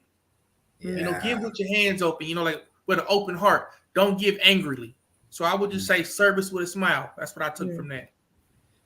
That's so I'm visualizing what you're saying there too, and that's true. In the inner cities and these communities too, the communities and the minorities, Hispanics, and frankly a lot of Asians and immigrants too today, the Jack in the Box worker, like that's where they get started. That's where they learn about the American experience too, and the business, and some get inspired and entrepreneurship and the like. But you're right. Otherwise, it could be a canned service if they're not inspired themselves. My takeaway from today so far is, we talk about Black History Month, and as if there's a finite end to that. There's no end to that. It's part of the American experience. You have Dr. Shirley Weber there for a reason. She's not, ending her service at the end of February. I think that what it means to me is to hear her speak, and to hear a lot of leaders come on this program here, and have the Tribune provide a platform, means that our future as Americans, we have a dialogue. It's an ongoing dialogue. It's an ongoing opportunity to engage. The things that you're doing at a community level, Roosevelt, I'm 100% behind it. I know that Mr. Mo Rock is as well, and the whole Los Angeles Tribune enterprise is, because that's how we're going to feel like we are living our purpose, like Alicia said, self-reflection, awareness, and continue to challenge ourselves, because there's a lot of challenges coming up too. If we believe in what mainstream media is telling you instead, we're going to be cowering in the corner and not doing living our dream and our purpose. So I say from today is I'm inspired by the practical steps, like Alicia said, the things we can do on the day-to-day, but also the larger scheme of things and the design. Sit back and say, we are progressing. I am doing something that makes a difference for myself and for others. Yes, sir. Just gonna let that sit. Impactful words. Thank you so much, Saji, for joining us with this really great discussion with Dr. Shirley Weber. I'm sure we'll see you back here on the stage again soon. And appreciate your time with us today, Saji, and all of the work that you do and the work that we do at the Tribune. I also want to take a moment while you're still on stage, Saji, to acknowledge the leadership team at the Los Angeles Tribune. Mo Rock, our CEO, Ava V. Manuel, our editor-in-chief, the approach that they take to media, to sharing individual stories, to putting stories out there that truly inspire, uplift, and educate, and then not only elevating stories, but highlighting and elevating entrepreneurs and figuring out how to give them the tools and solutions, the business solutions to really be able to be out there to make an impact, to have areas and platforms to share their stories. So I just want to take a time to honor our Los Angeles Tribune leadership team doing something truly remarkable in this space. So Ava, Mo, I know that you're listening. I know that you are here. We thank you for the spaces that you're continually creating for our community and beyond. So thank you so much, Saji, for joining us today. We appreciate it. Roosevelt would love, thank you. Roosevelt would love for you to stay on the stage with me today as I introduce our next speaker that will be joining us. So our next speaker is the fashion guy himself. His name is Christopher Kali. He is truly making a mark in the fashion world. He has been for so many years. He has so much knowledge. Him and I have talked about this in the past. It's about being able to understand and do the tedious work, the small things before you do the big picture, so that if something comes up, you understand what it's like. You have that experience, you have that knowledge base. But Chris, it is wonderful to have you here on the platform today. Would love for you to take a moment to introduce yourself and share your experiences with those that are tuning in today before we get into the current work that you're doing with your showroom in New York. So welcome, Chris. First and foremost, thank you very much. I appreciate you for having me, Alicia. We talked endless about this, and to see it come to fruition and to be asked to speak after a distinguished guest, which I think that was a setup. You set me up right there, the distinguished guest, and then I come on, I'm like anticlimactic after Dr. Shirley Weber. You kidding me? But no, thank you so much.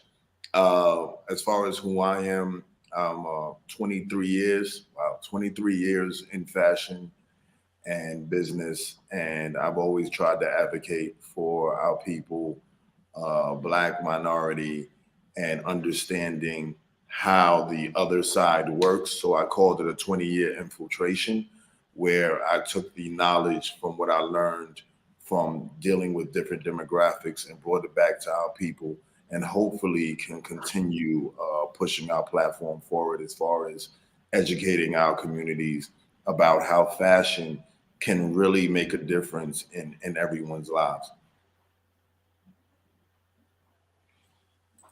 That's truly remarkable, Chris. I would love to dive into some of your experiences that you've had in the fashion industry in the past, but would be remiss if we don't share and mention the work that you're doing now with Initiated Society Showroom. Can you please share more about the showroom experience that you have curated and the current work that you're doing right now, and really what inspired you to create, to curate, and to launch the Initiated Society Showroom?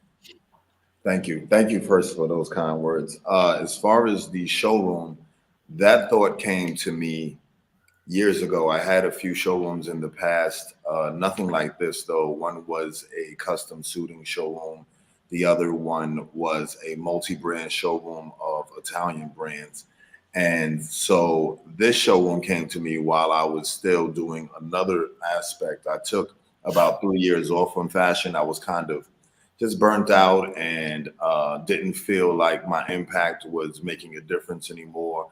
I felt like, and I always said to myself, if I don't feel like I'm making a difference or an impact, it's time for me to either step back or look at it from another perspective and see how I can affect change. So at this time, I was with another business and I decided to step away from it. And at this summer, I started thinking about how I could help our people in fashion. The time I was away from fashion, I was observing what was going on social media, the landscape, and how our people were navigating through it. And there were a lot of false idols, if you will, on social media that popped up, directing our people in fashion in the wrong way. And a lot of those people I knew, and I knew what they did, but I knew the knowledge they were giving to pass down could lead people to learn the wrong things and not have a direct path to success.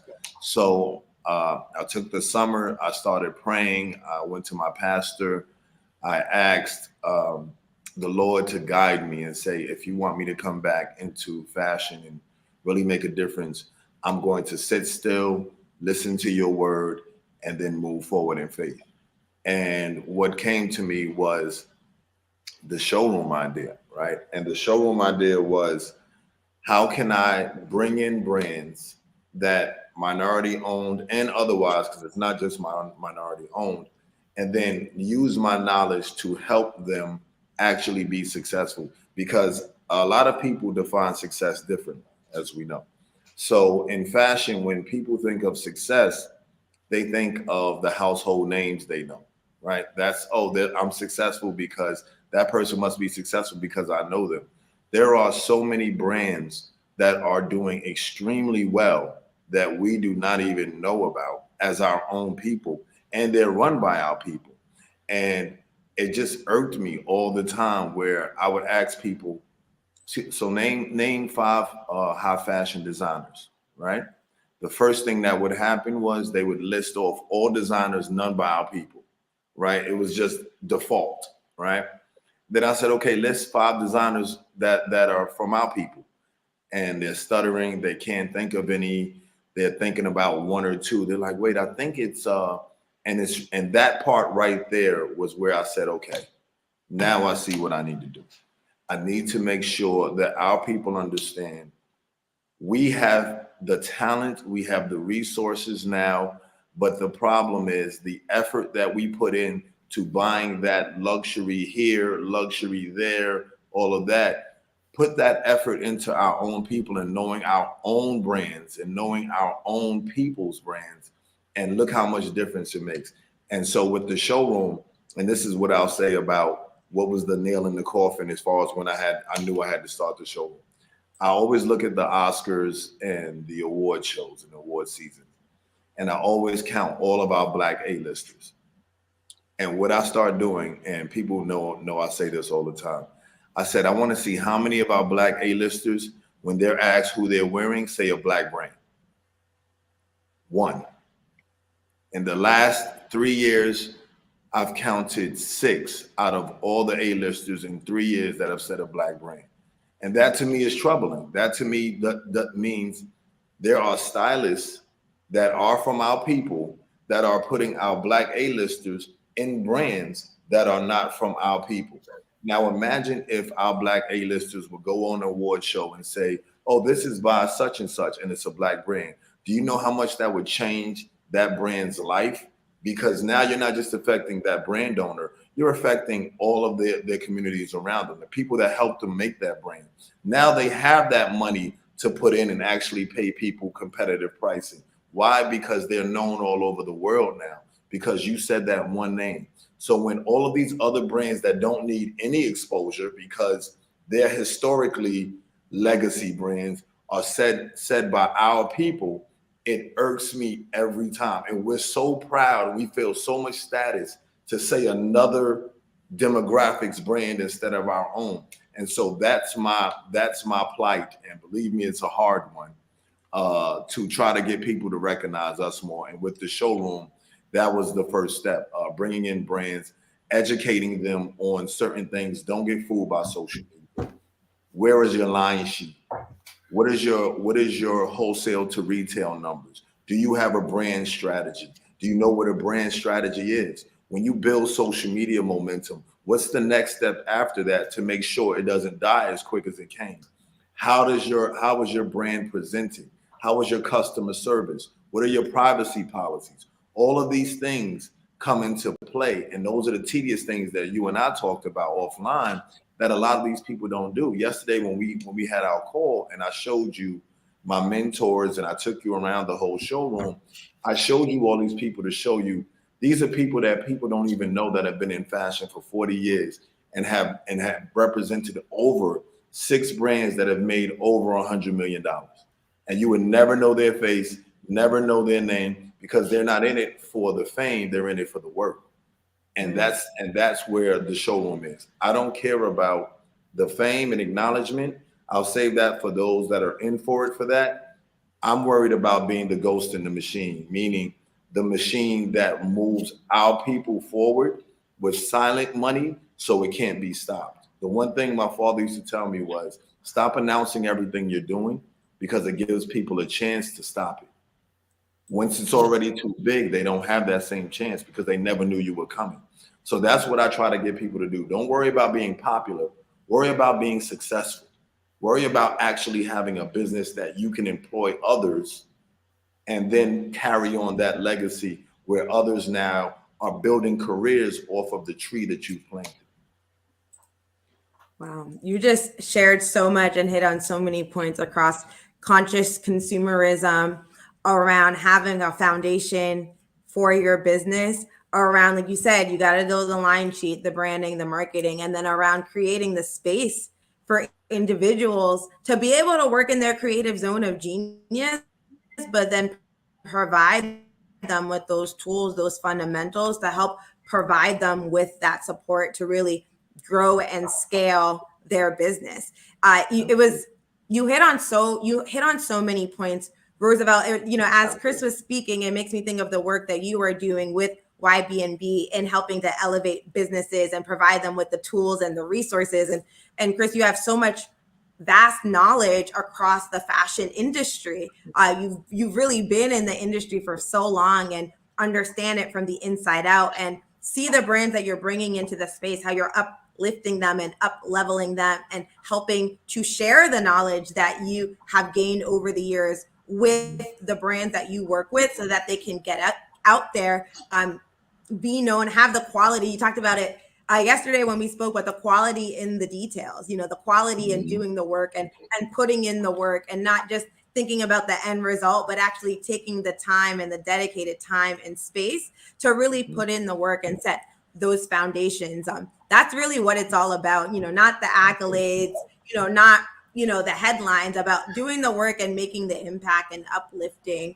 Roosevelt, I would love for you to chime in here as well before we ask Chris to share your remarks, but would love to hear from you, Roosevelt. Oh, for sure. I'll dive right on in. My questions may be a little different, brother. I'm definitely inspired by your looks, man. I want to know what's in fashion right now, sir. I'm looking for some advice. What's in right now? What season? What should we be looking for? Please expand our knowledge. If you don't mind. So it's so funny. A designer that I was shooting, actually, her stuff is behind me, Lavalia. We were talking about this yesterday, how the fashion landscape has changed. And remember how there used to be trend forecasts and how you could say, okay, flares are coming back, bell bottoms are coming back. Now I'm seeing where it's a gumbo of everything. And now people are more individual with their styles. I could say I love three pieces, right? I love three pieces to death. It slims me out. The vest helps you singe your midsection, and Lord knows I need a little singeing. But when it comes to our men now are doing blazers, jackets, full suit from the waist up, and then they'll have some nice pair of jeans on and may do some sneakers, or they may do the full suit. There are so many aspects, and that's the one thing I love about fashion today. It doesn't have a code anymore. And I actually like that. A lot of the purists will say, oh, I hate it. Yes, there's a lot of things I don't like that came in, but what I did like is that the playing field is more open. So now your style, whatever's coming in for you, Roosevelt, is your own style. I can tell you, yes, the suits are back. Color popping is back. The color blocking is definitely, as you can see, I love color blocking, but that may not be your style.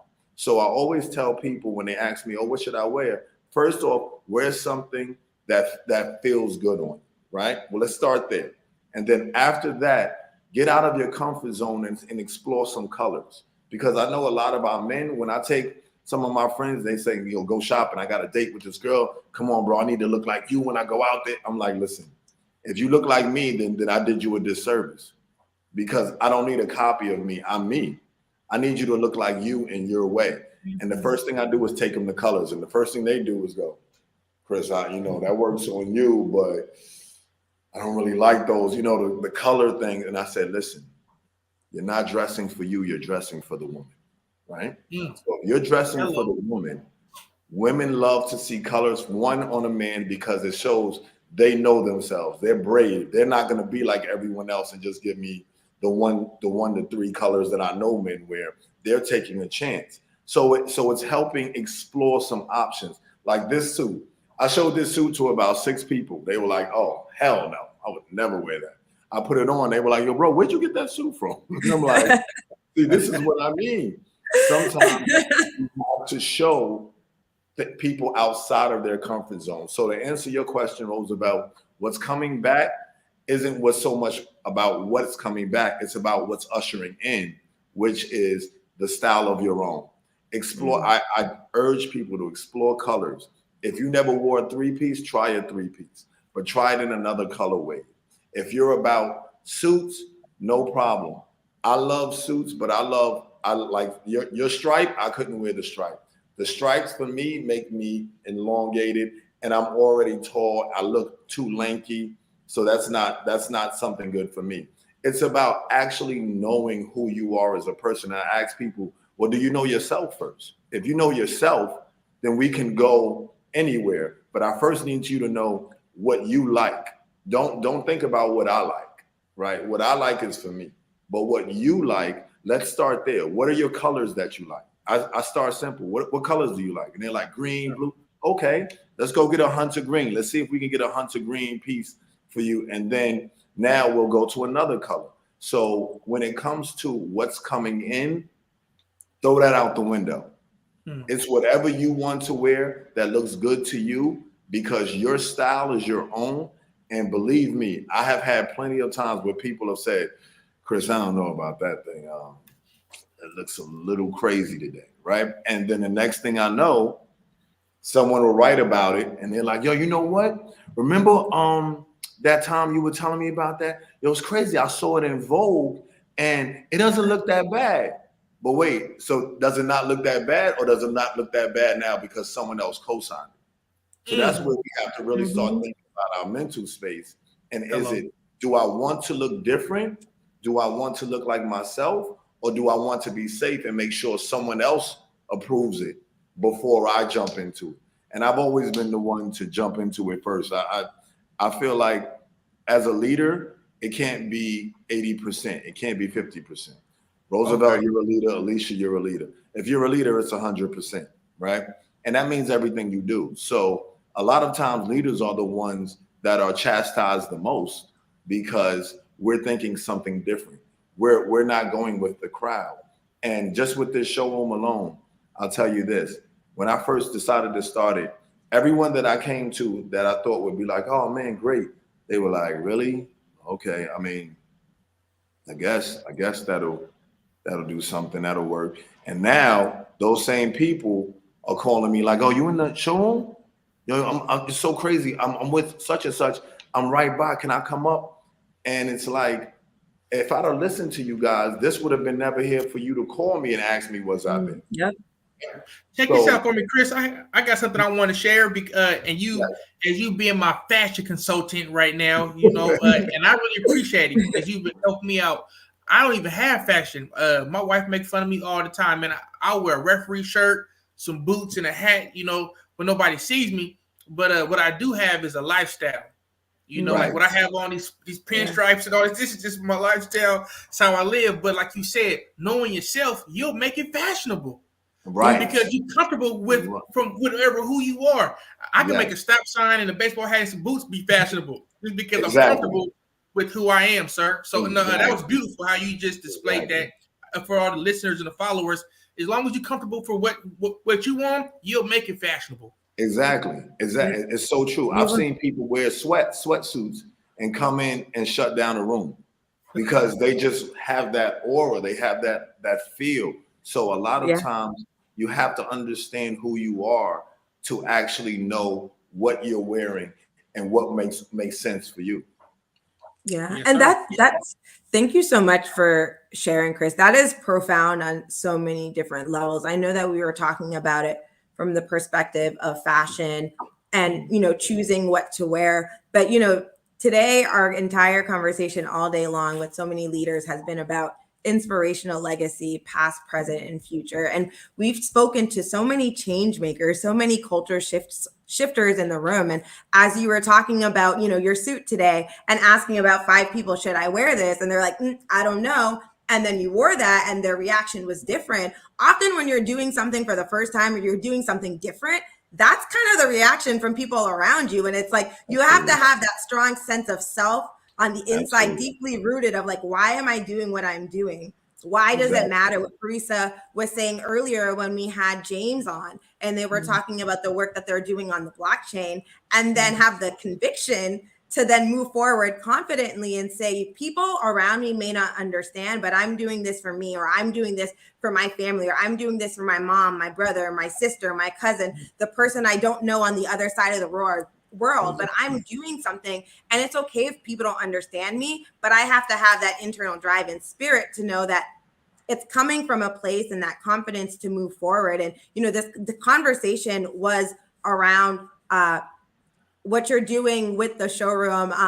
And Roosevelt, I loved your question about, what's in or what's not right now. But, the fact that authenticity is coming back, I think authenticity wins. Your ability to be yourself allows you to show up in this world and then really push boundaries, but profound on so many levels. And I hope that our listeners are taking notes today with the gems that you have shared, because, we were talking about it from a fashion perspective, but it's so many layers deep around the energy, the heart posture, the mental fortitude that you have to have when you're doing something different. And it's okay that people don't understand what it is that you're doing or trying to do, but sometimes it's not for them to understand. And so many of the history makers, so many of the change makers, they were moving from that place of conviction that, I understand the why. I understand the why of why I'm doing this, whether it's personal, whether it's community based, whether it's globally based,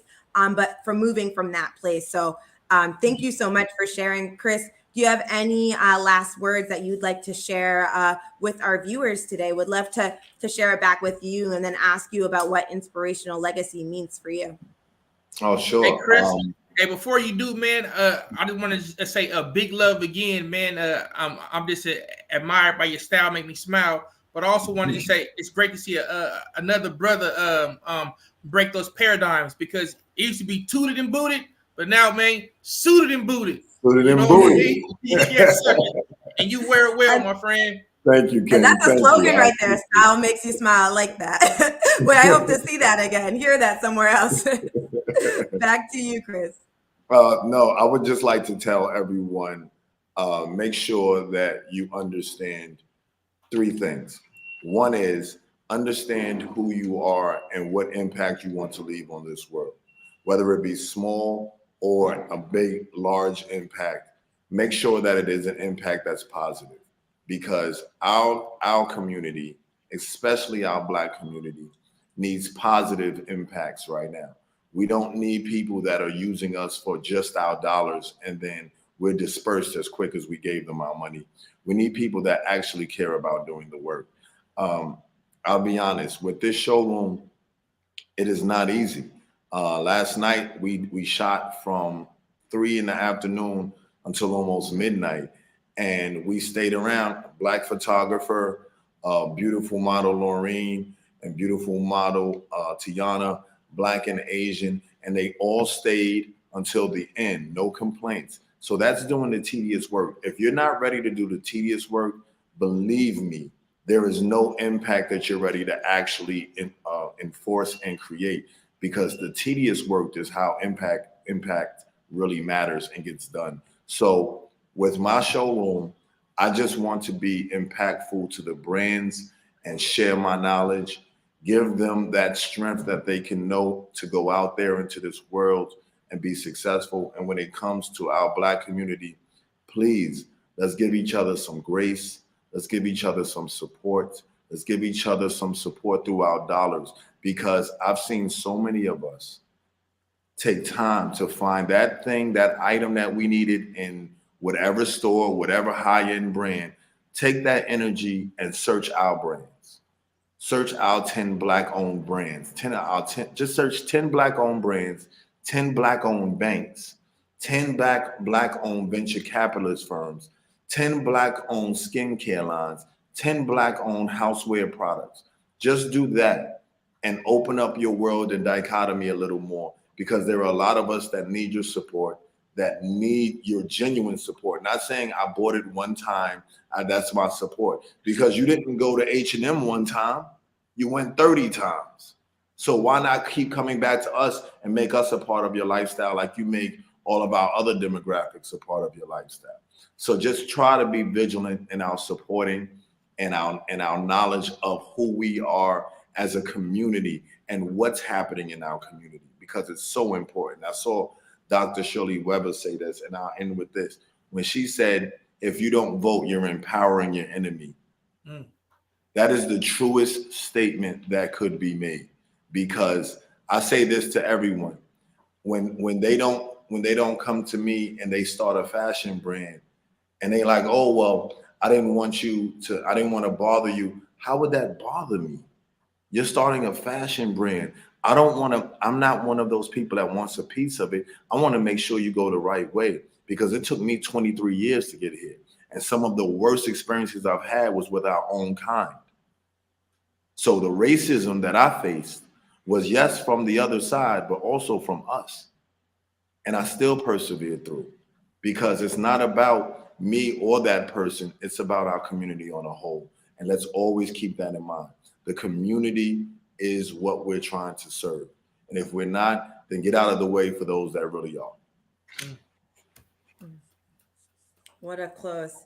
Thank you so much, Chris, for joining us today. I appreciate it so much. Chris has his Initiated Society showroom in the Fashion District in New York City. We'll be on the lookout for all of the work that you'll continue to do, Chris. Thank you so much for your time. Thank you guys so It's been much a for having pleasure me. I appreciate to be it. speaking with you today. Next up, Roosevelt, I would love for you to take the honor to introduce Dr. Catrice Austin, who we will be bringing up onto the stage. Hello, Dr. Catrice. Dr. Austin, it's an absolute honor and a privilege. Hello. Hello. Let's get right to it. It's an absolute honor and a privilege of ours to be here today. Oh, yes. Hello. I am so happy to be here. And I feel like, can you hear me? Yes. Yes, we can. We're good. We're good. Can you hear Yep, we're good. me? Yes, we're good. We can hear you. Yes, please share. Please. Let's get right into it. Yes. Let's give her a moment, Roosevelt. Yeah, it might be a minor delay. It might be a minor delay, so let's just give her a moment. It might take her off stage and then bring her back on and see. Let's see. Dr. Austin, can you hear me? I can hear you. Yes. Go for it. Yes. Hello. Okay, so it looks like Hello. Yes, we can hear you. We'll try again. We're good. Dr. Austin. So it looks like Dr. Austin might be experiencing Can you hear me? a bit of, yes, we can. So Dr. Austin, we are going to, yes, we're good. I think we're good now. We're good? Yes, there we go. Perfect. All right. Hello, everybody. So Dr. Austin, thank you so much for joining us today. We would love for you to share more about your experiences and the work that you are doing now. And as you all know, this is a live broadcast. If we can't fully connect with Dr. Austin now, we will bring our next guest, Timothy Wallace, up to the stage and then ask Dr. Austin to come back and rejoin us. So that is what we're going to do for the moment. So Timothy, I see that you are here with us today. Would love to bring you onto the stage so that we can introduce you and you can share more about the work that you are doing and more of your past experiences. This brother right here is phenomenal. This gentleman right here is phenomenal right here. A coach. One thing I seen this brother do right here, like an author, but this brother right here faces challenges head on, you know, and I want to just say anything without a challenge is not worth doing.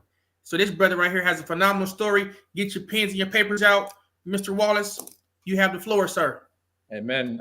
Thank you so much. I definitely would like to start off by thanking both Young Black and in Business as well as the Los Angeles Tribune for putting on an amazing event. So many just nuggets of wisdom, so many great takeaways so far. So thank you so much for that. Again, a little background on myself. I am a native of San Diego, California, currently active duty military. I've been working as an air traffic controller with that for the past 14 years, but my passion is centered around wellness, mental health. So I do that. I work with that through speaking and through doing coaching. And I just would, I guess, like to start off by saying something that I've noticed within my own journey, which was the inspiration to start this work, is that every single one of us kind of goes through a battle every single day where we are dealing with these kind of thoughts in our heads that kind of center around self-sabotage. And that's why I really love the conversations that have been centered around mental health today, especially within our community. And what I like to do is I run a 90-day program where people are able to kind of implement these tools to change that paradigm, to change that mindset, to start implementing things such as gratitude, mindfulness, and just being aware of those kind of things and practicing those and how they can shift the narrative that they have within their minds. And that's a little bit about myself. Wonderful, man. What can you share with us about your book and a little bit more about your 90-day program and how we could maybe be able to take advantage of your services?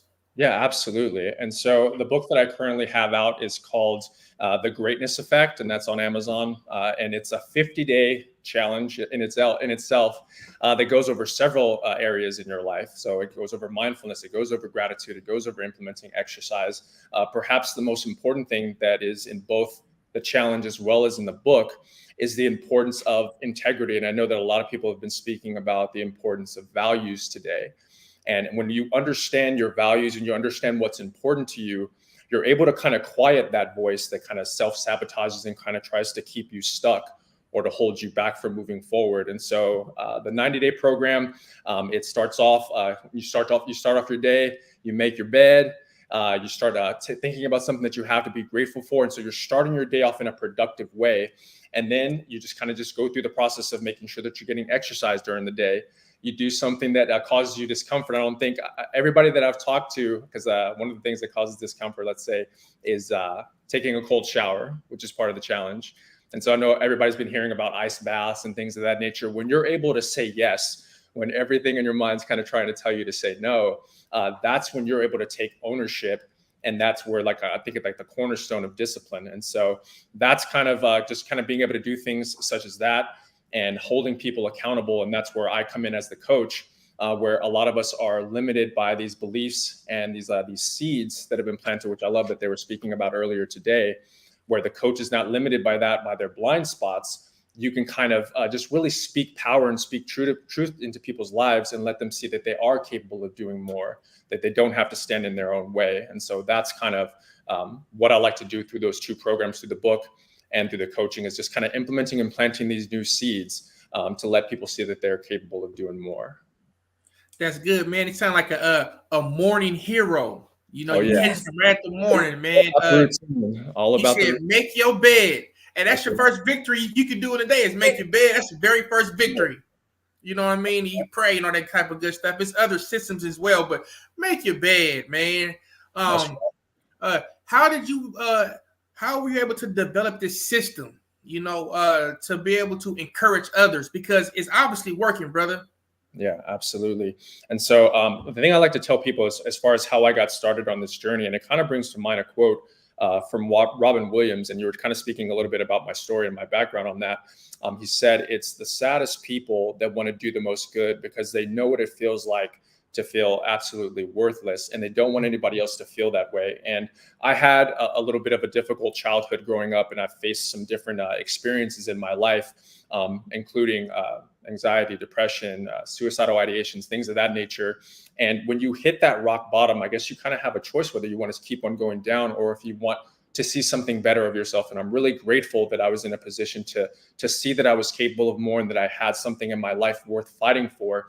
And around that same time, this happened around 2014, when I began this journey, it was the same year that my son was born. So a really powerful seed got planted that said, you can no longer continue this downward spiral. You have so much more in you. You have so much more that you can do. And so I was inspired to start getting into personal development and consumed every book, went to every workshop I can go to, started learning about different modalities like cognitive behavioral therapy, neurolinguistics programming, all these different things in the languages of the mind and how we speak to ourselves and how that can really keep us down. And so I started getting into that and started implementing these different strategies such as mindfulness, gratitude, meditation, and just working on the inner work of understanding my story, understanding the trauma points and where these seeds were planted. Because when we understand our story, and it kind of brings to mind what the last speaker was kind of talking about, when you know yourself, when you're comfortable in your own skin, then you're going to shine that confidence. You're going to have that light being brought out of you, where anything that you're wearing is going to be fine because you have that energy and that outflow that's going with that. So that's what I kind of guide people through, is the understanding of their story, to be able to understand that they're in control of their narrative, that they're not victims, that their problems or their issues, like those are not outside of their control, to give them the tools and strategies to be able to understand and heal on that level. So that journey started with me, and I understood that as I learned to accept myself, as I learned to love myself, it created that peace that's been a reflection in my business and my relationships, all those things. But understanding that this is an everyday battle, like every single day you're going to that. So when you have that awareness, it's going to be a lot easier for you to be able to navigate that battle and overcome that with a victory. Definitely, man. And the world today is at war. But individuals like yourself that have peace within, that's a beautiful, confidence inside. Can you please share with the world how to contact you, how to get your book, website, just how to contact you, because that's you have a solution to a big problem. Yes, sir. Absolutely. So you can find me at www.trwspeaks.com or on social media at TRWSpeaks. You can find the Imperfect Masterpiece Academy 90-day challenge in the App Store. So it's an app, it's easy to follow. And then again, for coaching, you can reach out to me via DM or via my website. Would love to help, would love to change the narrative, would love to end the stigma around mental health. I love the conversations that are going on today so that we can begin to do that and begin to expand and begin to heal. Yeah, man. A big love. Before I'll pass it to Alicia, and then you give us your final thoughts. I too was in a dark place, similar to a sewer. But with the mental health coach, I became an entrepreneur. And that's when I learned to just see the positive in life and everything. When you hit the ground, you have to ask yourself, are you gonna splat or are you gonna bounce? Amen. And you can ask me how I know, because I've been there. So I always got big love for mental health coaches that help individuals bounce back. Yes. Hello. So, I just want to just thank you very much for what you do. And I definitely want to just encourage others to like and follow Timothy Wallace. Alicia? Yeah, I mean, Roosevelt so nicely said that there are so many challenges that we all go through in life. I think life is inevitably going to be full of different experiences, positive experiences, challenges, and certain experiences might stop us in our track, might hold us back. And Timothy, the work that you're doing is so important. I too myself have spent a lot of time understanding energy work and learning about different modalities and trying to understand how I can learn about myself from a 360-degree perspective. We had individuals like Rosalind Young Daniels earlier with Black Health Matters talking about how that awareness is key and giving that preventative screening. We had Stephen Telusma earlier talking about the work that he's doing at his wellness center with people understanding their vitality and natural holistic medicine, and even down to vitamins, and are you deficient and how does that impact your day? And the mindset is so key. It's so important. And I love that we're having these dialogues today and sharing about how to understand yourself from so many different angles and so many different perspectives. And Timothy, the work that you're doing is really important. And we honor you and appreciate you for the work that you're doing because life can be really, really hard. And it's important to have coaches and people in your corner that can help build you up and help push you to the next level. Even if you don't know what to do next, that's why community and support is so powerful. And Roosevelt, what a powerful story you shared about how working with a coach. Look at all that you're doing with YB&B and beyond right now, and that's a testament to you being self-reflective and saying, I'm going to work with someone. What is out there? What can I learn? How can I change the situation? And so it's really important to have dialogues like this. So Timothy, I would love to turn it back to you. What is one thing that you want our listeners today and our listeners that will be tuning in later on to be aware of? And what is one thing you want them to be aware of? And kind of one strategy or gem that you can share with them that they can implement even right now in this moment or right after you come off the stage that they can just think about? Yeah, absolutely. Thank you so much for just all the kind words. And thank you for putting on this event. To answer your question, I would say that the most important thing for people to be able to do to start off as far as a strategy that they can start off with is to start off with it, that to understand that change starts with you, to understand that anything that you want to do, anything it's so important to do the healing work so that you're not standing in your own way. I love when we're talking about legacy, a lot of the battles and the adversities that our ancestors and the people that were the change makers that we're celebrating today, they dealt with, they were right in their face. You're talking about slavery, segregation, things of that nature, whereas our major battle was an internal one. So as we learn to, again, accept ourselves, love ourselves, and make our own healing a priority, everything is going to start to shine a lot better. You're going to, you're introducing that light where the shadow is everywhere, and just everything just seems a lot more great. So I would say implementing a gratitude strategy where you're just starting up every morning with the understanding that you have so much to be grateful for, so much to be aware of. And really, if it's a really quick one, to really catalog your life, to identify what are all the key moments that have happened in my life that have planted the seeds that make me feel like I'm not worthy of love, I'm not worthy of success, I'm not worthy of abundance. How am I resisting those things? And you can feel that in your body. Sorry, it's making me get emotional. It's such an important thing.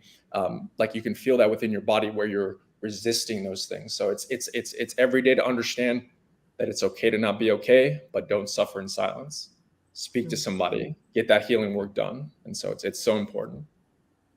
Man, that's beautiful. Before we transition into our next presenter here, I just want to have an intimate moment with you, Mr. Wallace, and just, it's probably about a decade or so, man. I told you, man, things we go through in life make us who we are. Amen.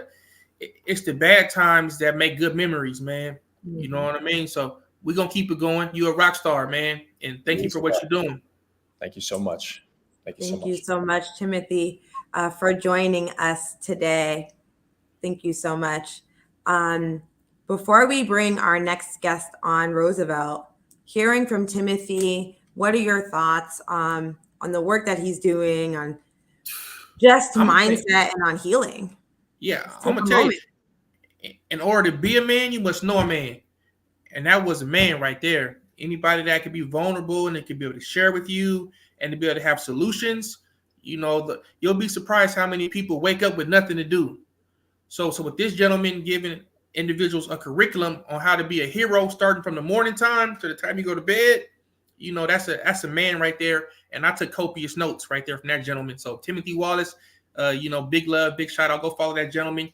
Definitely can help you with some consultation, mental health, and even fitness health, physique, and I'm gonna tell the truth. I looked at my beard and it wasn't as good as his. You know what I mean? So I have some work to do, but like I said, still sharp and still. And, we all on the same team. So that's kind of what I took from it. And I'm excited to move forward to our next presenters, because this right here is a dynamic duo and doing some amazing work all around the world is awesome. Amazing. And also give yourself the grace. Even with the beard, the grace is important. As we respect, as we are grateful, we got to give ourselves grace because it's a journey, right? I think that's what's beautiful about the work that Timothy is doing and about the healing journey. It's a journey. It's not what is the destination. It's what is the experience along the way. And part of that is being self-aware, being reflective, having those goals, but giving yourself grace in the process. So it was great to have Timothy on.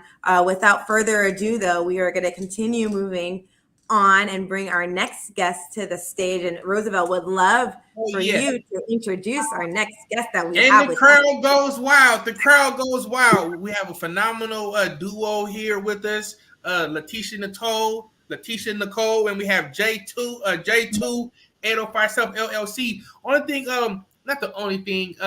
This mother and son a duo is phenomenal. J2 got the spirit of a superstar, and the world's going to see her shortly. But it's just the presence of Miss Nicole, Letitia Nicole, and just how she's relevant, community service, and really business minded is inspiring. Young Black and business member.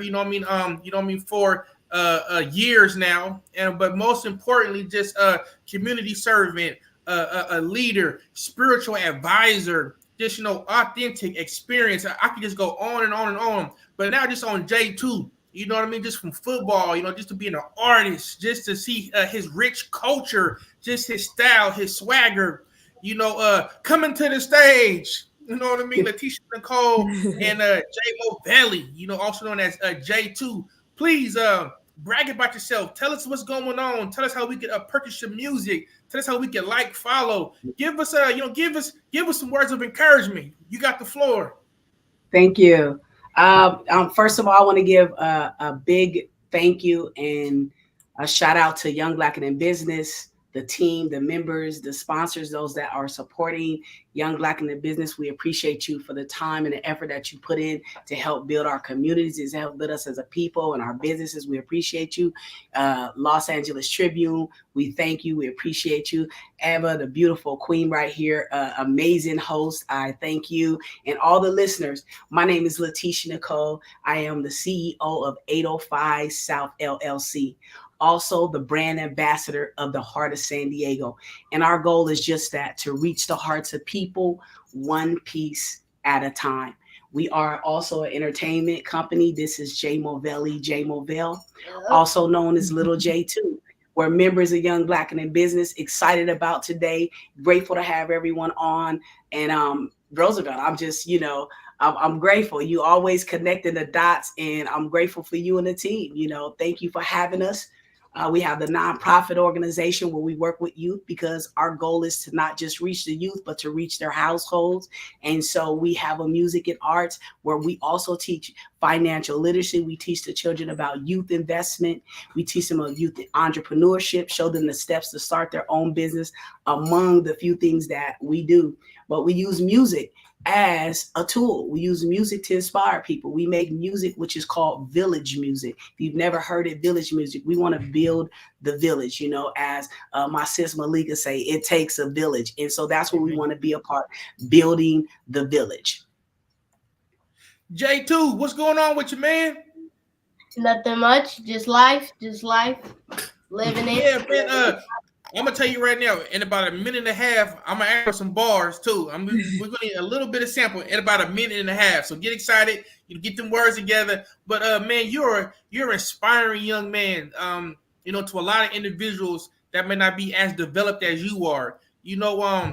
How did you grasp at an early age that you were a superstar? I want to be a star, and I get that. That's your line. For those that don't know it, man. Sometimes when I wake up, that song just comes to me. Like, how did you develop that confidence within?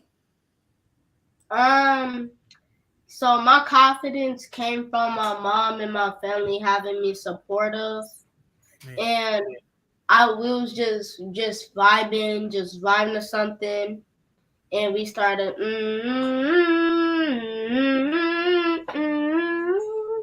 And then I started just spitting bars like, I just want to ball, I don't want to be a star.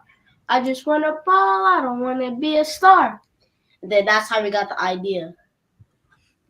That's profound. Letitia, when did you when did it click? Just about legacy, family, business? Because not only, like you said, you're a servant leader, I want to admire your business mind.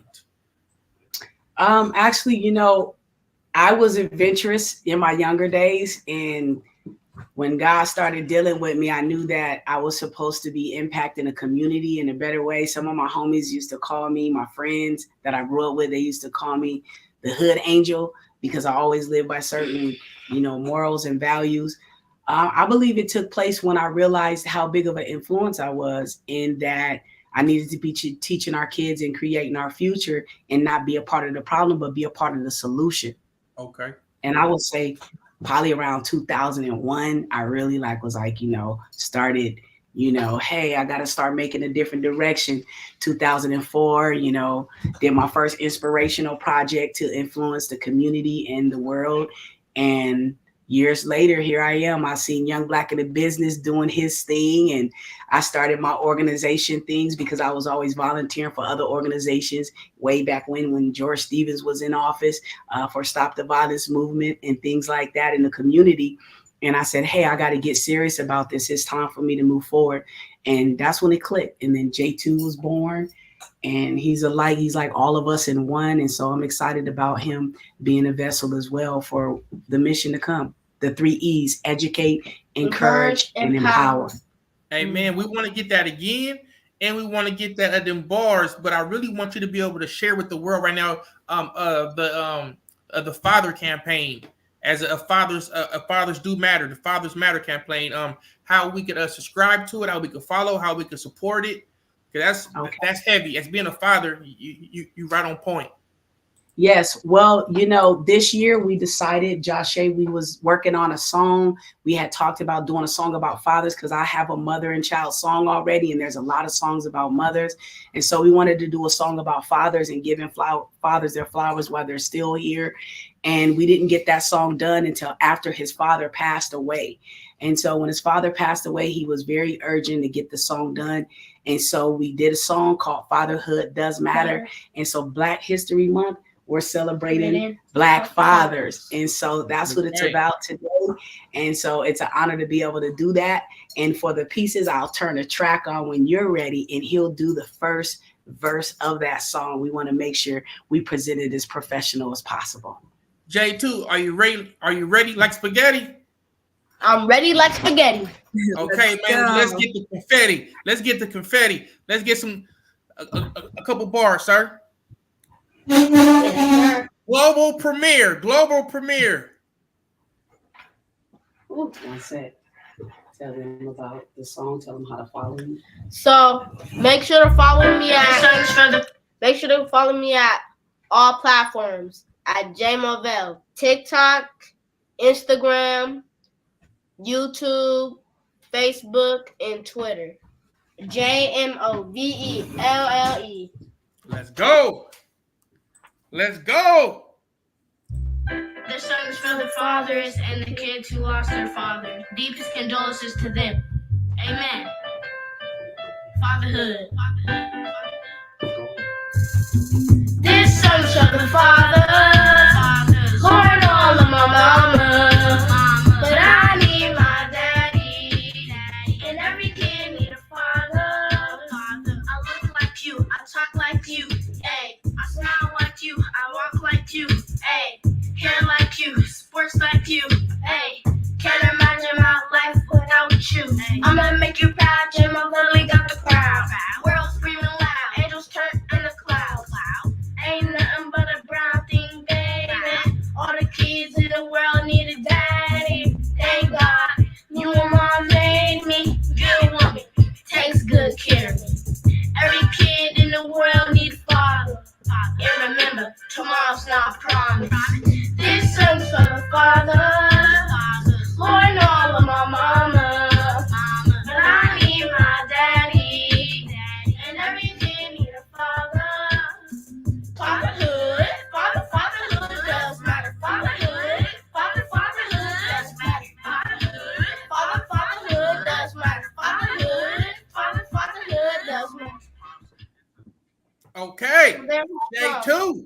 Okay, so again, J2, tell us how to follow you, and also Letitia, if you could just tell us how we could participate in the campaign, and then give us some closing comments.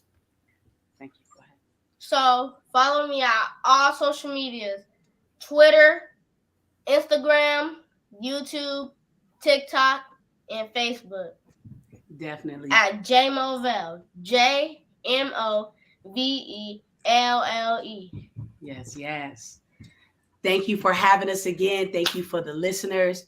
Follow him at JMovelle to follow me and also follow what we're doing. You can log on to 805 South, www.we805south.com. And also for the nonprofit organization in the music and arts for volunteers are interested in coming out or signing your child up for our next upcoming camp that we're going to be having, log on to www.inspiresd.org. The new single releases Sunday the 25th, and we will be hosting the release party, the Fatherhood That Matters single, at one of the biggest kids stream festivals. It's Black History Month. We're supporting the kids and the youth are coming out. Youth entrepreneurs will be in Oceanside. Please log on to our page on Facebook. You'll see the event everywhere probably, and please come out, bring the kids. It's a free event. If you have a child that has that's an entrepreneur or sells product or anything or have a talent, please log on, bring the children out. We still have vending spaces available for the youth that have product, but that's how you follow us. We really appreciate you, bro, for bringing us on. It's always an honor to come on and make some noise. We live to inspire others, and we live to inspire someone.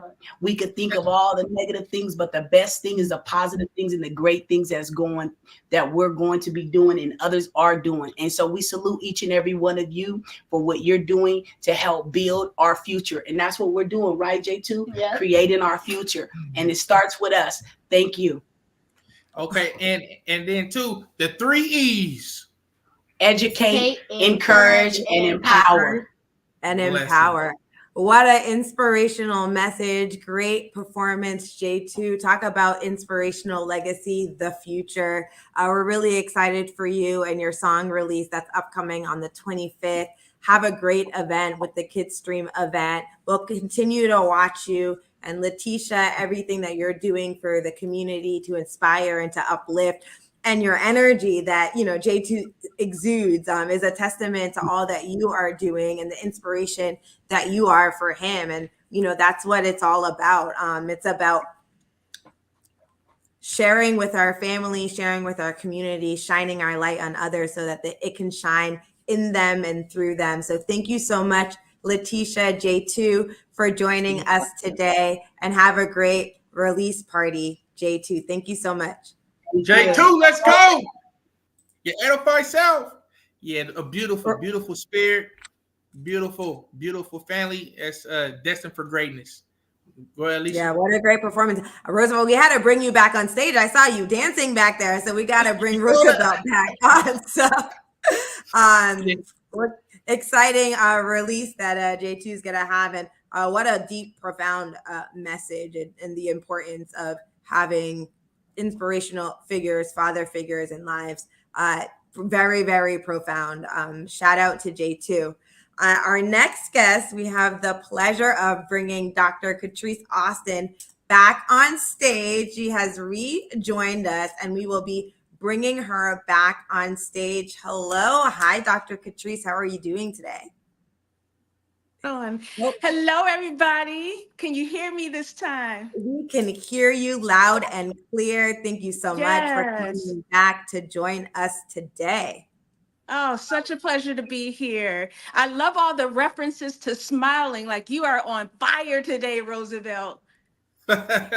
Well, you do have a nice smile, so I'm just being honest. When your heart touches your brain, you smile. Absolutely. That's right. You're definitely making it make sense, and I'm happy that you were able to join us. To be able to make this happen. So please share with the global, with the world, who you are, what you do, and how to be contacted. Oh, awesome. My name is Dr. Catrice Austin, aka the Queen of Smiles. I am a cosmetic dentist, host of the Let's Talk Smiles podcast here on the LA Tribune podcast network. And my mission is to help everyone have a beautiful, healthy, and confident smile. I truly believe that oral care and oral health is a right, not a privilege. And my whole mission every day that I wake up and I go to work, my mission is to help people understand the power of a smile. So, with the podcast, I am hoping to educate, be that resource, maybe be the Dr. Oz of dentistry, so that you have a place to turn to, because oral health does matter. And I think it's something that we in our community, we don't really talk a lot about. We may not have had the proper education. And this is why I write books, I do the podcast, and I try to find affordable solutions for people to get access to dental care.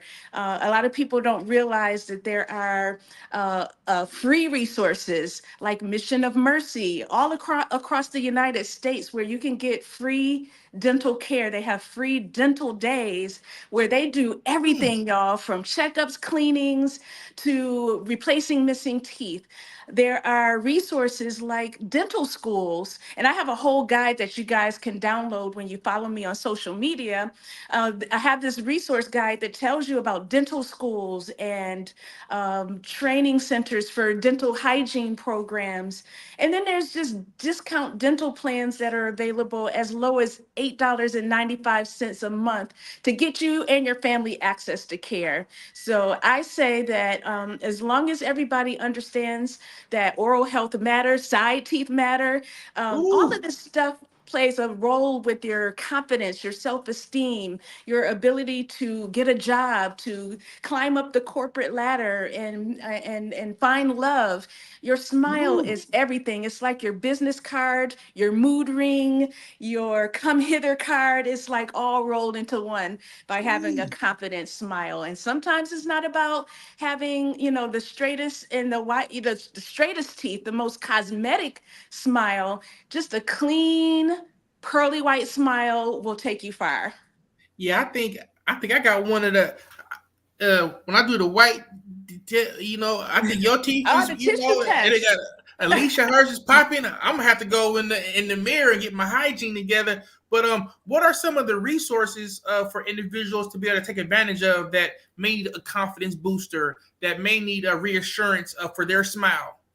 Well, one of the things I want to share with you guys, if you have not been properly educated, you need to be coached. I'm your smile coach. I have a 7-day healthy smile workout challenge. If you guys go to vipsmiles.com/challenge, every single day in your inbox, I'm going to give you instruction on the basics. I call it a smile workout, which is brushing, flossing, rinsing your mouth to get a full mouth clean, not forgetting the tongue, which holds a lot of bacteria.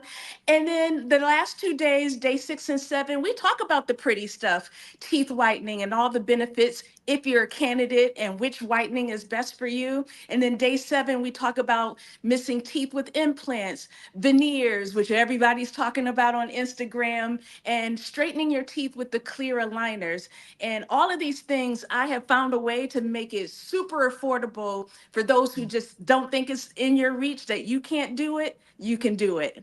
Can you please give us the website again, please, for the It's VIP smile? VIP, like very important person, smiles, plural.com, and then /challenge.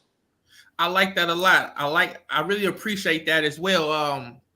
Because your smile make me smile. Yes. Listen, Absolutely. I did not always have this smile. When I was younger, my teeth were flared out. I had multiple spaces, and I got called all the names: Bugs Bunny, railroad tracks, all, kids can be cruel. And so most of my childhood, I was not confident. And it wasn't until that point when I got to high school, that pivotal time in your life when you want to be one of the cool kids, you want to fit in. My mom, who was a single parent mother, she invested. She took her last dime and got me those braces. You know how moms and parents will sacrifice. She got me those braces, and baby, when those braces came off, I felt like Beyonce, Miss America. My entire life changed, and that's truly how I became a dentist. Once I felt the power of a smile, and I felt confident, I was like, I got to be a dentist. I got to help other people feel confident about their smiles too. And your confidence is rubbing off. You know what I mean? It's so I actually like how you walk it, how you talk it, and who knows best, but from a dentist that is a subject matter expert.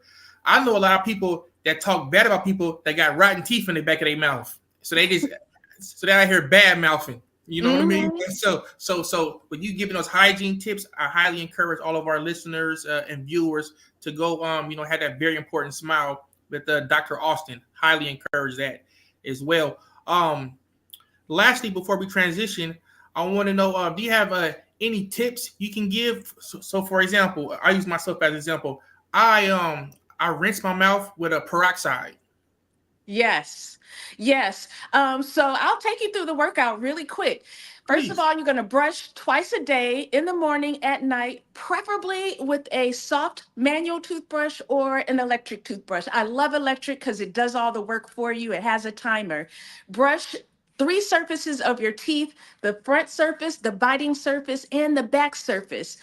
Do that for 2 whole minutes. Step 2 in our smile workout plan is flossing. Now, this is where a lot of people blow it.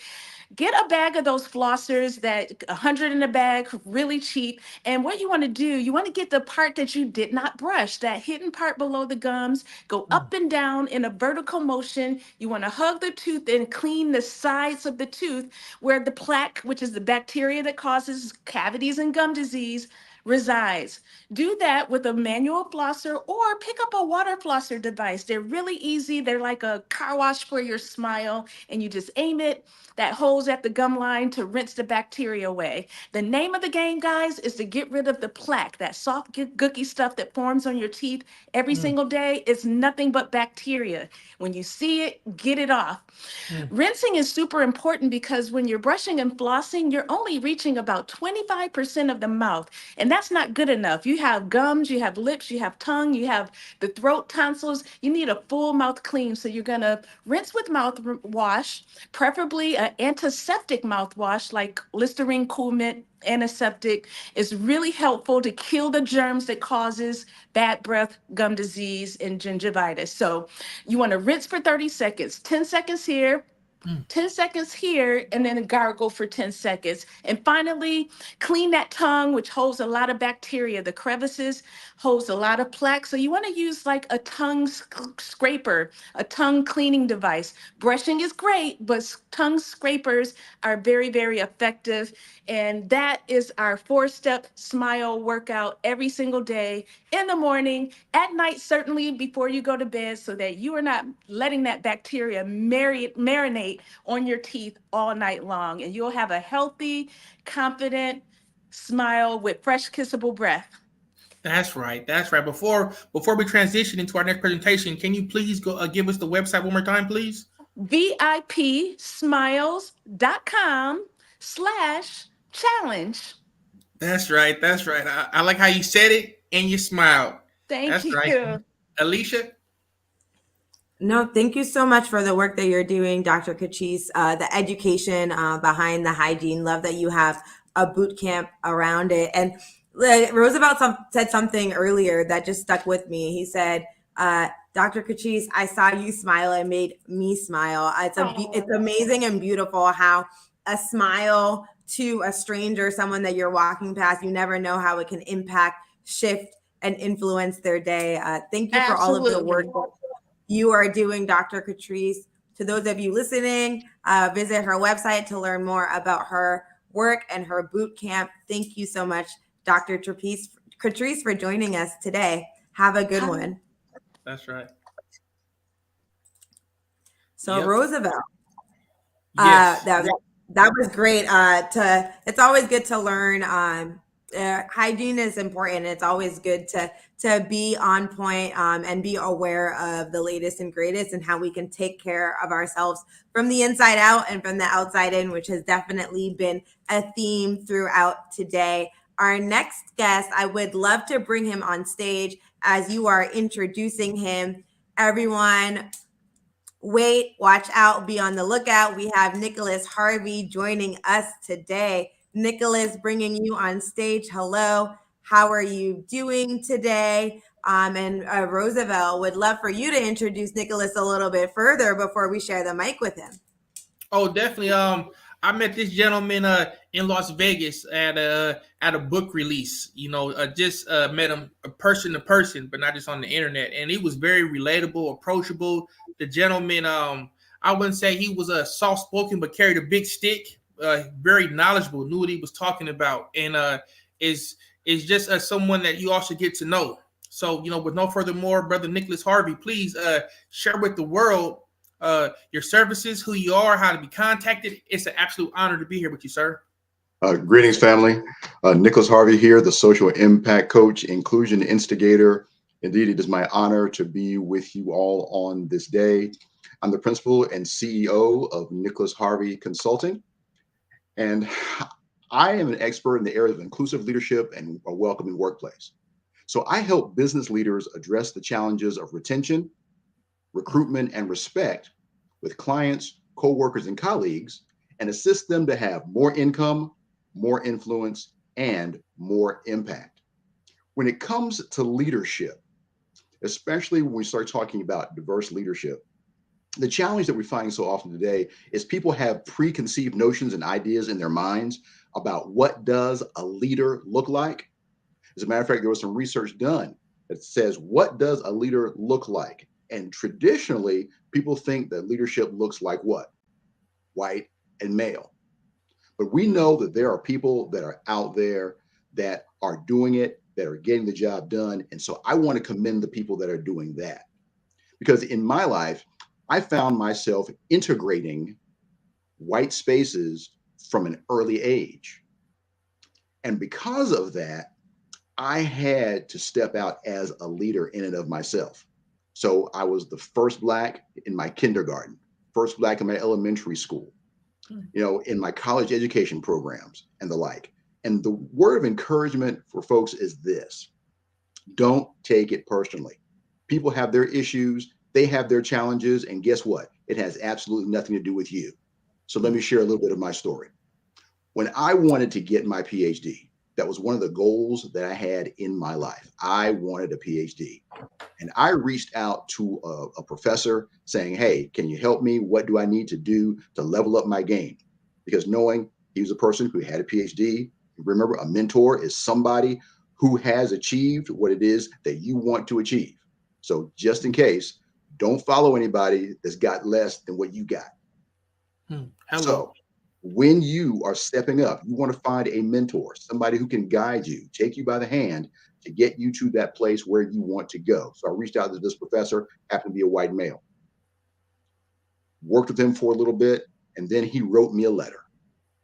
He wrote me a letter that said to me that I did not have the intellectual ability for a PhD. But guess what? I didn't let that stop me. And I held on to that letter until when? Graduate. I got my PhD. That's right. And then went ahead, threw that thing away, because that for me was merely scaffolding. See, what happens is in our lives, when you're building a building, the scaffolding helps to put you up and helps to get the building up. But once that building is up, the scaffolding comes down. And there are people in your lives that have been merely scaffolding. Don't hold on to the scaffolding, because if you do, you won't be able to rise higher. Keep going. Please proceed. So the question I begin to say, I would love, as you're going, I would love to hear more from you, Nicholas, on what qualities do you believe are essential for effective leadership in today's world? Sure. For effective leadership today is what people call the soft skills, but I want to use the term essential skills. Because if you're a leader and you're by yourself, you're just out for a walk. And we need to know how to relate to people authentically as who we are and to who they are. See, many of us might have been raised in a tradition that says the golden rule is do unto others as you would have them do unto you. But I would offer you the platinum rule. And the platinum rule is this: to treat others the way they want to be treated. Because whenever we meet different people, we're meeting a different culture. And so we need to take the opportunity to just step back and get to know people from where it is that they stand. And so it's the essential skills. I like that one. That was very profound. You said if you're a leader and you're by yourself, you're just out for a walk. Yes, sir. Because that's true. So yeah, please let us know after you got your PhD, what was your next accomplishment? How else did you, what other challenge did you find? Sure. So the work that I was doing when I was teaching was really in a public policy school. And so it was the opportunity to really relate social policy and public policy. And the reason why I pursued that course of action was because I think, what area of life touches everybody undeniably? How is it that I can have the greatest impact in the world? Because I grew up in Atlanta, which of course we know cradled the civil rights movement. And those civil rights leaders whose names we could call, that's who I grew up with. And they were very kind to me and allowed me to ask my questions growing up, issues and challenges around how do we bring about the transformation. So I ended up teaching in a public policy school. And so one day, Congressman John Lewis, the Lion of the Congress, a hero to so many of us, came by the school. I was so excited to hear him and sit down because I'd known him my entire life. And so, of course, sitting in the room, so glad that he's there, challenging people. And I asked this question, and I said, what is the policy strategy for liberation? Because if we notice in the midst of the civil rights movement, we always talk about education, talk about economics, we talk about political power, but we really don't hear conversations around policy. Again, the place that touches everybody's life. And he got very serious in that moment. And he looked me in the eye and he said, that's what we have you for. And that challenge changed my life, set me on this trajectory, and said that I don't get the luxury of just sitting up in the academy and just teaching. I need to get where the people are to bring about the transformation and impact in their lives. And some people might ask me, hey, Nicholas, who do you think you are to do this kind of work? And I say that to any of you that are listening to me right now. People will challenge you and say, who do you think you are, Roosevelt, to be doing this kind of work? And you know the answer is, I'm the one who's doing it. And so we're the people that are doing it in real time, and we don't have time for the negative, nasty naysayers, the people who aren't about anything, aren't doing anything, and aren't going anywhere. And so guess what? We know the words of the poem. If you think you are outclassed, you are. You've got to think high to rise. You've got to be sure of yourself before you can ever win a prize. So people who are listening to me on this day, keep on believing, keep on achieving, keep on conceiving that future that is ahead of you. I am Nicholas Harvey, the social impact coach. Your leadership destiny awaits. That is profound, sir. And I really want to appreciate you for that. Alicia, you were smiling. Did you have something that you want to share?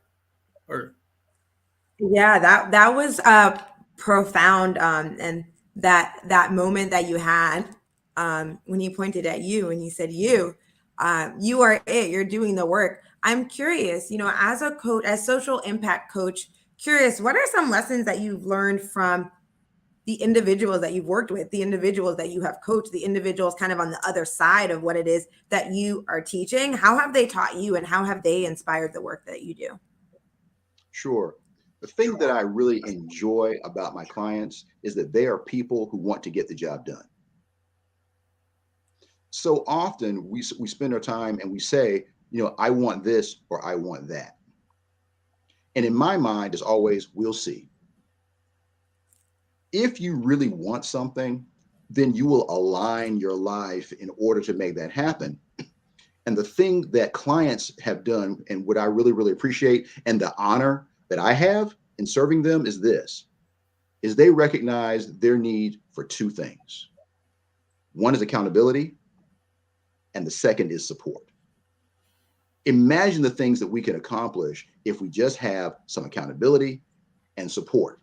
In other words, in our lives, we need people who will hold us and who will hold us accountable. And so they've reached out to me, and I just consider it an honor and a privilege that people would allow me, even consider me, to come along their impact journey. And I'm grateful for that. Okay. Before we conclude and transition into our next presenter, what encouraging words would you give? Get excited. The world. Again, yes, you can. You can do what you put your mind to. Surround yourself with people that are going somewhere. Surround yourself with people that are doing something.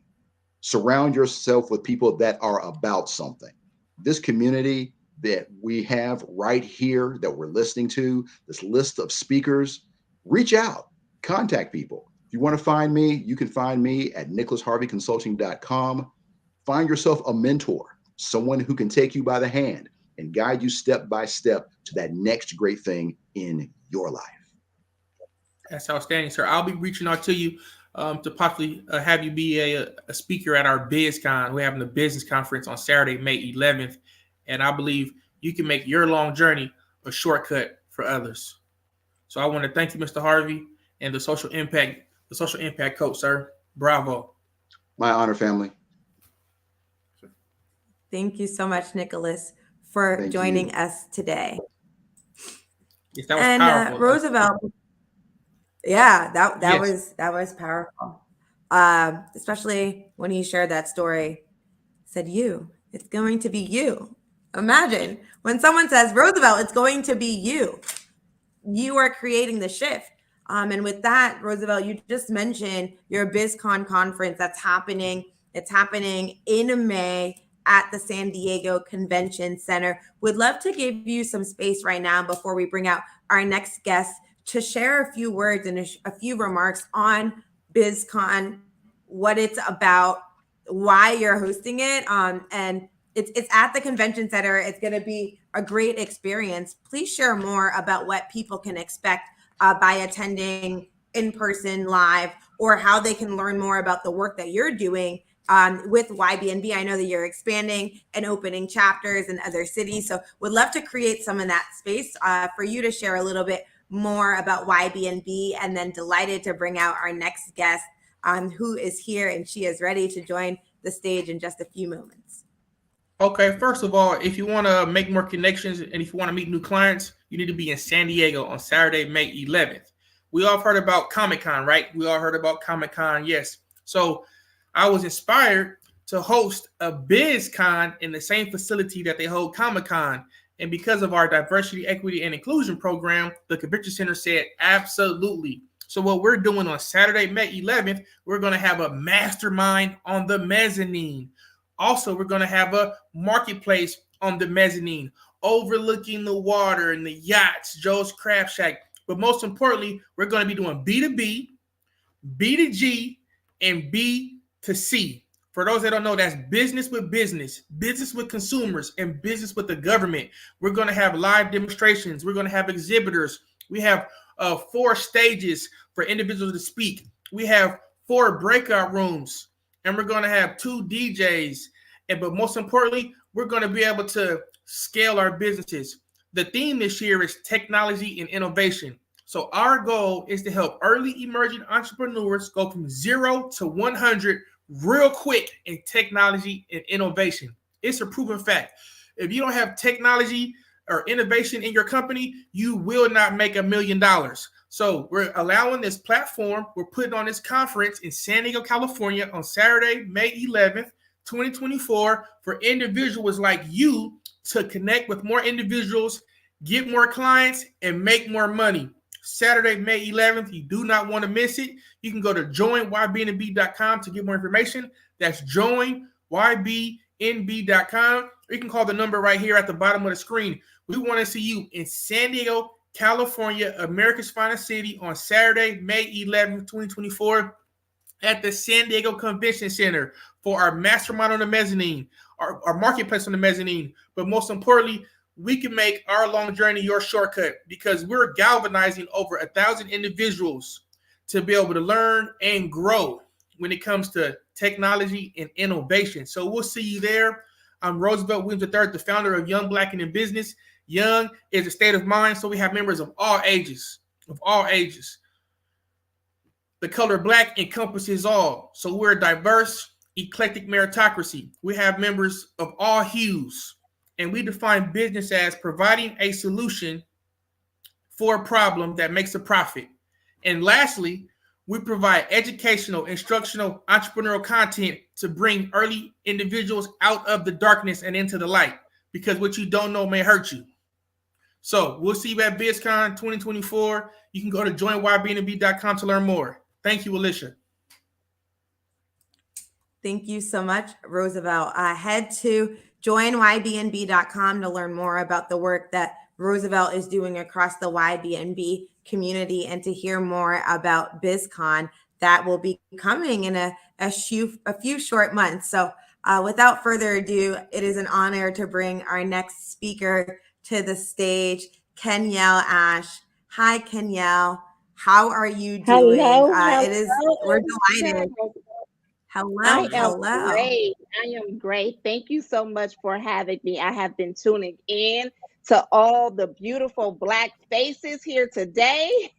I am excited about what you guys are doing, the Los Angeles Tribune and YB&NB, Young Black and in Business. I love it when Mo sent it over to me to just talk about how we are going to be celebrating pioneers from the past and the present. I felt as if this was wonderful. And of course I had to be here just to talk about, how I am on the other side of Black history and how our past leaders have helped pave the way for who I am today and what I have been able to contribute to this world. Today is a day where we celebrate the past heroes and today's heroes. And today is a day that I'm also celebrating myself. So thank you for having me. As Alicia said, I am Kenyelle Ash, founder of Millions in Progress, and also president of the Afro Unicorn Foundation. We'll get more into that, but I'm going to take a pause in the event that you guys have any questions for me before I just go on. Yeah, I'm going to say we representing and recognizing all the heroes, but we also want to recognize the sheroes. And you're one of them. So, you're in great company because you're a Black face in a high place. Oh, I love it. Thank you. Thank you. Roosevelt always have the great one-liners. And you do a beautiful job at edifying others. I love it. Yeah. I'm like, Roosevelt, have you thought about going into a slogan creation? Because I've heard quite a few today as you've spoken with and engaged with some of our speakers that have been on the stage. Kenyelle, thank you again for joining us. You talked about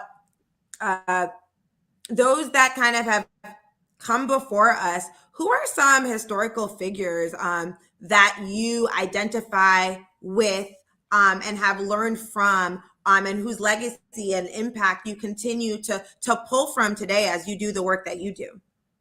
Well, I can honestly say when we were in elementary, we all learned about who all of the Black inventors were, right? So when I was younger, we used to have to do these invention contests where I knew that I wanted to be on the other side of innovation. Fast forward today, well, 20 years ago, I went for my first patent because of the famous inventors, the Booker T. Washingtons, the Madam C.J. Walkers in the past. I said, if they did it, I could do it too. No, I didn't get that patent granted because I ran out of money, but I did not stop.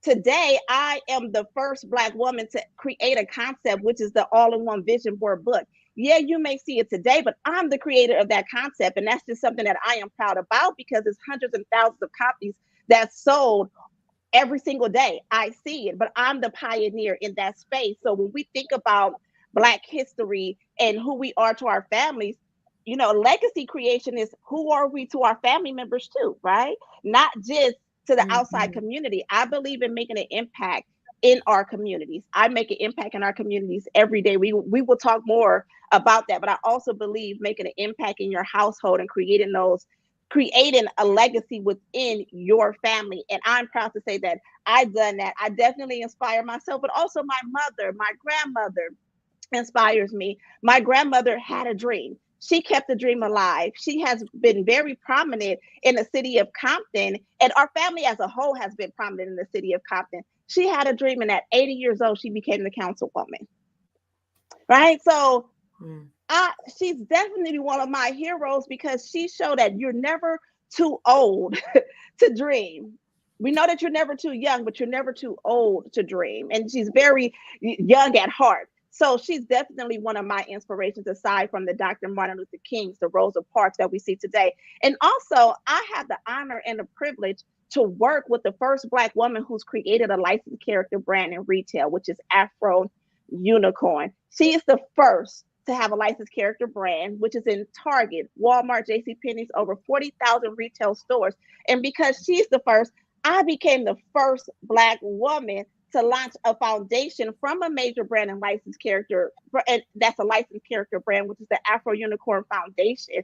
And we are in underserved communities. We started in the city of Compton with a cohort. We just graduated our participants on Saturday with a small business fair where we paired our participants with the small business owners there. And then we also poured back into the business owners by the president gave $500. I mean, the CEO of Afro Unicorn, April Showers, gave $500 grants to the small business owners. But we also did a building your brand session so that we could pour back into these small business owners that pour back into our mentees. So I'm doing it full circle, and I'm just proud to be on this side of Black history.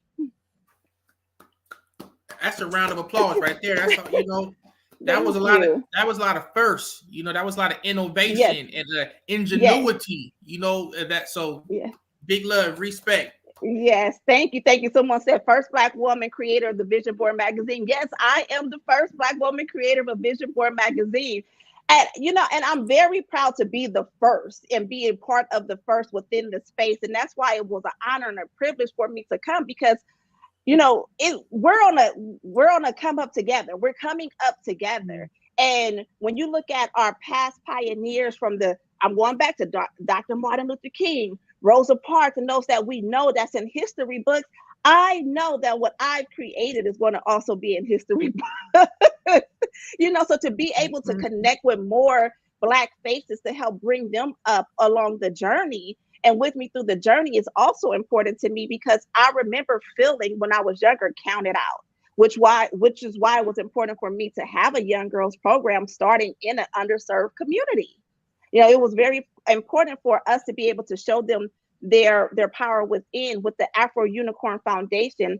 With the Afro Unicorn brand, when you walk into Target, you see the displays. They're called end caps that says unique, divine, and magical. So we wanted to directly make an impact on young girls to help them uncover and discover what makes them unique, divine, and magical. And so I implemented pillars, which was confidence building, mindset building, leadership development, also intro to business and entrepreneurship, because it's important for others to really, if you start them while they're young to understand their power, when they grow into adults, they'll be more healed adults and more sure of who they are. Again, we hear a lot of that today. Everyone is in alignment with the same message in terms of, knowing who you are. When you know who you are, you can stand in your power more. But if you teach them young, you can really stand in your power. And we could really have more innovators starting at a very young age. Absolutely. Yes. I already got my daughter playing chess, already saying positive affirmations. I'm just providing positive reinforcement for what you're saying is a fact, it's true. And we want to thank you for your greatness and being the first in so many areas, because these little boys and these little girls, they're seeing that story saying, I can. If they see it, they can believe it. Yeah. So absolutely. We had it's a fly. Fly away. You better than good. Listen, but we had participants that was very excited at the fact that they were a part of something where they could see it in stores, and the CEO and the founder was accessible to them, even the parents. Like you're coming and you're reaching back and you're pulling forward, and we wanted that for our young girls and young boys. But even though our program is for young girls, the brands as a whole, when we do these brand builders workshops, it's for everyone. Yeah, I want to thank you for laying the blueprint, and leaving a legacy for folks, like myself and my daughter to be able to follow, and even sharing your testimony on how you even got here like that. A lot of folks want to keep their notes, but for you to be able to share your notes with others, that's a blessing. I want to thank you for that. Absolutely. For me, I started personal development I was always a confident little girl where I was sure of myself. When I got to high school, there were times where, that's when you go through your crisis where you're looking at other people and wonder, well, am I good enough?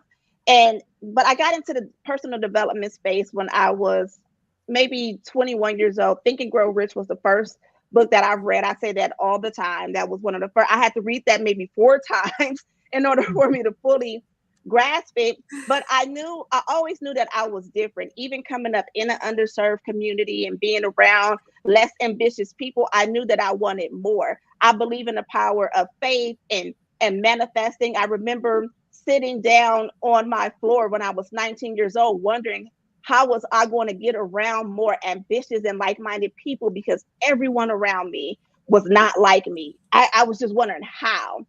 It was my education. It was school. I went to school. I was required to do an internship before I got paid. I said, internship? I like money. I'm not working for free. But at that time, I was introduced to the world of service, through internship, because I was able to get paid. But the person hired me or brought me on because of the school that I went to. We went to the same school, a local community school. It wasn't an Ivy League school. Right? So it's the power of networking and connections and showing up and being ambitious, being the person who you say that you're going to be, being the person of your word, personal development, making sure that you're reading every single day. And again, showing up, being the best version of yourself for you and for other people. That's right. And, thank you for your testimony. Before we conclude and get to our next presenter, can you please leave us with a breath of encouraging words to the young, early emerging entrepreneurs that are looking for that inspiration? Absolutely. Well, first and foremost, please follow me at Millions in Progress so that we can stay connected. Right now, I'm doing a Living My Vision series where I'm doing a How I Brought My Vision to Life with other entrepreneurs who brought their vision to life. And I think it's important for other emerging entrepreneurs to learn from other entrepreneurs. So follow me at Millions in Progress. My personal handle is Kenyelle.Michelle. So first and foremost, get connected in.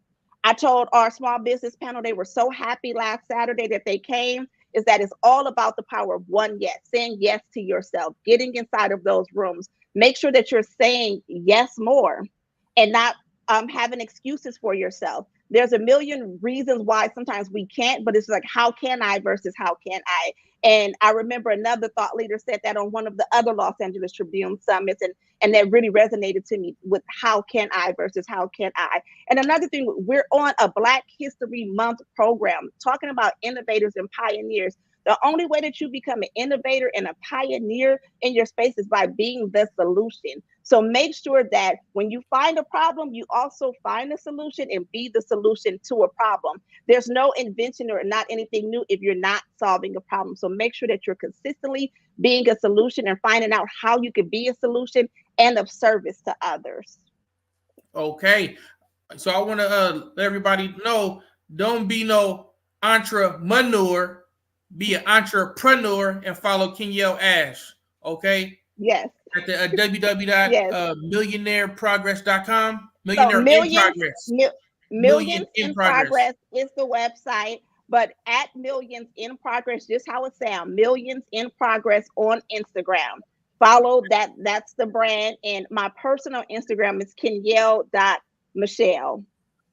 And right now for our Los Angeles Tribune and the Young Black and in Business, for the vision board kits, for everyone who make a purchase, if you put in the code LOVE, you will get a free ebook journal on designing your ideal life. Absolutely. Well, we want to thank you, Ms. Ash, and you too get an invitation to our BizCon as well. And I'll be reaching out. I have the website and everything, so I'm excited. And congratulations! Not only gonna be in a shero, but be on the first in so many categories. You live in legacy. Thank you so much. Thank you for having me. Thank you for joining us. Thank you so much for joining us today, Kenyelle. Yes. Now I'm back to spectating. I want to see all of the wonderful Black faces. That's a pioneer. Been loving and enjoying reading all of your comments today. And love that you talked about inspirational legacy being part and within your family. Very, very important. Thank you so much again for joining us today, Kenyelle. Thank you. Thank you. Absolutely. That was a pioneer right there. Legacy right there. That was powerful right there. I hope you all are taking copious notes. Like I said, these are our power pens. our Young Black in Business power pens. If you put this black pen on white paper, whatever you write down, it'll turn green. Okay, you got to be able to record it to be rewarded. So get your Young Black in the Business power pens and take copious notes. Alicia, you got the floor. Yes, I just wanted to take a moment and a second to think about Kenyelle and the wonderful work that she is doing and the partnerships and the collaborations that she's in part of. And, you know, vision boarding is profound. It gets you to think about what you want next. It helps you figure out how to visualize it. And then there's something about putting that energy out there and creating the space for things to come to you, but for you to go find them. And it's amazing that she's been a first in her space with the Vision Board magazine that she shared. You all check it out. She shared the code LOVE, and I love the name of that code itself, LOVE, because you're loving yourself and you're creating opportunities for your future. So that was a great segment with Kenyelle. Delighted to bring out our next guest, who is Quincy Brown. Roosevelt, as we're getting ready to bring out Quincy on the stage, would love for you to take a moment to further introduce him before we hear from him. Yes, absolutely. And I see some other individuals in the weight room as well, like Terrell Rackley. Just stay patient. We got you, and we love you. Mr. Brown, we happy to have you with us, sir. You do so much, when it, in the world, how you and our connection is a mental connection as well. So I want you to be able to say who you are, what you do, and then I want you to be able to connect the dots in that connectivity with chess, because that's where you and our crossroads are. You're the chess master. So please, Quincy Brown, it's an honor for you to be here with us, sir. Hey, can you guys hear me good? Yes, sir. Yes, Oh, nice. I got the continuity camera going on right now with my MacBook and my iPhone. It's very new technology for me, and But it's Pangea, brother. It's Pangea. It's all together right now, so you got it. All right. So my name is Quincy Brown. I am a biochemist. I am a father. I am a service member in my community. I'm from Tulsa, Oklahoma. I was born and raised. And I came to San Diego after a long trip of travel. And this is my home now. And so, my background is best described as I am a chef with very dangerous chemicals, and I make products and or manufacture things that typically work in hospitals. I have to explain it that way to the kids and to my friends who don't really understand what is a scientist, right? If you look at what the career tracks are, you hear about businessmen, you hear about people who are getting their PhDs and they teach.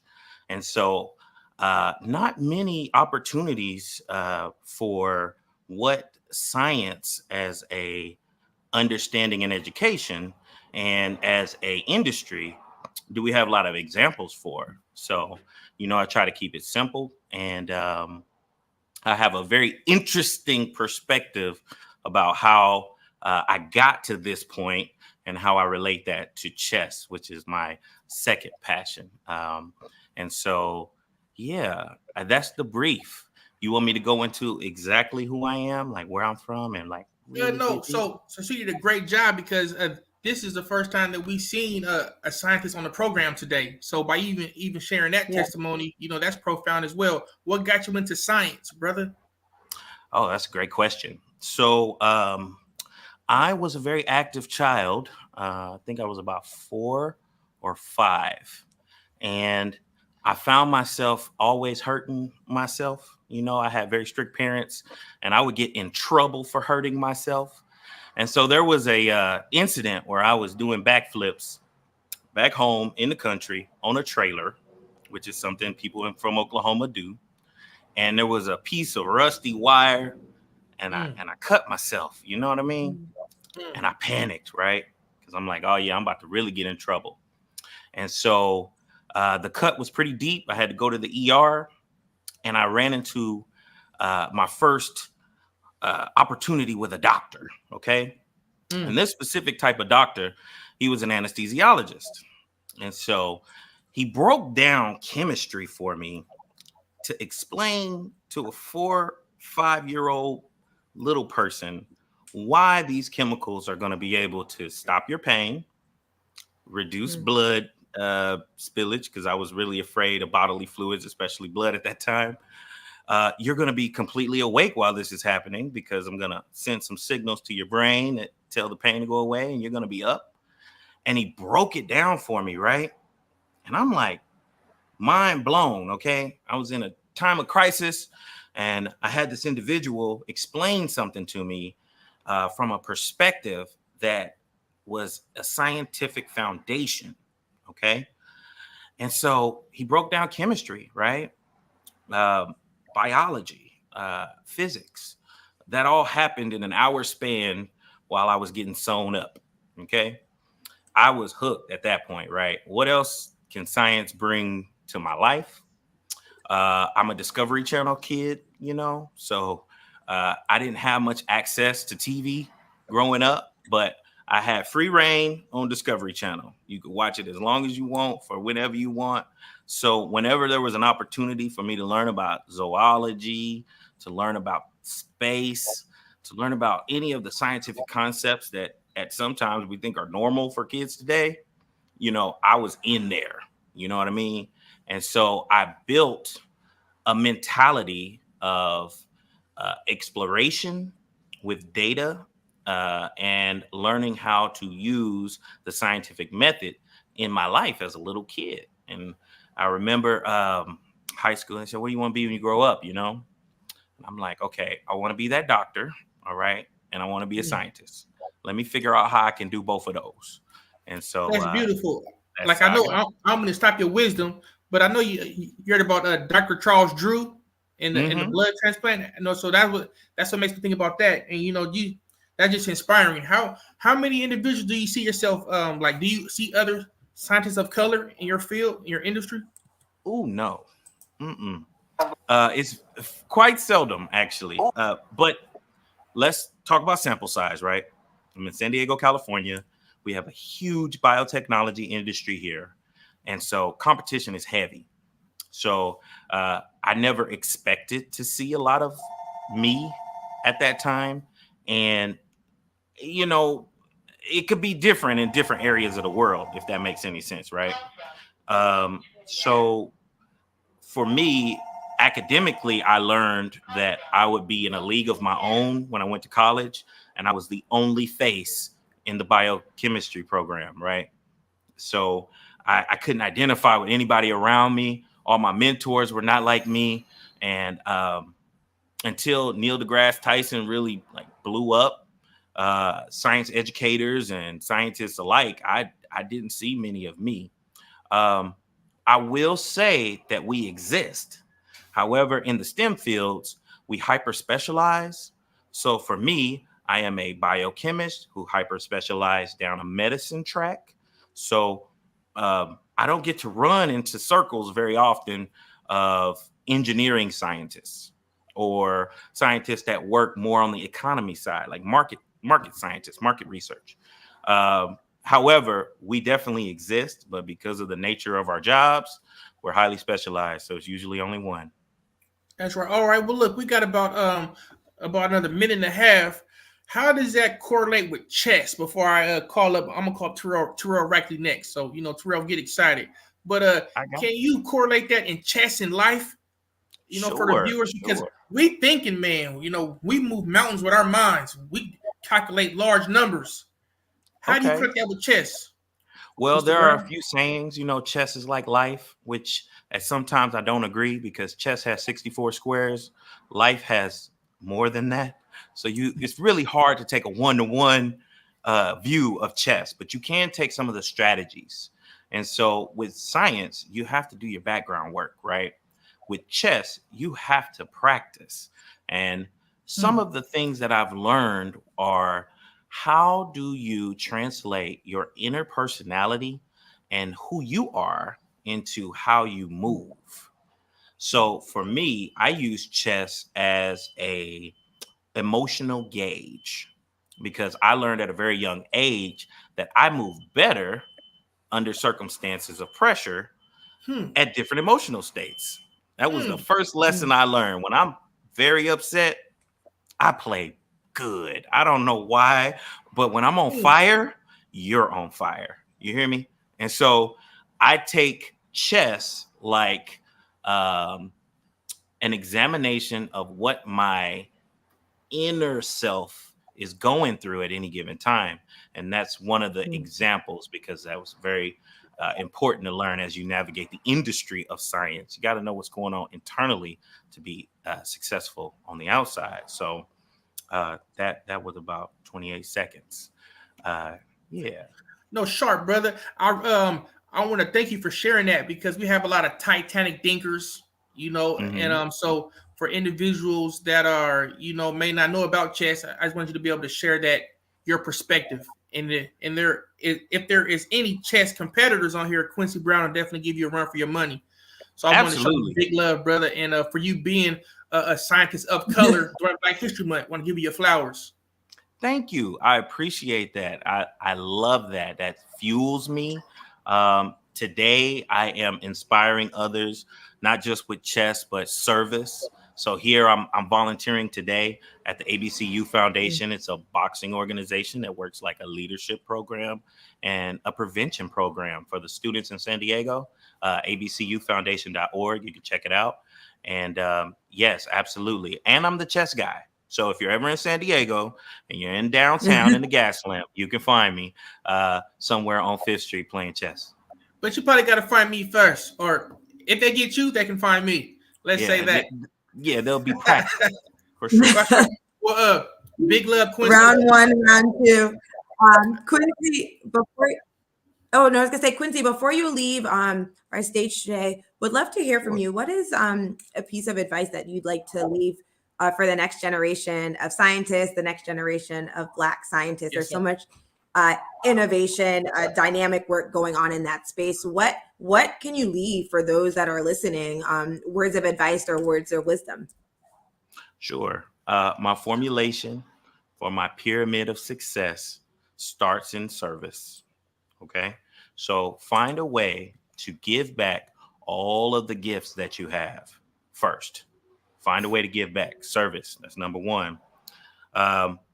You must be brave to take new steps.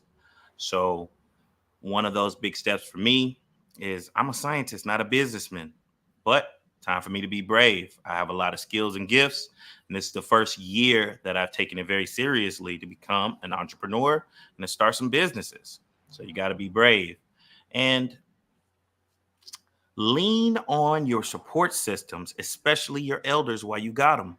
Don't take it for granted. All that age and wisdom and knowledge can be everything today as I'm learning. If you look at the story of Archie Moore, right, who started the AB&C Foundation 60 years ago, a lot of the things that we're experiencing in our community today, he wrote in a book 60 years ago. And now we have the foundation to help us kind of deal with some of those problems. So lean on your mentors, lean on your elders.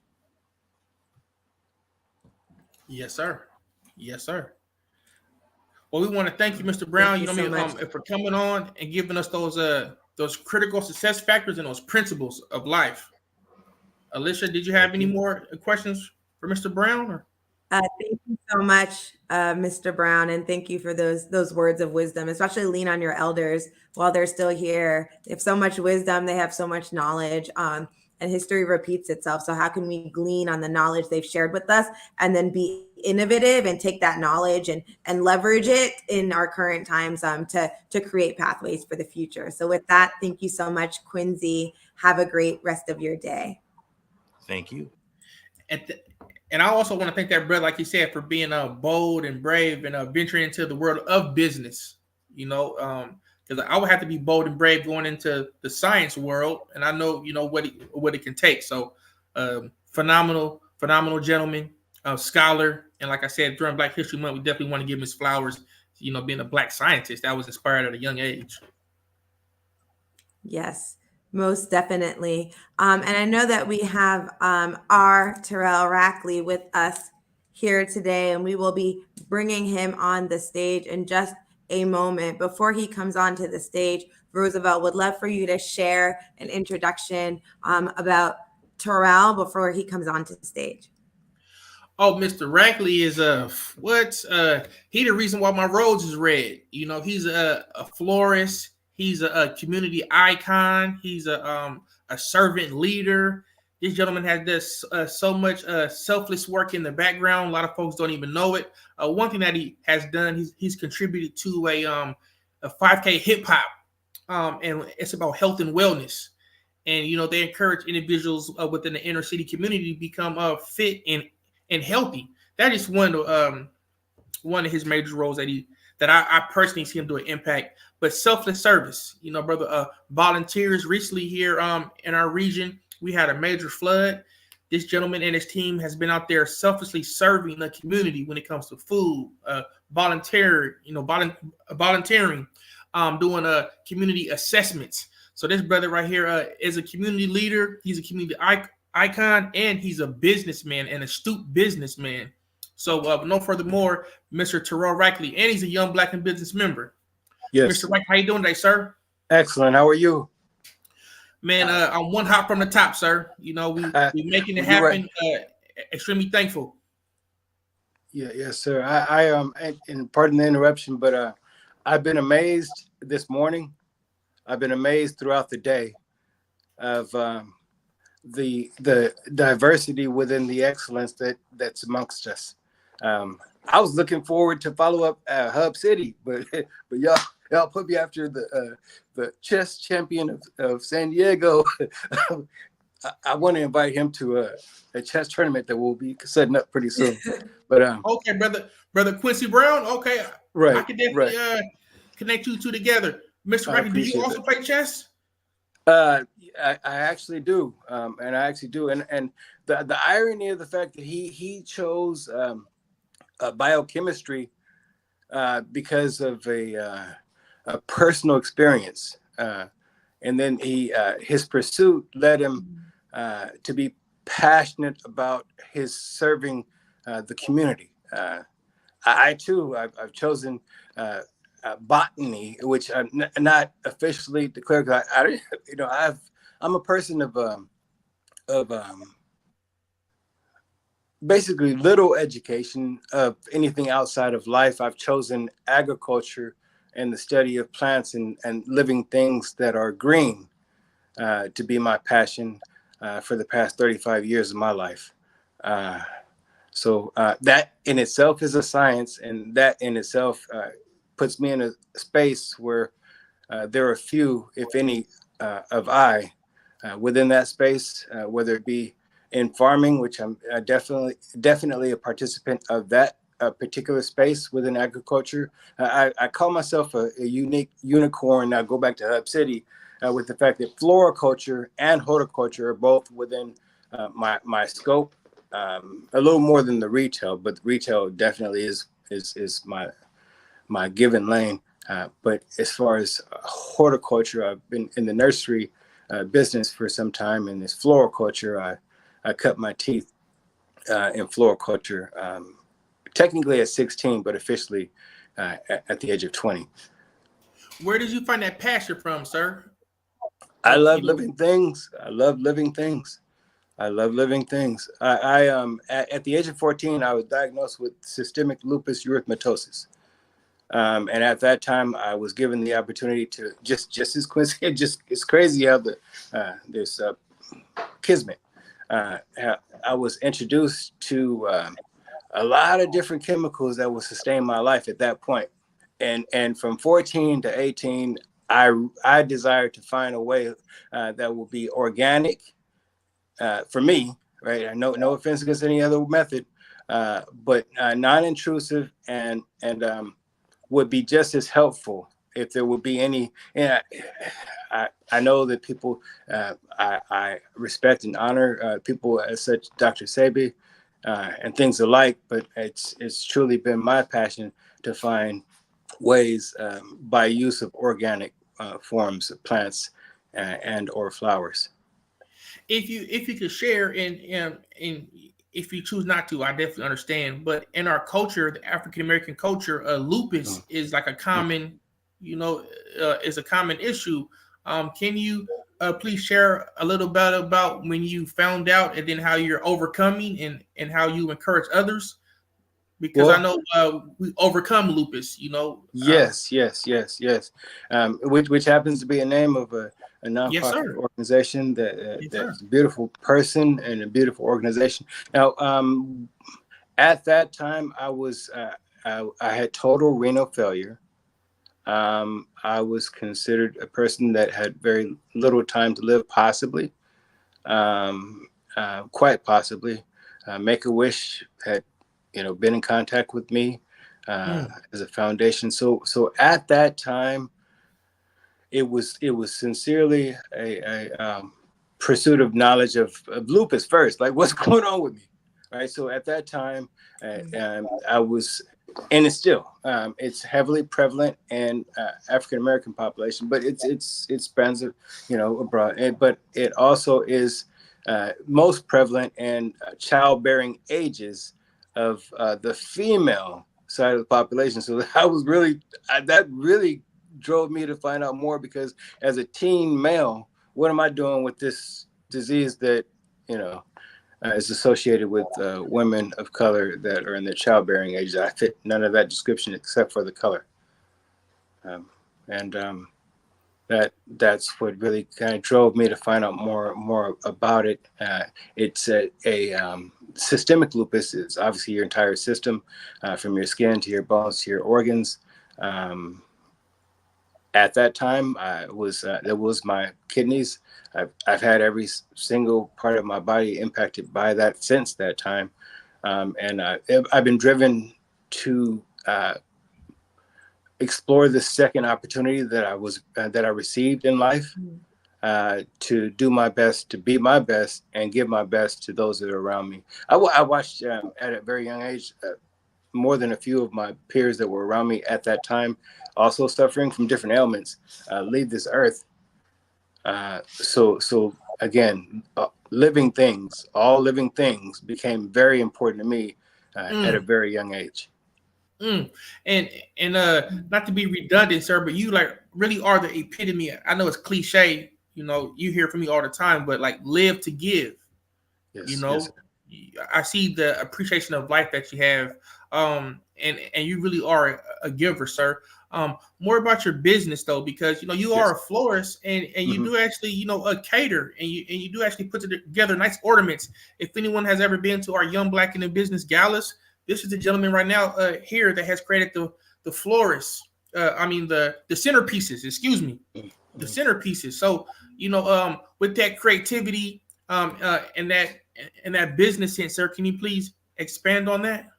I think that it was based on a need that I saw being in the floriculture industry as a wholesaler, part of a wholesale team, and floriculture. That's strictly fresh cut flowers. That industry side of the industry, I noticed there were few of us, and there's more now, but there's still few. And I've always grown in a house where there was plenty of to-dos at grandmother's house and at mom's house, and there were plenty.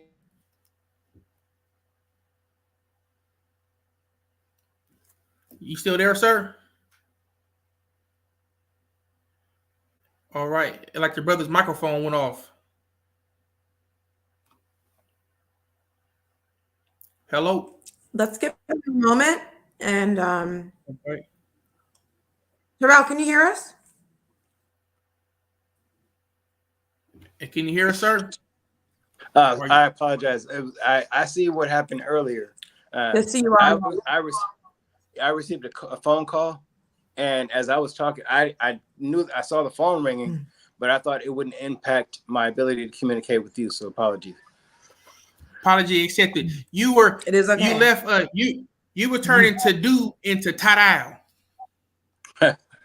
Yeah, I did. Right. I just just put a little taken from the expression of my play sister. Put a flair in it. I just wanted to put a little flair in it. So. Yes, sir. So how can we patronize your business, sir? Well, primarily online. Rackley's Flowers almost everywhere.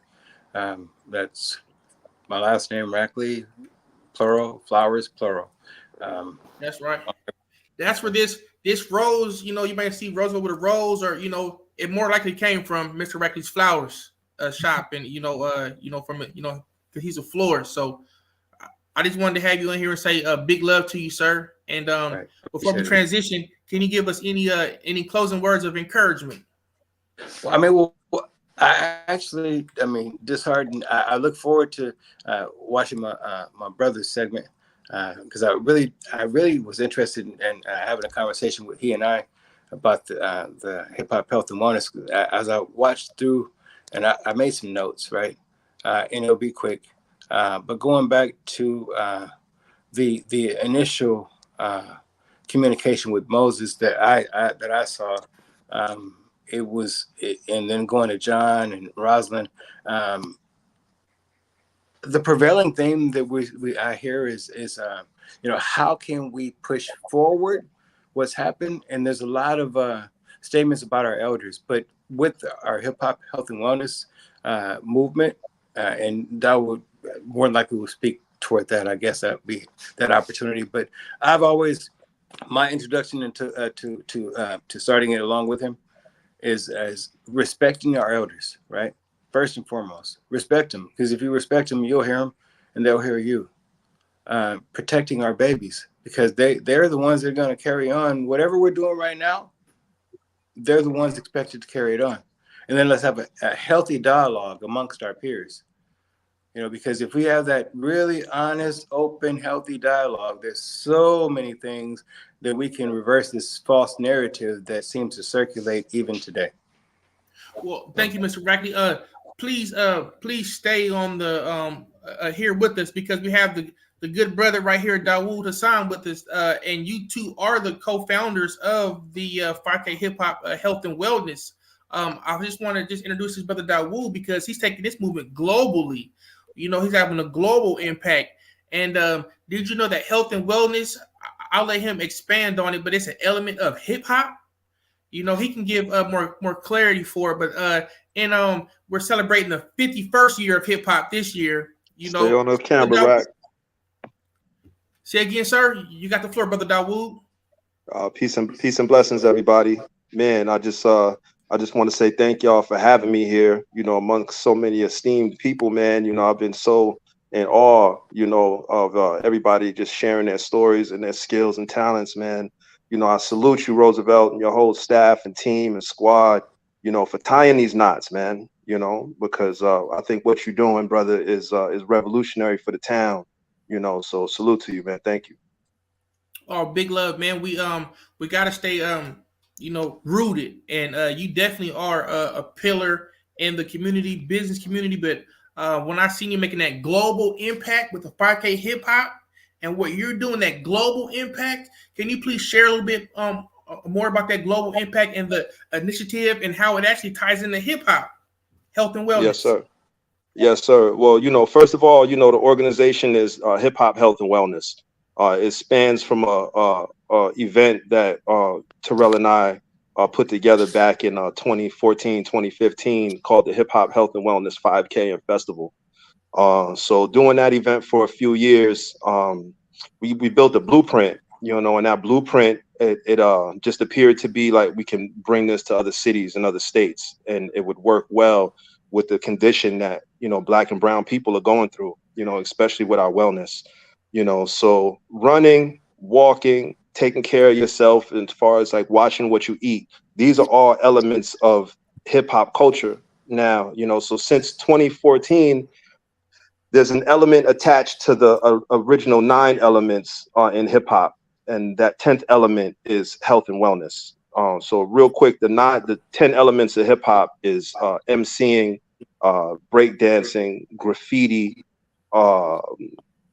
MCing or DJing, excuse me, language, knowledge, beatboxing, culture or business, and hey, Rack, what am I missing? I'm missing one. But the 10th element, the 10th element is health and wellness. So that puts us in a beautiful situation, you know what I'm saying, for the organization, because we're attacking the problem of Black people and brown people dying of reversible diseases like diabetes or gout or high blood pressure, you know. So we combat that by just making walking and running a cool thing, and eating your veggies and fruits a cool thing, you know. That's the coolest thing of it all. You know, Styles P said, you know, he can enjoy $30 in good health more than a person can enjoy $30 million in bad health, you know. So that's just the importance of our health and our wellness. It's our true wealth. So that's what we do at Hip Hop Health and Wellness, you know. So being able to bring it to San Diego and break down so many barriers that we did, you know, we have a day named after us, you know, in San Diego. And for a hip hop based event to do that here in this town is, I think, reason for applause and a reason to look at us and say, hold on, maybe they're doing something correct.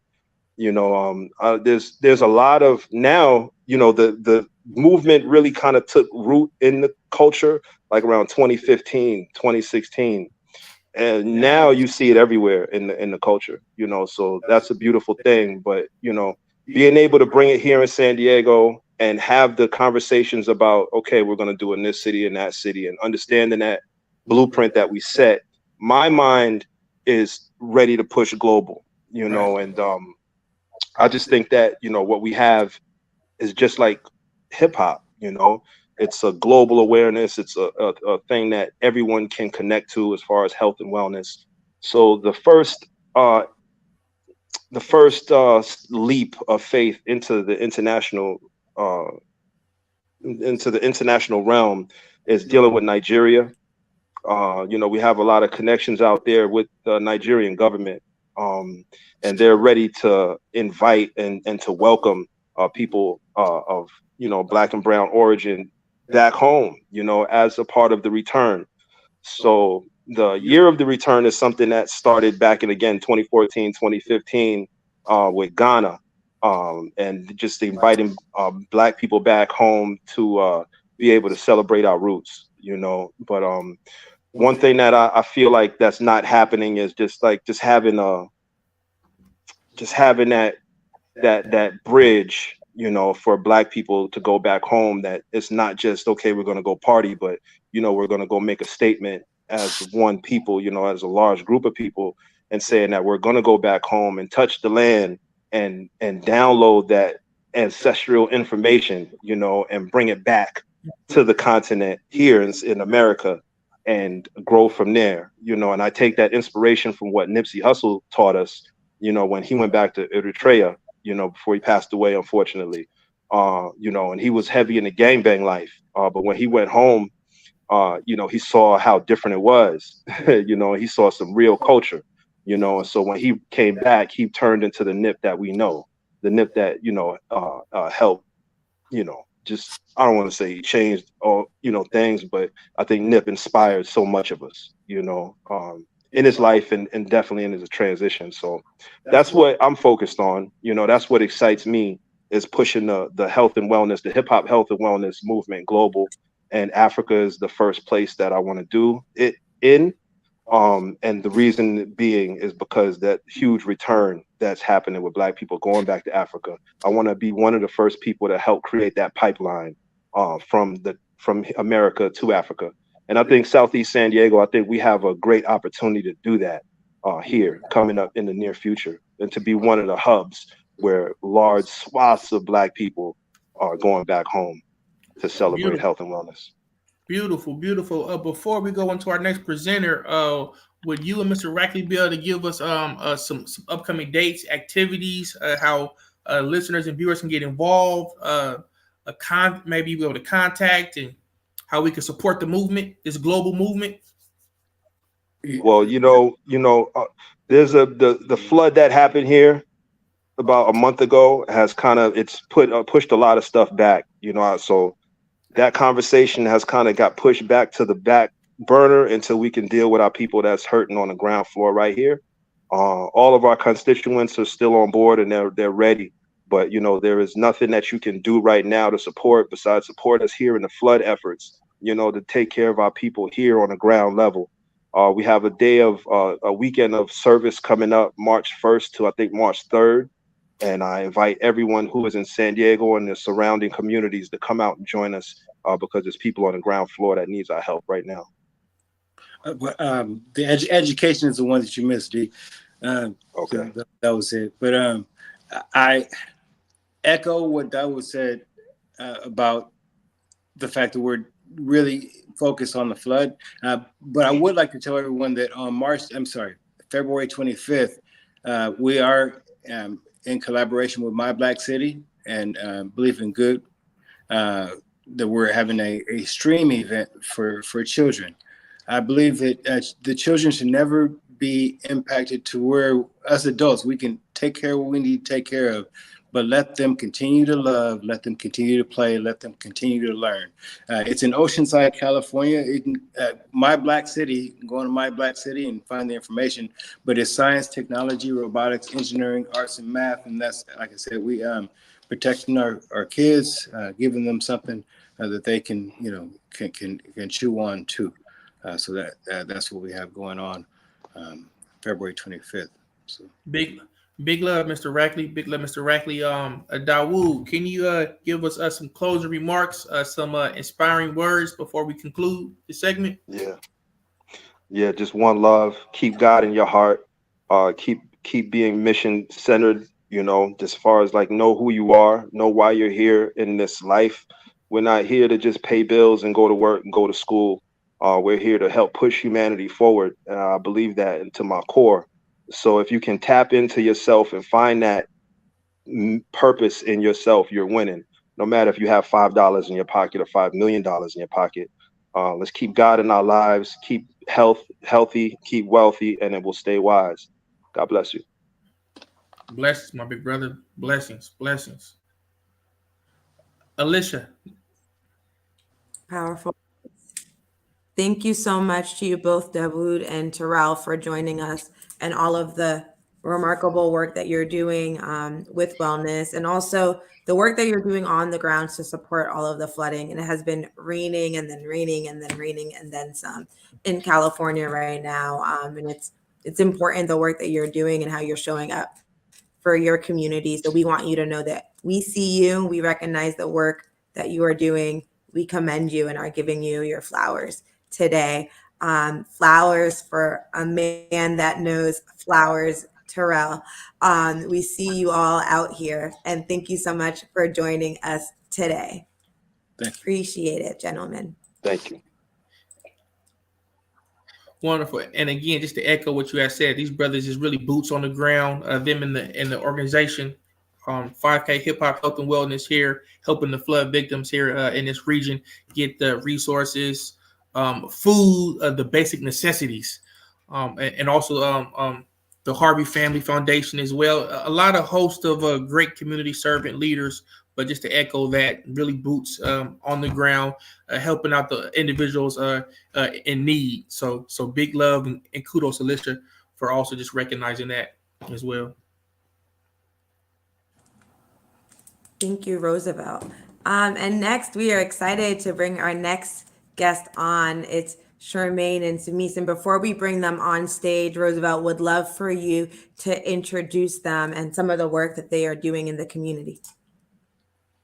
Oh, absolutely. Service before self, and that's what we're really big on. And I take a page out of Terrell Rackley's page, live to give, really selfishly. That's the only way we can keep it circulating is by sharing with others. And, by not stopping the flow, but by sharing it, keep it circulating, keep it rotating. It could just be a smile. It could be a positive thought. It maybe a product or a service, so just keep circulating the services and the smiles, and we'll get them up to the stage here. I'll invite them up. Mr. Daly. So one thing I appreciate about Mr. Daly, being a love coach, let me and my wife tell it, and just harmonizing, when I see the Dalys, I see two people in love together going in the same direction, so get your pens, get your paper out right now, and take some of these notes from the Love Doctor.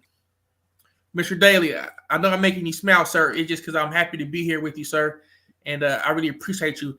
Is your volume on, sir? I think you got to turn your mic on, sir. Yes, sir. Hello? Yep. Love Doctor, you got to turn your microphone on, sir. And as he gets his mic up and running, Yes. Okay. So it looks like we're going to have so to. yeah, Okay. Roosevelt, as they get their mic up and running again, what is something that you have learned from the dailies that you'd love to share with the audience today? Make love deposits, okay, with my wife, okay? And what that means is when I need to do something and I need to make an ask, I don't have insufficient funds. So I need to be able to, make love deposits, do some nice things, or, cook, clean, or, do some things that I have some money in the bank. So when I go to ask to do something or when I need something, I don't have insufficient funds. So make love deposits, be kind for no reason. And treat people the way I want to be treated. You know what I mean? But most importantly, that love deposits is very important to make sure that my bank is built up. I have done positive things in my with my wife, and we have certain assets with love, not literally finances or something tangible, but just doing good deeds, of service. So yes, the dailies are have certain principles and certain values. I don't know, they've been together for a while, so they're like a beacon of hope. So that's what I've taken from the dailies. I can keep going, but that's the main thing is the love deposits. If Mr. Daly is still getting his microphone on, we could definitely go into some of our other guests, Alicia, if you like. Yeah, let's bring the dailies back onto stage and see if we can perfect. hear Mr. Daly, can you hear me, sir? But we cannot hear you, okay. sir. Okay, let's give it a moment. We will help Sherman and the dailies get their mic up and running and bring them back. And I have a follow-up question for you, Roosevelt, on what you just shared, but I'll hold off until the dailies come back. And it's really about how you extend those love deposits, not only in your relationships with significant others, but with family members, with friends, with colleagues, with individuals, or community, and how you connect those cords. So I would love to dive into that a little bit further. Yep, go ahead. Absolutely. As we get the dailies microphone together, spending time listening, doing what I don't want to do for family. If it's babysitting or if it's lending my niece $50 to go to a concert. Really just being present, just being there, like they were there for me. I have a lot of uncles in my family, so like having like an uncle is like a second father. And when I was doing a dubious activity, they told me I'm gonna be here with you if it goes good or if it goes bad. But I'm telling you something so it'll go good. So just having that backbone and that posture to listen and to be able to share that advice with the next generation. So that's like love deposits. Yes, it's a lot of love in my family, and I'm appreciative for that. Just being there. A lot of times, it's not even really responding. Just knowing that you got somebody next to you in a time of need. That's how I describe a love deposit. And that's great. Sharing clothes, sharing food before you go to the store. Ask anybody, do you want something from the store? Don't worry about it. I'll take care of this one. Just being there. Just showing love. Like I said earlier on the broadcast, love is free. Hate is expensive. So you can show love. Show love. Show love. It's the little big things, and it's really showing that love. As we wait for Sherman and Simis to get their mic situated, would love to bring Marsha Chamberlain up to the stage. But before we do that, Roosevelt, would love for you to introduce Miss Marsha before she comes onto the stage. We are very excited to have her on today. Marsha's phenomenal. and she's out of Miami, Florida. Marsha's phenomenal. I met her at a leadership conference, and she's a businesswoman extraordinaire. She has her own product, a Flight 33, and she has a positive influence in her region. And she's a young Black in business member. But her product that she has, I'll let her dive into it here. Flight 33 is going all the way up. She's just a visionary. She's like a sojourner truth. Marsha, are you with us? Yes, I am. Can you hear me? Yes, we can hear you. Yes, we can. All right. Hi, everyone. Hello, Marsha. It seems y'all like were a just lag. bragging about you and your products. Thank you. I have them right here. Yeah. Can you please share a little bit about Flight 33, at the concept, the branding, and how people could purchase and take a flight? All right. So I'm going to. Can you all hear me? Yes. We can hear you. Yes, we can. I don't know. It's just lagging on my end. Yes, we can hear you. So, Flight 33 is my brand. All right. And Flight 33 is my brand. And the flight stands for take action. And the 3 stands for success and prosperity. Also, it's my favorite number, 3. So I came about this brand because I was stereotyped, being a Jamaican, coming from a Jamaican background, and a friend reached out to me and asked me if I could make it. I could make rum punch and a bunch of other Jamaican goods for the holidays. I told her, sure, no problem. I'll try my best to make it. I went ahead and I made it for the first time. It was a hit. And ever since that, I continued to get orders. And that's how it became. That's how it was born. Yeah, so when it comes to like branding, bottling, labels, how did you get to the level that you're at now? Because when I had some of this rum punch when I was in Miami, I'm telling you, it's definitely inspirational to see a Black woman take the initiative to have her products on the shelves and to be able to offer them, and it tastes amazing. Like, so how did you get to that level of that product development? If you don't mind. No problem. So do a lot of research because it's not really common for women to have an alcohol brand in America, honestly. Right now there's only 24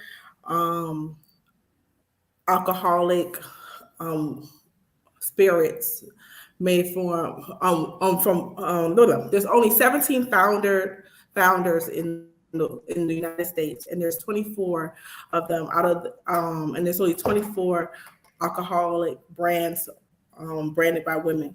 So honestly, it's not that easy. When I first started, I went around to different local distillers and I tried to find out where I could fit in and how much they would charge me. A lot of people told me that I wouldn't be able to own my own brand and that I wouldn't be able to own my own recipe. And I actually found a distiller who would work with me, who told me that I would be able to own everything, of course, with a fee. And so I decided to move forward. As far as bottling goes and labels, it depends on your contracts. So you can contract it as if you come up with your own bottles. You can come up and you'll bring the bottles in, but with my contract, the distiller, they'll handle every bottle. Right now we're working on rebranding. This is plastic. However, we're working on getting it into glass. I picked out my glass bottles. They'll have like a longer nose, and they'll still be sexy, very slim. And as far as my labels go, right now we're working with the distiller on getting not just having the front label, but also having the back label with the story behind it. So it's a process, and we plan on being in the stores by this year. We're not in the stores right now, so if someone wants to order, they would have to order via our website by making an inquiry. And then from there, we'll take their information and we'll send the bottles. Yeah, I would, when I first met you, I was just inspired how you were able to visualize, conceptualize, and productize. How I met you, you said, yeah, I got him right here. I got him in the long bottles, the short bottles. You knew so much about your product. I was just blown away. And then when I tasted the product, I was even blown away even further. I took a flight 33. Then you have multiple flavors. And I was just like, you definitely just inspired just a woman on a mission. And I just had to just, brag and let my peers know about you. And so we're definitely seeing how we can encourage you. Can you please tell us again how we can purchase and support your product? You can go on flight33llc.com. That is flight33llc.com. You'll make an inquiry. We'll reach out to you. And then from there, you can make a purchase.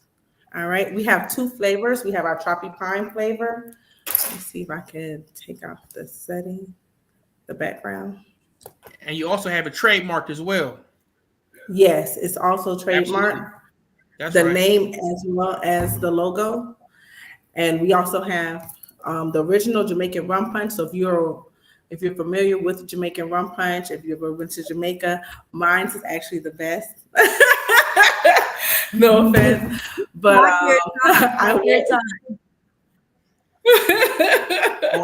I would definitely agree with that. It's you come fly with me, come fly away. I started singing. I said, "What type of punch is this?" But I had a good time. But then I also want to say this too, though. No hangover in the morning time. That's what I told her. I said, if I drink this stuff and I get a hangover in the morning, I'm gonna have a problem with you. So I would just say it is the best in the business, and not here to really, be pushing alcohol. I'll say drive responsible. But I would say if you're gonna drink something that's premium, drink something that you can enjoy yourself with good people, have a good time, and not have a hangover. So thank you, Marsha. That's awesome. Any other words of encouragement or to the young entrepreneurs, the young ladies that's looking up to you, that's watching this, even the young males, what words of encouragement that you can share so they won't get discouraged if they receive no's, and if their product is not going as they thought it would be, what words of encouragement can you share with the early entrepreneur? I would tell the early entrepreneur to literally take flight. When you take off, you're leaping out on faith every time. You're going after your dreams, and you're just taking a chance. And life is about taking a chance. And if you choose not to take a chance in life, and you choose not to get up out the bed every day, even when it's hard, then you're pretty much a living corpse. So I encourage everybody to just take flight on your dreams. Take flight on what it is that you feel is in you to do. And that's what Flight 33 is about. Even though it's a drink, I hope that it gives a person inspiration and also gives them courage to make that leap. You know what I mean? In a positive way. Like Theodore Roosevelt said, he said that he didn't have a hangover. So you don't want to just drink anything or do anything. You know what I mean? Just because you feel like that's for you. No, you want to do something that is going to put you in position and put you in place around the right people. Also, I would encourage young entrepreneurs to be mindful of your community.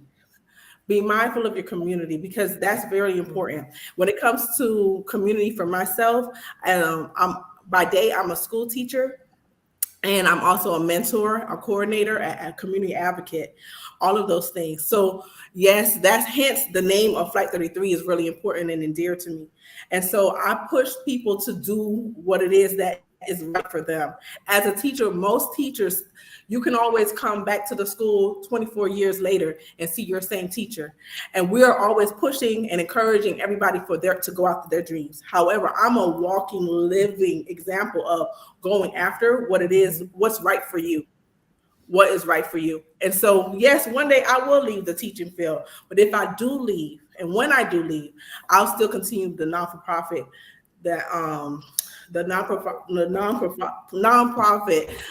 community work that I do. I will continue. So I would encourage everybody to just make sure that you build your community. Make sure you have a great support system. There's a lot of people on here today that just came on just to support me. And I appreciate all of you all who showed up for me for this interview today. And I thank you, Los Angeles, the Tribune, for being here. I thank you, Roosevelt, for inviting me.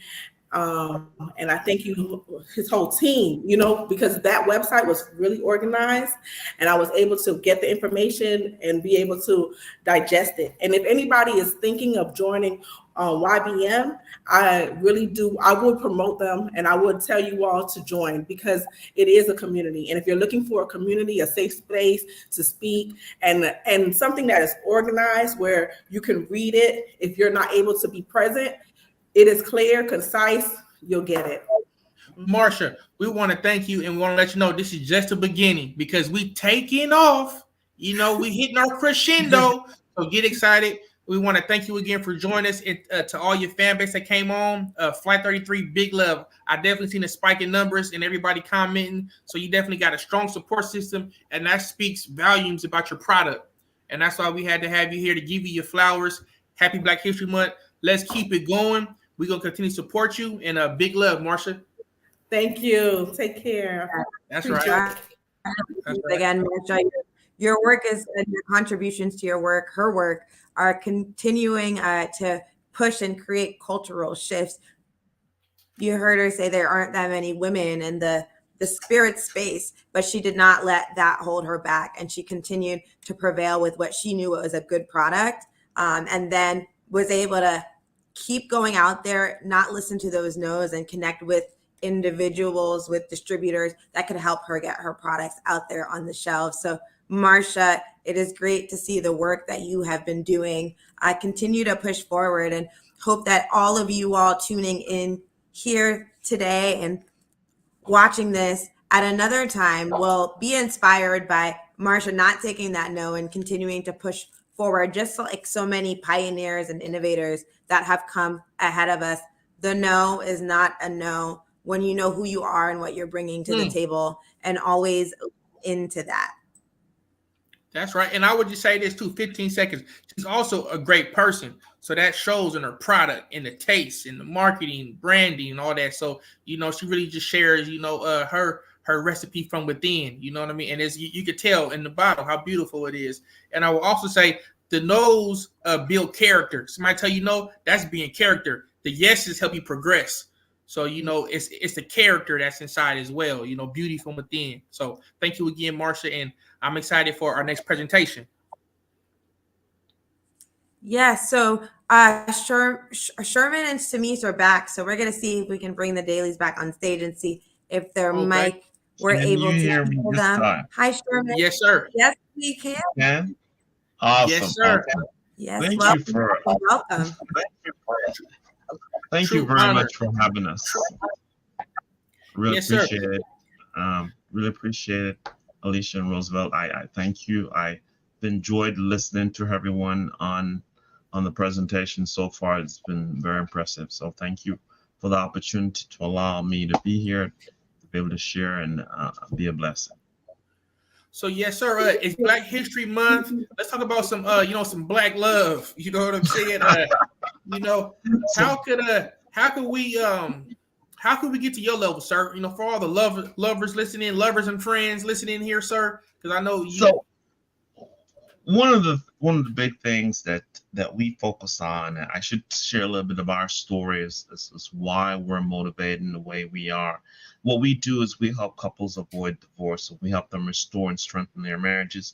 And our story is we met, my wife and I met, we'd been in long-term marriages and that ended in divorce. And we prayed and asked God for the perfect person. And sure enough, we met each other and it's like, oh, perfect. Everything is just right. It was great. She came with everything I prayed for. More than even stuff I didn't even think of asking for. And 3.5 years later, we separated. And a year later, we got a divorce. And 3 years later, God helped us to restore our marriage. And ever since then, we've been passionate about trying to help couples to restore and strengthen their marriages. Today, you know, there's a divorce rate is probably over 50% now. And my message to you is it's fixable. Nobody was telling me that when I was going through my divorces. No one was telling me that there's a way to make it work. And the truth is, it's not the other person, it's us. There's nothing wrong with marriage. There's something wrong with people.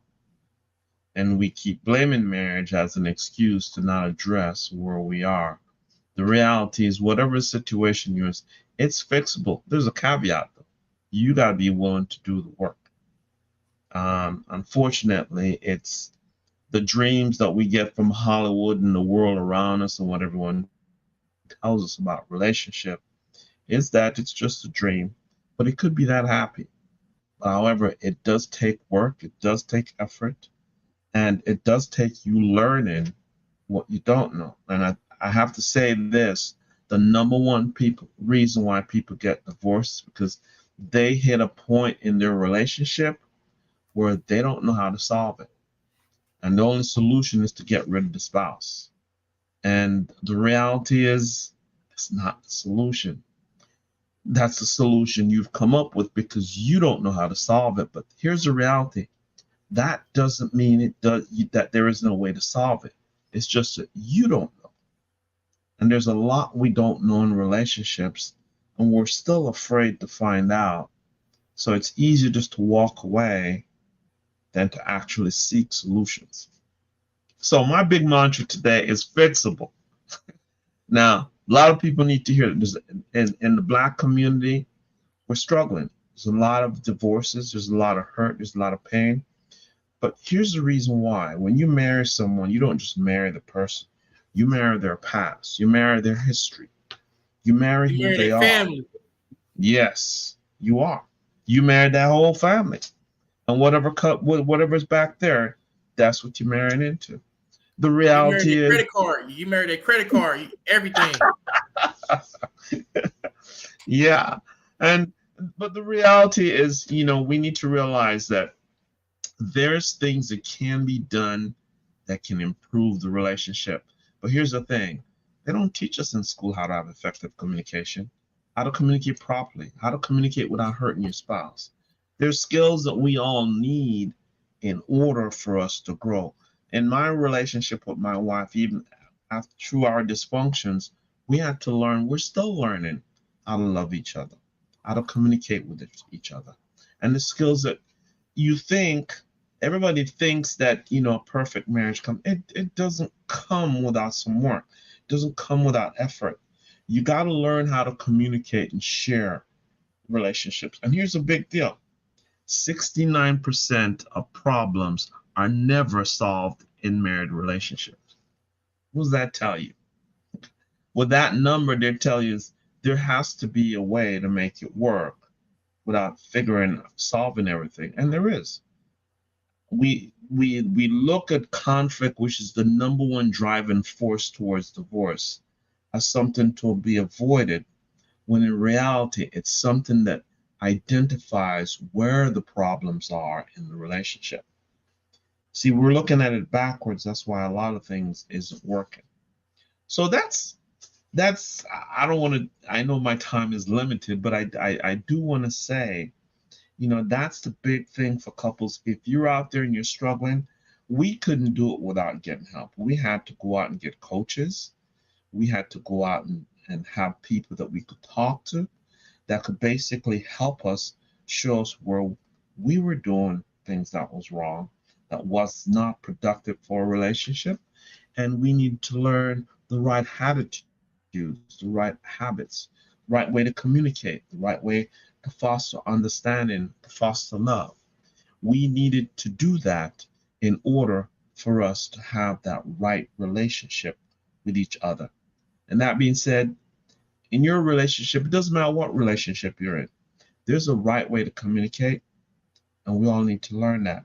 We need to learn the skills of communication, and that's a challenge. That is a challenge that we're all facing. So I don't see my host. There you are. Oh yeah, I'm right here. I'm listening. I'm taking copious notes. Because I don't know. Because I don't know it all. I don't have all the answers. The only thing I know is love deposits. I just like to do certain things. So when I do, face an obstacle, I can go to the bank, and and a love deposit, rubbing feet, rubbing shoulders. Flowers on Fridays. Cooking the shrimp and the crab and the scallops and the lobster, for no reason, just so when I do have a hiccup, I can say, please forgive me. But most importantly, taking responsibility. My wife and I, we've been together 20 years. I'm on a 20-year, situation where I'm just thankful, and that's why I'm just so focused on the business, because I don't have to, lollygag or wonder, if this is the one for me. But I want to, I definitely want to thank you for the coaching. Can you please share with the people how you can be contacted? Because for you may be able to share with them some advice. You can reach me at restoredmarriages.com. Restoredmarriages.com. And if you'd like a free conflict guide, it's restoredmarriages.com/conflicts. And you can put in your information there, and I'll download you a document that help guide you through conflict. I should say this, a point on conflict. Conflict is really not what we think it is. Most of the times we in conflict and we fight over the symptoms. The symptoms is what happened. The real problem in conflicts is the need. What was the need that you had? When you're in conflict with someone, there's a need that they have, and there's a need that you have. And oftentimes we fight over the things that happen, but we never discuss the needs. What were you needing? I was feeling hurt. I needed to be understood. I needed to be loved. And those things we don't talk about. We talked about what the person did. So part of the problem with conflicts is we never really get to the true problems, because we end up discussing all the things that clouds the way. Let's say, the husband didn't take out the trash and the wife's upset, and like, you didn't take out the trash again. What did it mean? What does taking out the trash means to her? That's a significant difference. So what's behind the things that we argue about are the significant things in relationships. So again, you can reach me, restoredmarriages.com/conflicts for a conflict guide. And thank you, sir. We really appreciate those gems. Like I said, I got my power pen right here. Put it in place right here, because my wife will come home and say, "Let me see your notes. You spoke to the love coach," and I'm gonna go tell her to check the bank. Look at all right, there you go. Always do something wise. Okay. Hey, thank you, sir. But big love, and really appreciate you. God bless. Thank you. Thank you, Mr. Daly. Thank you. So I have Mr. Antoine Howard, the Goodwill ambassador here, and I also have Duke Daniels that joined us here. We're here because of we're real big on community.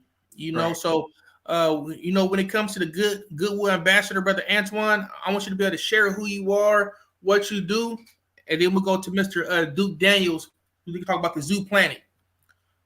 Okay, my name is Antoine Howard. I'm a Goodwill ambassador out here in San Diego. Doing a little bit of this, a little bit of that. One of my entrepreneur skills is as a financial broker with Team Faith Leadership Development out here in San Diego. Really educating people in financial education, financial literacy. And I really take that to heart. Ever since I retired as a vice principal for 15 years in Southeast San Diego, I went into the entrepreneurial, be a financial broker, to really give back to the community through financial education, financial literacy. And so that's one of my biggest passions, and has allowed me to extend the olive branch to so many people in the community, so many families, so many businesses. And that's been pretty much my heart and passion. It's opened doors for me to really be a Goodwill ambassador in so many different ways, working with so many companies. One of my brother from another mother is Attorney King Amanpour, this is the #1 car and personal injury lawyer in all San Diego. So, and working with Roosevelt and Young Black in the business. So it's all been a blessing to be able to get in the community and be a blessing, into so many families in need. And that's been a big passion of mine for over 20 years. Being homegrown from Southeast San Diego has been a big blessing to be able to come back to be able to go to school, get all your degrees, and come back in the community as an entrepreneur and educator, give it back to the families in need. So that's been a big blessing. Thank you, sir.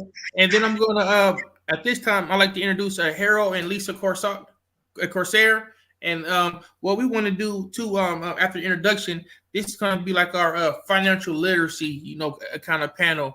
And then we're going to tie in Mr. Duke Daniels that has the nonprofit component. So Harold and Lisa, welcome. Thank you for joining us. And please give us a brief introduction of who you are, what you do, and how to be contacted. Oh, fantastic, man. Can you hear me? Loud and clear. Yeah. All right, fantastic. Hey, well, I want to thank you, first of all, for being a part of this amazing event, right? We're proud to be included among these great leaders. Sometimes when you have success, it's because you come so close to losing it all, right? So in life, I like to say you live, you learn, and then you uplift others with the knowledge that you gained along the way. So a little bit about us, right? My wife and I, we're not from Southern California. We're from meager beginnings, but we grew up together in the housing projects of Brooklyn, New York. And, we learned from our parents to yearn and do more and do better, right? So my wife, she has a 18-year background in law enforcement, and I have a 19-year background as an aerospace engineer. And, hey, look, life brought us to beautiful Southern California. And, we haven't looked back since. Now, like Brother Antoine was saying earlier, I thought my life was set because I was out here in Southern California as a highly paid professional. You couldn't tell me nothing. You know what I'm saying? But like so many professionals, you make good money, but are you making smart money moves, right? So we work hard for our money, but is our money actually, working hard for us? Usually not. Myself, I made a few bad mistakes concerning my retirement, got hit with, all kind of penalties, fees, taxes from all sides. The IRS even started garnishing my wages. And I was here 3 months earlier. I had just purchased this beautiful house that I'm in, right? And now, with most of my earnings going to the IRS, I was on a downward spiral, man. I was about to lose it all. And I would have been one of these unsheltered individuals that you see in many cities nowadays, right? Yeah, I was broken, man. I didn't know where to go to for help, like you said. So like you say, my wife and I, we're community activists, and we're very engaged since we've been out here in San Diego for the past 10 years. We have really been doing some great things with some amazing people that are in the community, for the community out here in San Diego. So at one of our events, we met someone who changed our life, right? Number one, she educated us on how money works. Took a look at my current situation, learned about some of my life's goals. I didn't want to end up homeless. She got the IRS off my back, got my retirement moving in the right direction, and helped me to develop and implement a financial plan to put us on the path to achieve some of the goals that we were looking to do in our lives, right? And oh yeah, by the way, all this was free, by the way. I never thought about being an entrepreneur myself. I had a career mindset. That's just the way I was groomed, to be quite honest with you. But when I thought about all the families that are in similar situations, hey, look, I had to get involved, right? Because it doesn't matter if you have a GED or PhD, or they just don't teach this in school. Most folks learn about these money matters from their family. And my dad, and hers too, kept their money under the mattress. So even though I had a master's degree in engineering, I got humbled and realized I had a kindergarten education in how money works, right? And like Antoine was saying, there's a dramatic need for financial education. Yes. It's not a black thing or a brown thing, but it's needed in our communities the most. So my wife and I got licensed, and now we work with a team of leaders, including the woman who helped us out, right? And together we help families nationwide from all walks of life become financially educated. We have a beautiful platform called How Money Works here that we teach off of as well, with a lot of simple things that you can learn to put you in a better financial place for your future, right? and we help people achieve those attainable goals. But when you look at the need, right? We talk about business, what's the need? Oh my gosh, right? We have the baby boomers, right? Number one, most of us baby boomers, we're about ready to retire. We should be in retirement. Well, we can't retire. Right. So that's what the biggest concern is. Do I have enough money to retire properly? Gen Xers, right? You youngsters usually don't have a pension or anything like that with the type of work that they do. And they're worried about, is Social Security going to be enough for them, right? So how can they build wealth to retire? Millennials, forget about it, right? They're so deep in student loans, that's all they can think about. And to be quite honest with you, Social Security probably won't be around for them. That's right, Mr. Corsair. We're gonna introduce Duke here, and then Mr. Duke Daniels of a Planet Zoo that has a nonprofit organization, and then we're gonna tie it all together. I'm gonna ask each of you a question on a plan, how to sustain it, and what could we teach the culture. So, Duke, after you give your introduction, then we're gonna get these questionnaires going. How you doing, sir? And welcome. Hey, how y'all doing? Happy to be here. Thank you for having me, Roosevelt. Thank you for everybody coming in that's watching. I'm Duke Daniels. I am from San Diego, California. Planet Zoo is my company. I also have a nonprofit, which is called My Healthy Community. And I'm a community activist. After spending so many years tearing it down, I'm back to build it up. So my focus is just helping the people that are down and need some push in life to make work cool, school cool, making money a legitimate way cool. And just by me being cool in my community, I just want to be changing the narrative on how people think, how people live, and what we can do to make our community a little bit better and a little bit more financial literate, getting that education, like what you was talking about, getting educated within. Because I think the problem is if you don't know about money and what you need to do to save and do all those things or whatever, then you'll be out here lost thinking that making money in certain genres, selling drugs, doing this and doing that won't last long. So I'm here to help people change the narrative on how to make money. That's what's up. Okay, wonderful, wonderful. Thank you, Duke, for joining us. So we got 3 questions. So what? Yes, sir. Okay, Mr. Corsair, I would like you to go first. I would like you to give us a 100-year plan. How could our community, our culture be enriched, and what's the vision, solutions? What's the goal for our sustainability in 100 years? How could we get there? Wow. That's a fantastic question. And you know where it's got to start, right? It's got to start with the youth. It's got to start with the youth, because that's where, we are educating our future with the youth. And I will say this, we have a full program and we go out and we teach a lot of youth in the community, starting with the youth. So I deal with the youth. I'm also a member of the National Society of Black Engineers, NSBE. So I also interact with college age kids. I'm the professional development chair for the San Diego chapter of NSBE. And professional development is what it's all about as well, right? Because we all want to get into a mindset where we want to make money, whether you panhandling on the street or whether you got a career, you want to make money. But the thing is, you got to learn how money works, and you got to have a plan so you can do something with your money that's going to actually not only help you, but help the next generation. That's outstanding. Outstanding. Antoine, you got the next question, as in, how can we sustain wealth, the sustainability of wealth? Because I'll say this, in our community, African-American community, we don't have an age gap. We don't have a wealth gap. The gap we have is a trust gap, trusting each other. And look, it'll get even deeper. What about trust funds?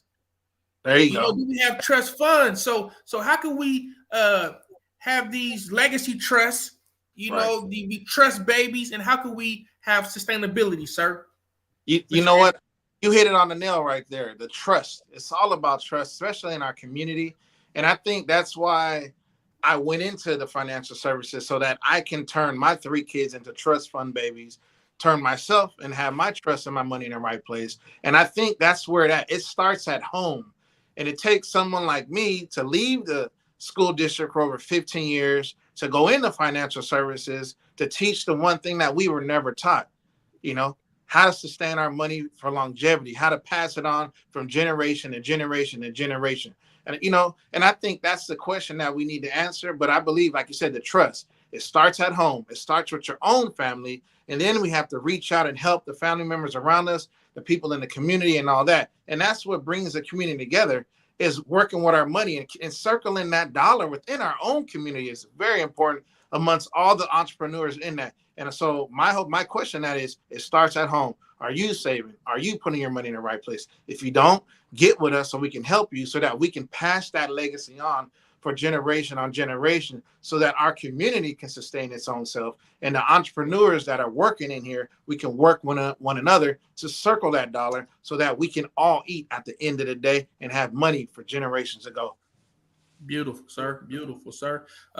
Duke Daniels, it's Yes. on you. And then we're going to do one more round of a quick how to be contacted and a solution. So get ready after Duke. We'll do that circle again. But Duke, what advice would you give to an early emerging entrepreneur? Well, the advice that I would give is, and I believe this is a problem in the Black community, starting with myself.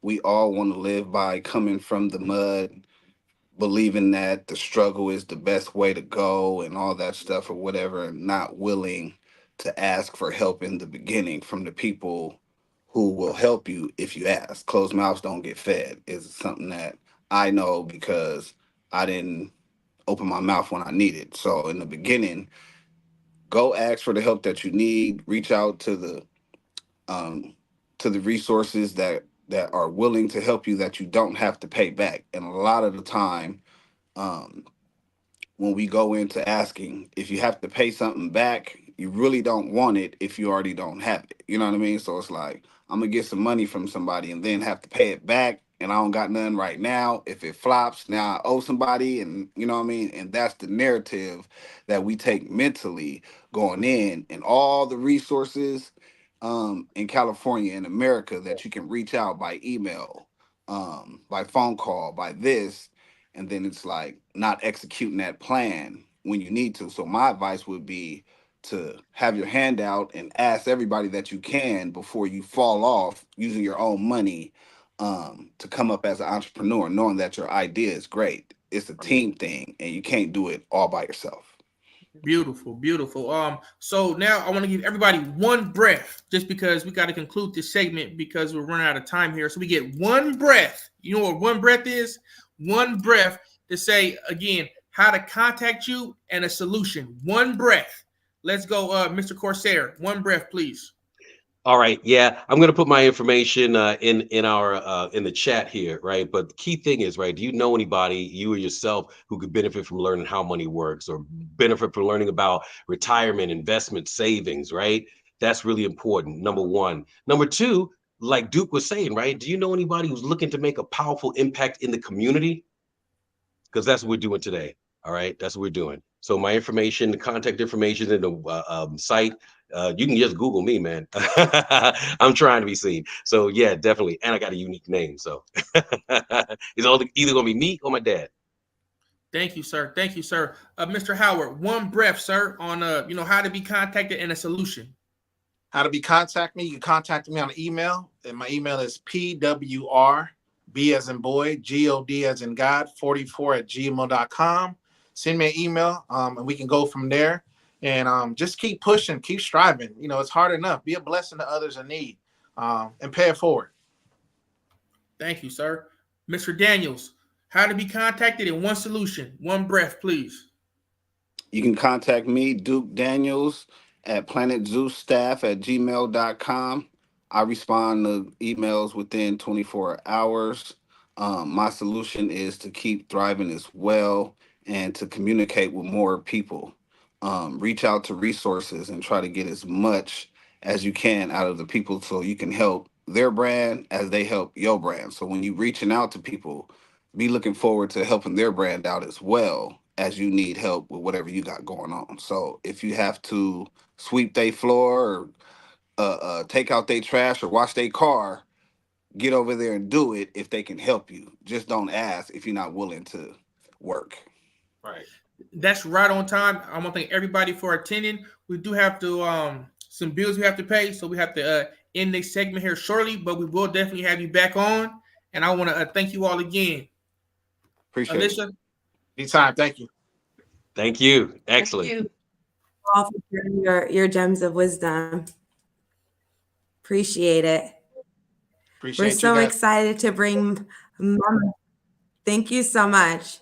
We're so excited to bring our next guest onto the stage.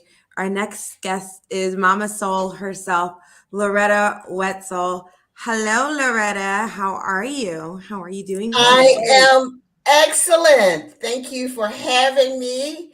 Let me at first just acknowledge the Los Angeles Tribune for this beautiful event. Roosevelt Williams III.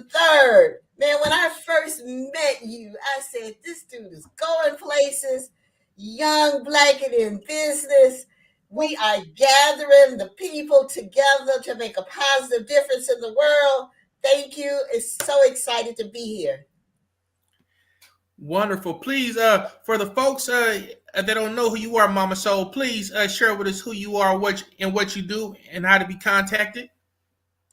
Oh, absolutely. So, yes, although my name is Loretta Wetzel, I go by Mama Soul Wisdom.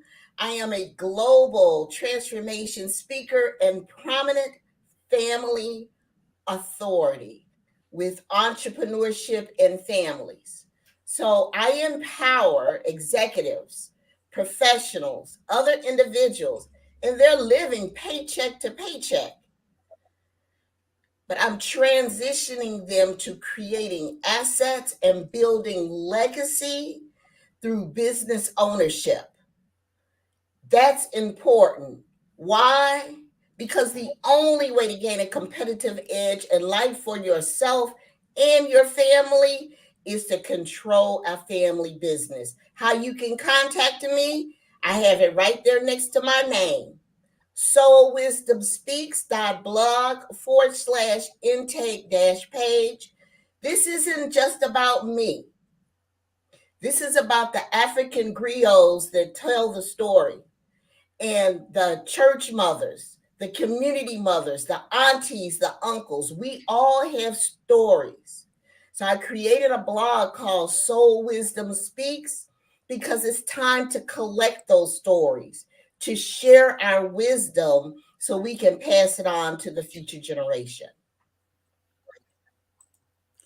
That's so powerful, Mama Soul.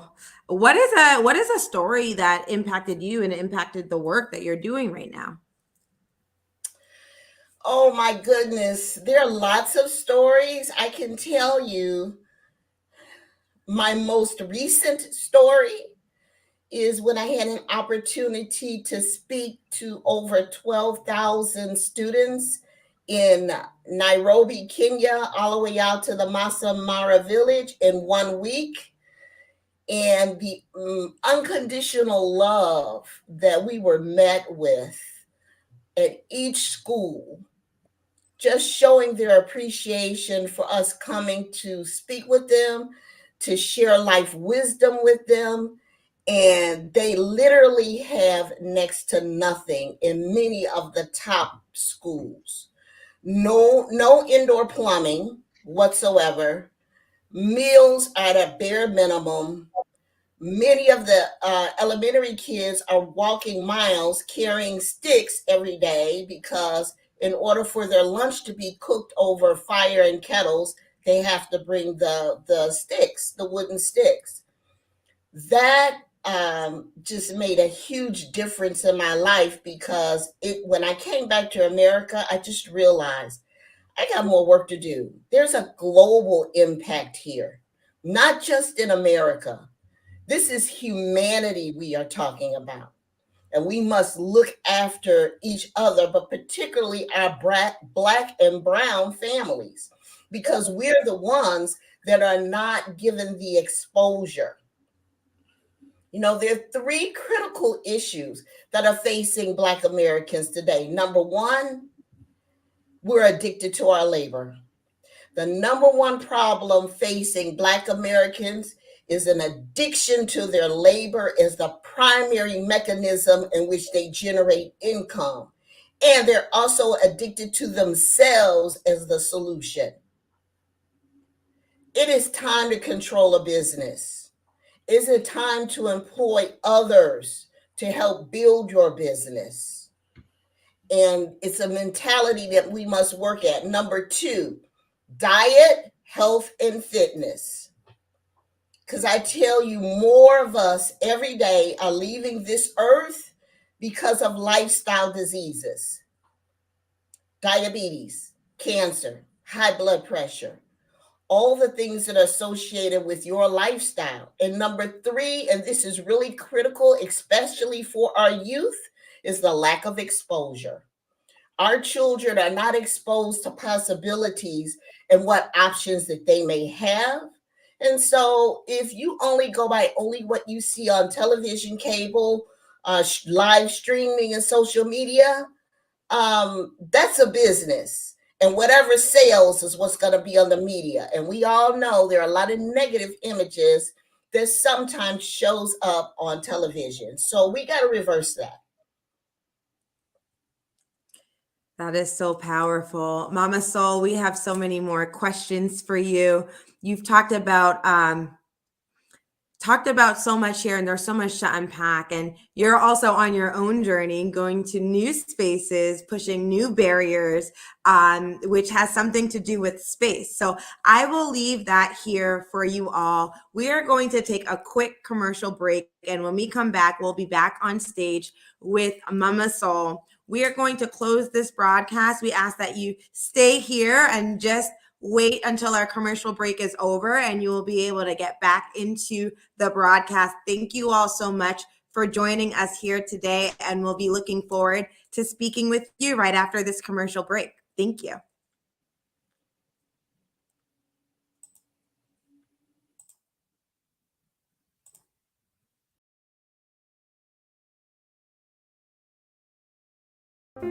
Hello and welcome to the Los Angeles Tribune. Since 1886, our name has been a part of the world of journalism.